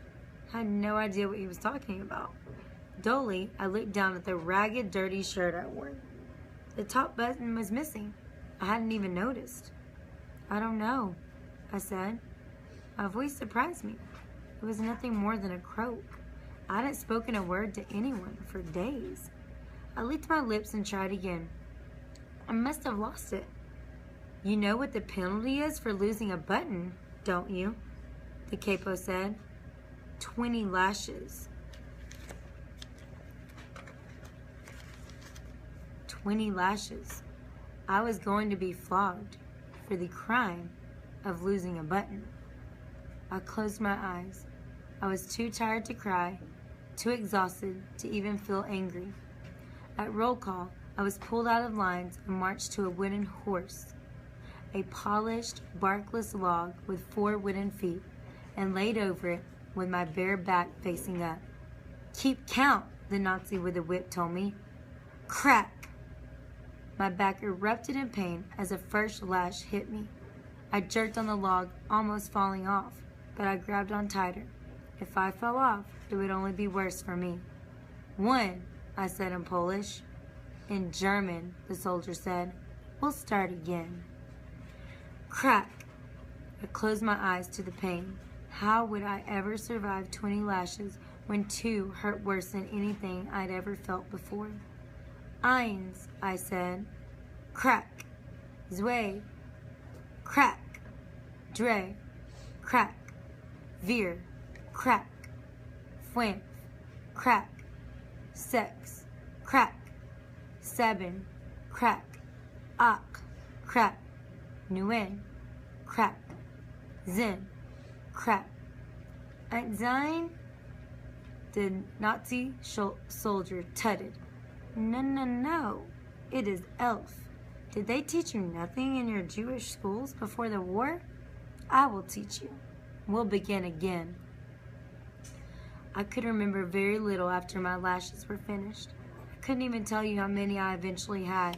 Many more than 20, that was certain. When they were finished with me, I was dragged back to the barracks and dumped onto one of the shelves, where I passed out. That night, I had a dream. I was in a beautiful green meadow. Yellow wildflowers grew here and there, so tall they swayed in the light summer's breeze. In the distance, a brook burbled happily along, and a great tree beyond it spread its branches wide. I sat in the grass and listened to a cricket chirp nearby, totally at peace. But then a dark cloud appeared on the horizon. Lightning flashed and thunder rolled over the hills. No, I said, not wanting my perfect afternoon disturbed. But the storm kept coming. Lightning split the air near me, and krakoom! The thunder knocked me down. The earth shook beneath me. The ground cracked and opened. I tried to grab something to stop my fall, but my hands clutched only air. I fell into a deep, black abyss lined with tree roots and rocks, and they struck me as I fell. Crack, crack, crack, crack, crack. I counted them in German as I fell. 1, 2, 3, 4, 5, thum. Something exploded near the barracks, shaking me out of my dream. I raised myself up on my elbows. I had to sleep on my stomach because my back was too raw with pain. There were prisoners packed in all around me. Roll call had long since ended, and it was the middle of the night. Thum! The barrack rumbled again as another bomb fell closer to the camp. Everyone was awake now, every prisoner, and we watched the roof and waited without a word, waited to see if one of the bombs would fall on us and kill us all. But no, the bombs fell all through the night, and soon we all went back to sleep. Raining death was no reason not to sleep, not when there was work to be done tomorrow. As I laid back down on my stomach, my bloody back still screaming in agony, I remembered my dream. I told myself I would not fall down the hole. I would climb out again. The Allies were getting closer, and I was going to be there to welcome them when they got here.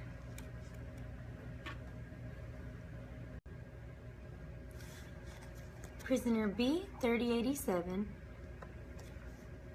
Chapter 27, Death March, 1945.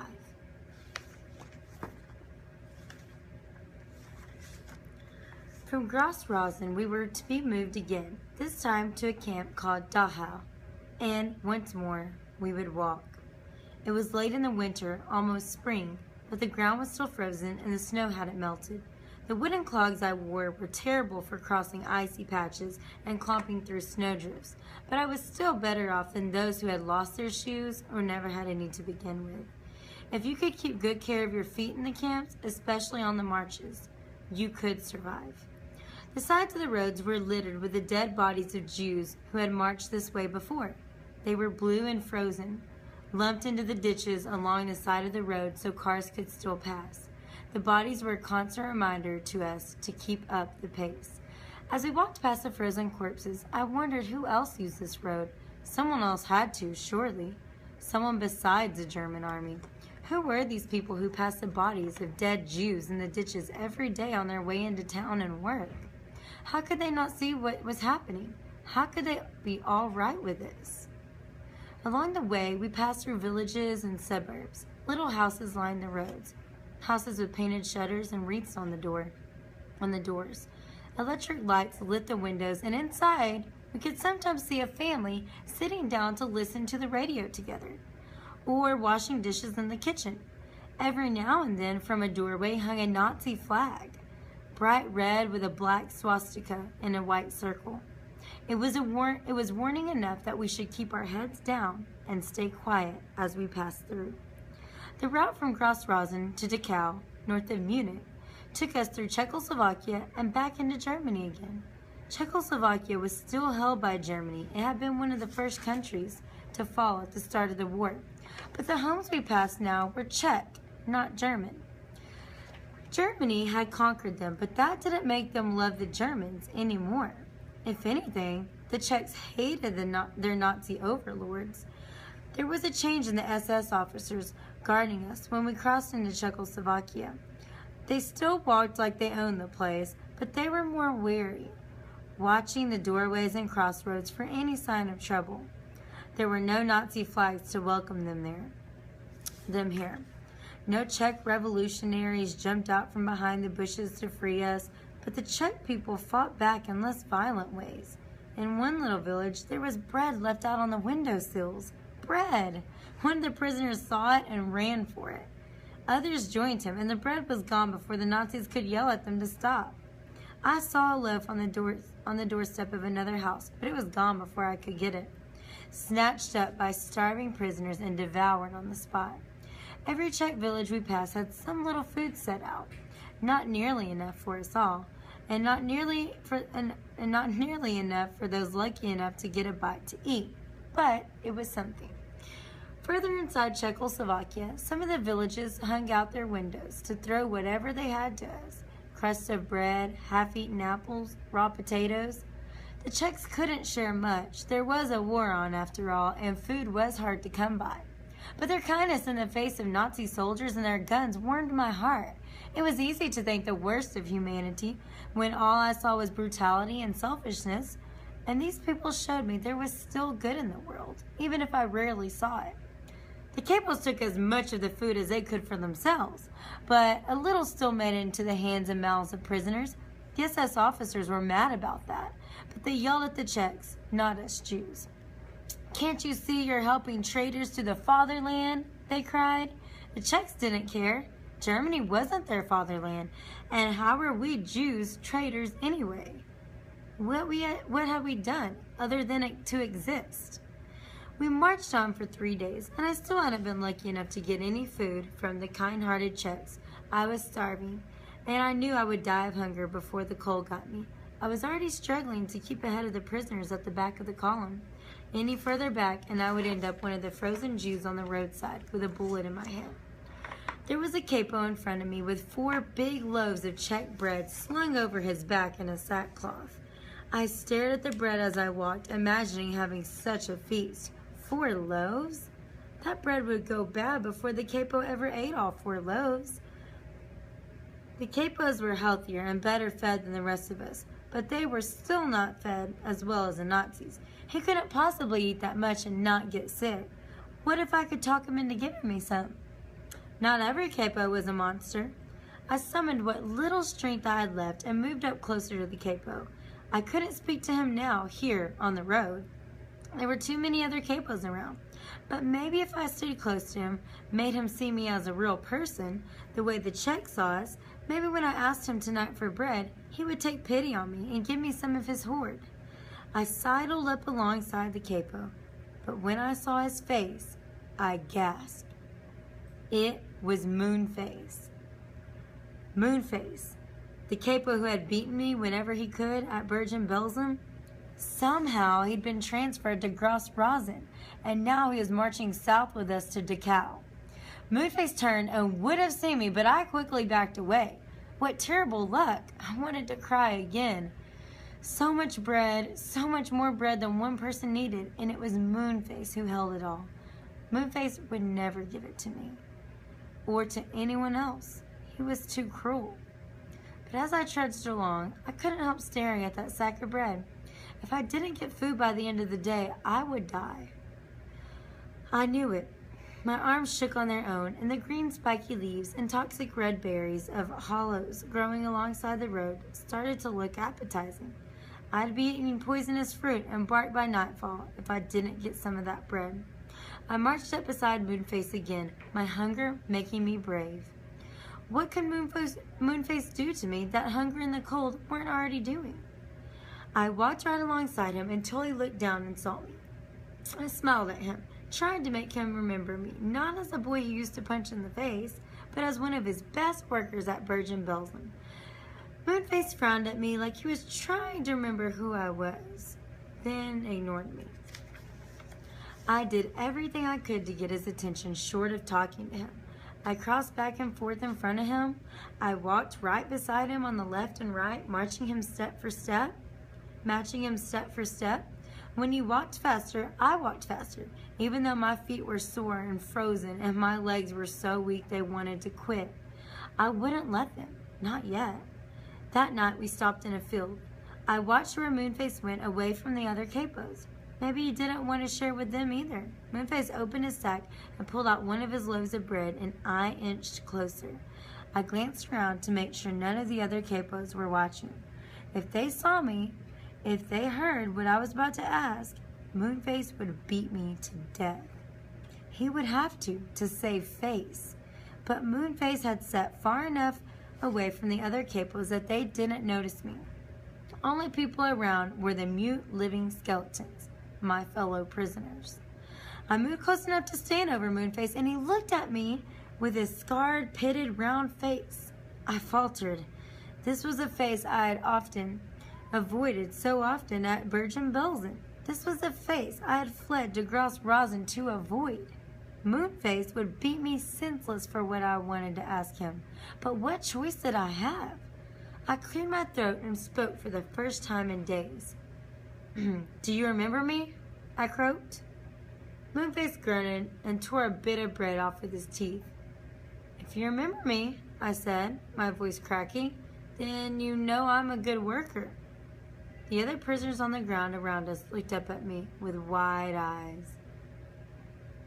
They must have been thinking the same thing I had, that Moonface would kill me just for talking to him.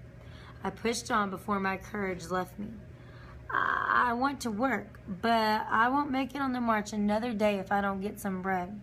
I haven't eaten in 3 days, and I was hoping you could give me some. Moonface stared at me, his mouth slowly chewing on the bread like a cow working its cud. I would like to be able to work, I told him, but I can't work without food. Moonface laid his bread aside and pulled out a knife. He stood and put it against my throat. I tried not to flinch, but I could feel where the knife nicked my skin.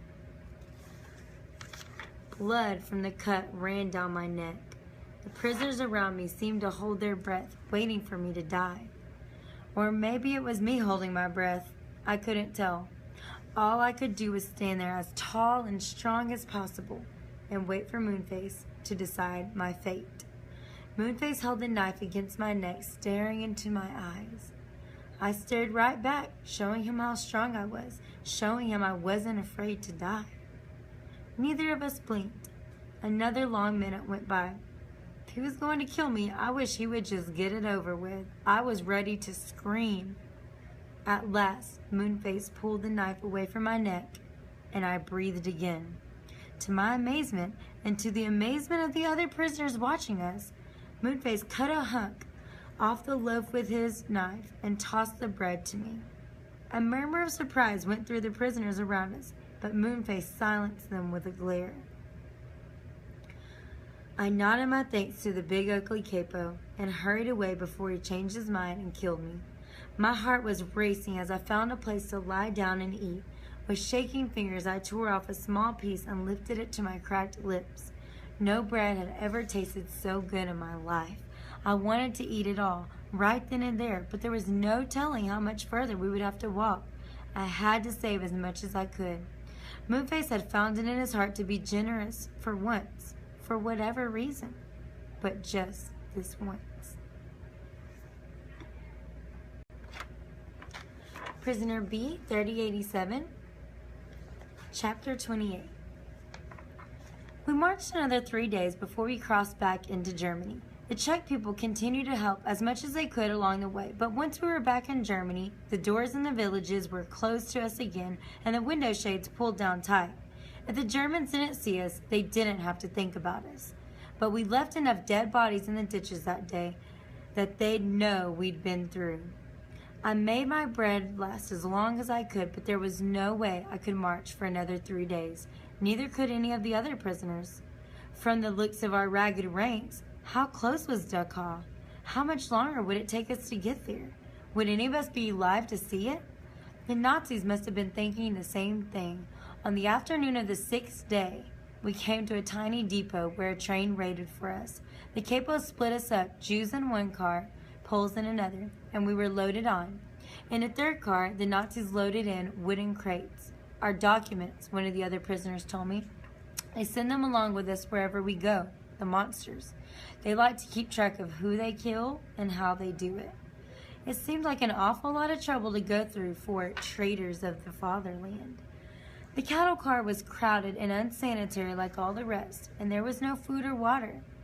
But what we brought with us, at least we weren't walking anymore, which was a small mercy. A day and night passed in the train. I drifted in and out of sleep, swaying on my aching feet, but was awakened by the sound of an explosion. Kaboom! It was close enough to rattle the car. Planes droned overhead. Russian, American, British? I had no idea, but they were dropping bombs all around us. Boom! Boom! Kaboom! The last of them hit so close we were all thrown forward. The train's brakes screeched as it slammed to a halt, and we all struggled to look out through the slats and see what had happened. Soon word came to us from the Polish car behind us. The last car on the train had been hit with a bomb. No one had been hurt, but the car that held all our documents was destroyed. Ha! Someone laughed humorlessly. How will the Hitlerites know who they're killing now? Easy, someone else said. They'll know because they put all the Jews in this car and all the Poles in that car. When we get to Dachau, they'll just gas us and put the others to work. He was probably right. They didn't know our names anymore, but we still had our Jewish stars on our uniforms, ragged and torn though they were, and we were all in the Jewish car. As long as they kept us together, they could herd us all right into the gas chambers, which gave me an idea. I found the Jewish star on my jacket. It was dirty and falling apart. Remembering my work sewing uniforms, I bit at the seams that still held it onto my jacket until I could rip it off. They'll kill you for that, a man next to me said, watching me. They'll kill him for wearing it too, another man said. I didn't listen. I had a plan. The place where the star had been sewn on was cleaner and newer looking than anywhere else on the jacket, and you could still see the outline of the star. That would give me away for sure. I slipped my jacket off and put it on the floor, rubbing it around with my foot.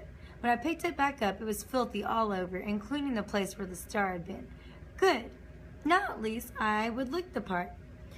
When the train finally stopped outside Dachau, we were taken out of the cattle cars. As the Jews and Poles got off beside one another, I slipped from one group to the other. If the Nazis had lost our records, they wouldn't know I was a Jew unless I was standing with the Jews. One of the Poles saw me change sides, and he frowned at me. I worked my way further into the group and waited, my heart thumping. If I was caught, I'd be killed. I remembered how back home in Krakow, people sometimes mistook me for a Gentile. I hoped the Nazis would be fooled. The SS officers made us line up and tell them our names and numbers. Prisoner B-3087, I told them. My name is Jan Zaloni. Zaloni meant green in Polish. My real last name, Gruener, meant greener in German. Zaloni made me sound more Polish, and it was way easy to remember. The Nazi wrote down my name and number and nodded me on. I had done it. I was no longer a Jew to the Nazis. I was going to live. That boy's a Jew, someone said. It was a man who'd seen me cross over. He pointed at me. He came over from the other car when we got here. The blood drained from my face. A capo grabbed me and raised his club to hit me. Wait, I cried. I was born Jewish, but I never practiced, I lied. I never went to synagogue. All my friends were Poles, Christian Poles. I went to church with them. I'm not a Jew. If you were born a Jew, you're a Jew, the SS officer said. He marked through my name on his sheet. Put him with the others where he belongs. The capo shoved me along to the group of watching Jews. None of them had said a word, not even the men who'd seen me take off my Star of David. When the capo had pushed me back among my people, I turned to look at the Pole who had ratted me out. He kept his eyes on the ground and wouldn't look at me. Why had he done it? What difference did it make? It's not like I would have eaten food he could have eaten or slept on a bed he could have slept on. I was nothing to him, nor him to me. And yet he had told on me when there was nothing to be gained by it.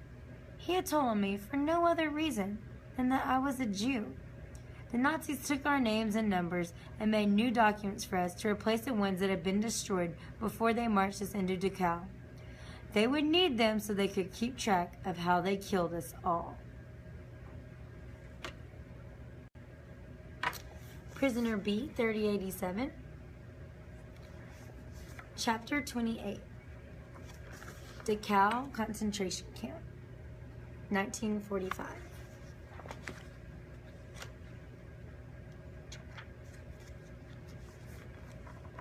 Chapter 29, actually.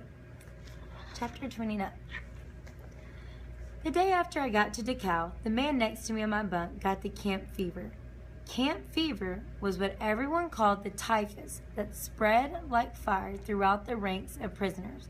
It started with a headache and a fever, then became a cough. My bunkmate got a spotty rash on his chest, and soon he was so delirious he couldn't speak or understand a word I said to him. The Nazis did nothing to treat him or any of the prisoners who got the camp fever. The man from my bunk died 3 days later, coughing up blood. Prisoners died by the hundreds every day. I always tried finding somewhere else to sleep away from the sick, but it was almost impossible. More than 1,500 prisoners were crammed into barracks built to house 250 prisoners. It was a wonder we didn't all have typhus within a week, the way we had to sleep on top of one another. Each day I woke up expecting to be sick, and it seemed like a miracle when I went to bed that night spared. At least the Nazis didn't expect the sick to work too. They didn't make any of us work at Dachau. Prisoners had once worked here like all the other camps, but not now.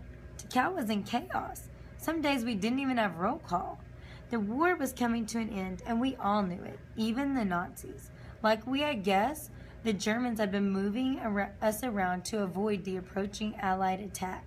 Even so, the chimneys still burned, day and night, day and night. One night, early in the spring, we woke in the barracks to the sound of explosions nearby.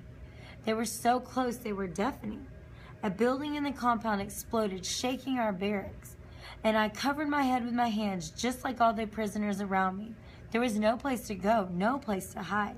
The war had come to Dachau. At any moment, a shell or a bomb might fall on our building and kill us all. So many times I'd wished for a bomb to fall on me to end my suffering. But now I prayed that no bomb would hit me. Not now when I was so close to the end. If I could survive only a little longer, I thought, just a little longer. Planes roared overhead for hours. Bullets fired. Pop up, pop up, pop up, pop up, pop up, pop up. From inside or outside the camp, I didn't know.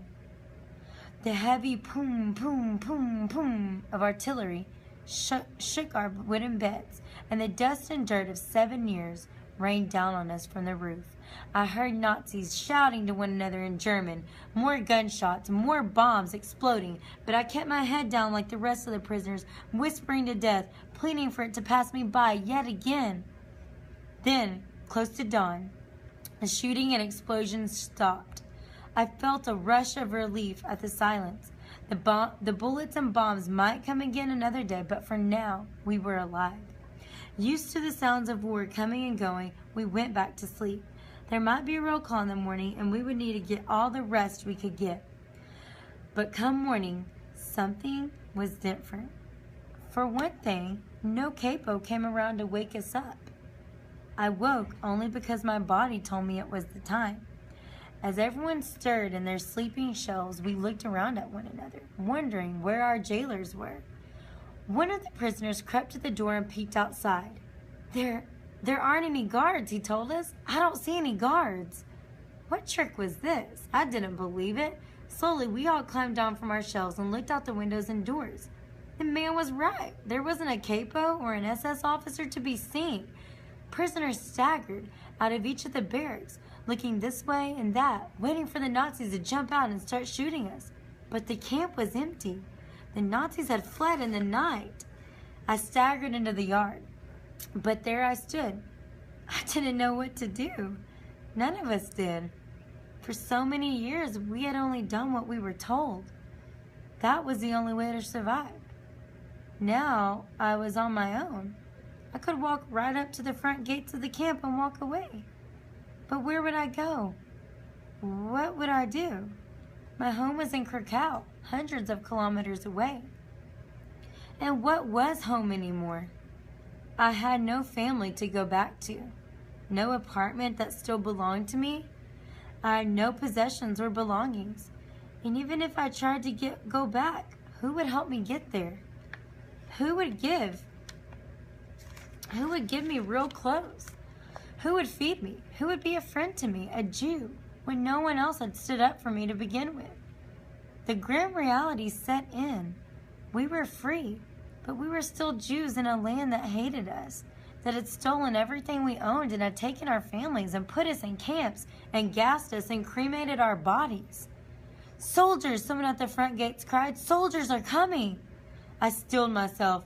So this was it then. The Nazi army would kill us all, gun us down, and leave us for dead before the war ended. The extermination of the Jews was unfinished business. Some people ran for the barracks as if to hide, but most of them, like me, stood in the yard and waited for what was to come. The gates opened and soldiers marched into the yard, but the soldiers weren't wearing gray and brown. They were wearing green. Their helmets looked different from the SS helmets too. And the tank that followed them, the tank had an American flag on it. It's the Americans, I cried, feeling something close to joy for the first time since I could remember. The Americans are coming, the Americans. The Allies had reached us at last. Some prisoners hurried up to the American soldiers to shake their hands. Some hugged one another. Some gave prayers of thanks. I fell on my knees and wept. Had I really made it? Had I actually survived the Krakow ghetto and 10 different concentration camps? I had been 10 when the war started. Now I was 16. For more than 6 years, I had been a prisoner of the Nazis, prisoner B-3087. Now it was all over. An American soldier hurried to help me up and asked me something in English I didn't understand. He tried again in German. What's your name? He asked me. Yanek. I told him, my name is Yanek. Everything's going to be all right now, Yanek, he told me. And for the first time in 6 years, I believed he was right.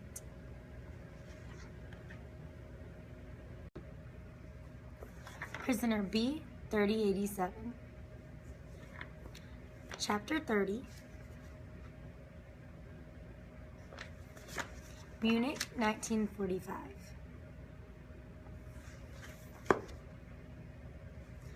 Chapter 30. As soon as they could, the Americans took us away from Dachau. We had walked and been trucked and been taken by train so many times to so many new horrible places that some of the prisoners were reluctant to go. But the Americans assured us that all that was over and gave us blankets and food for the short truck ride into Munich. The Allies occupied the city, and there they would house us until they figured out what to do with us. I was put in a building that had once, I was told, been a barracks for SS officers. An American soldier led me upstairs to a big room filled with bunk beds and told me which one was mine. How many other people do I have to share it with? I asked him. He looked surprised. Nobody, he said. It's yours. A bed all to myself? Then, wonder upon wonders, the soldier gave me a blanket, a pillow, and sheets for the bed. Sheets! My fellow prisoners and I looked around at one another like we were on some alien planet. I hadn't slept on a sheet, nor had a pillow or a blanket for 5 years, perhaps 6. With shaking hands, I began to make the bed. I didn't even know how, didn't remember the feeling of linens and soft things.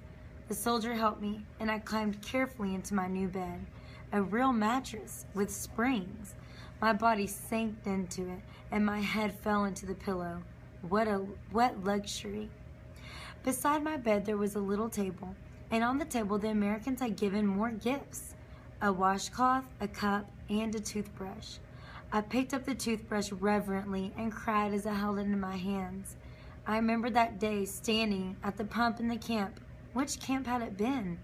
When I wondered when I had ever been so fortunate as to have something so simple as a toothbrush. Piece by piece, bit by bit, the Americans were giving me my life back. That night in the dining hall, we sat in chairs. At a table. I hadn't seen a chair in 6 years, nor a table. The tables were long, with places set for 10 people at each. The American soldiers stationed with us come in and sat down. The American soldiers stationed with us came in and sat down with us. There were plates at the table and silverware. I picked up a fork and looked at it the way I had my toothbrush, like it was some artifact from another world. There were napkins, too. I watched the Americans tuck their napkins into their collars and did the same. And then they brought the food. Big platters of roast beef, mashed potatoes, gravy, and baskets of rolls. More bread than any of us had seen in years. The man across from me started to cry, and the American soldiers didn't know what to do. "Would you pass the salt?" I asked him. The man looked up at me through his tears and started to laugh. He was laughing and crying at the same time. "Pass the salt?" he said. "Yes," he said, laughing. "Yes, let me pass you the salt." And so we began to pass the food around, this feast the Americans had laid out for us. They couldn't understand our tears, couldn't know how amazing such a simple meal was to us. Would they ever understand? Would anyone who hadn't survived what we had survived understand? We could tell them all about it, describe in every detail the horrors of the camp and the way we were treated, but no one who had not been there would ever truly understand. As the food filled my plate and the soldiers and former prisoners around me began to eat, I remember that day in Krakow, so long ago, the day the war had begun. I remembered the food on the table in my old apartment in Podgorsk, and all my family sitting around me, mother and father, Uncle Moshe and Aunt Gisela, and little cousin Zitka, Uncle Abraham and Aunt Phila, my cousins Sala, Dawid, and their 2 boys. They were all dead and gone now. I thought too of my friend Fred, and the boy who had been hanged for trying to escape, and the man who had fought back, and all the other people I had watched die. They filled my table and all the tables around me, taking the places of all the real people in the room. The dead would always be with me, I knew, even when I was surrounded by life again, even if the Americans gave me back all the objects I had lost. It would be the same for all the other prisoners too, I knew. They smiled and they ate, but there was sadness in their eyes. Sadness for the people we had lost and would never get back. But I was wrong about losing everyone. A few days later, I was out for a walk in my Munich neighborhood. I walked the streets wherever I could, whenever I could. I still wasn't used to the fact that I could walk as I pleased, that I wasn't gripped by thirst or hunger every second. I was thinking about what the rest of my life would hold when I saw a familiar face. She passed by on the other side of the street, and for a moment I thought I had to be mistaken. "Mrs. Emmerglick," I called. I dashed across the street to get a closer look. "Mrs. Emmerglick!" The woman turned. It was Mrs. Emmerglick, the mean old lady who lived across the hall from me in Krakow. She burst into tears when I told her who I was, and she hugged me so hard I couldn't breathe. "Oh, Yanek, it is so good to see you," she said at last. "The last time I saw you, you were just a boy. Now look at you. You're a grown man." I had grown, even in the camps. When I looked in the mirror these days, I didn't recognize the person staring back at me. "The last time I saw you," I told her, "you yelled at me for bouncing a ball in the hall." Yes, you and that ball." She gripped my shoulders tight, as though if she let me go I would disappear. "Oh, my dear boy, how I wish we could go back there now. How I wish we could start again. I wouldn't have yelled at you, I promise." I laughed, a sound as strange to me as my own face. I hadn't laughed enough in the last 6 years to recognize the sound of it. "It's all right, Mrs. Emmerglick. What about your boys, the rest of your family?" "Fred," she said. Her son's name was Fred, like my friend who had died. She had tears in her eyes. Fred survived. Like you, my Fred made it. But no one else. I nodded, reaching out to squeeze her arm. Is Fred here in Munich, I asked. I'd love to see him. Yes, yes. And you know about your cousin Yanek, of course. My heart gave a small leap. No, I was almost afraid to hope. Oh, my dear boy, your cousin Yanek and his wife are alive, and they're here in Munich. Yanek, I hadn't seen him in years. Mrs. Immerglick brought me back to her apartment to write their address down for me on a piece of paper. I walked back out, holding the paper in both hands and staring at it. I had family, a cousin still. Family. I wasn't alone. I went to see them as soon as I could. Cousin Yanek met me at the door, hugging me even harder than Mrs. Immerglick had. He pulled me inside and introduced me again to his wife, Hela. We cried and laughed and cried some more. How did you survive? How did you make it? We asked each other again and again, telling our stories long into the night. Yanek and his wife had survived by hiding with friends, and they had taken in another family, the Gamsers, who had survived the same way. There were 3 of them, Isaac, Barbara, and little Lucia, a 12-year-old girl who sat in the corner reading a book the whole time. What are your plans now, Yanek? What will you do? Isaac Gamser asked me as we sat around the table. I shrugged. It was true. Life had to go on. I like movies. There's a theater near where I live now. I thought I would try to get a job as a projectionist. No, Yanek. You need to go to America, Yanek told me. That's where the opportunities are. That's where you can build a new life for yourself. America? It felt so out of my reach now. I don't have any papers, any money, I replied. How would I ever get to America? There's a special program, he told me, for Jewish orphans of the war. They will help you get your visa and pay your way. I was instantly excited by the idea of going to America. I remembered the movies I'd watched as a boy in Krakow. Did everyone ride around on horses and wear cowboy hats? Did gangsters have shootouts in the streets? Could I really find a home there? I had to find out. I registered for the program. I talked to lawyers. I filled out forms. I changed my name to Jacob Gruener and took to calling myself Jack, like the American soldiers called me. The process took months, years. All the while I came back to visit Yanek and Hela almost every day, and soon I became good friends with the Gamsers too. Little Lucia and I still didn't have much to say to each other, but Isaac and Barbara became like second parents to me, even more so than Yanek and Hela. They became friends. It was hard to leave my new family when the papers finally came through in March of 1948, but I had spent years trying to get to America, and I was determined to go.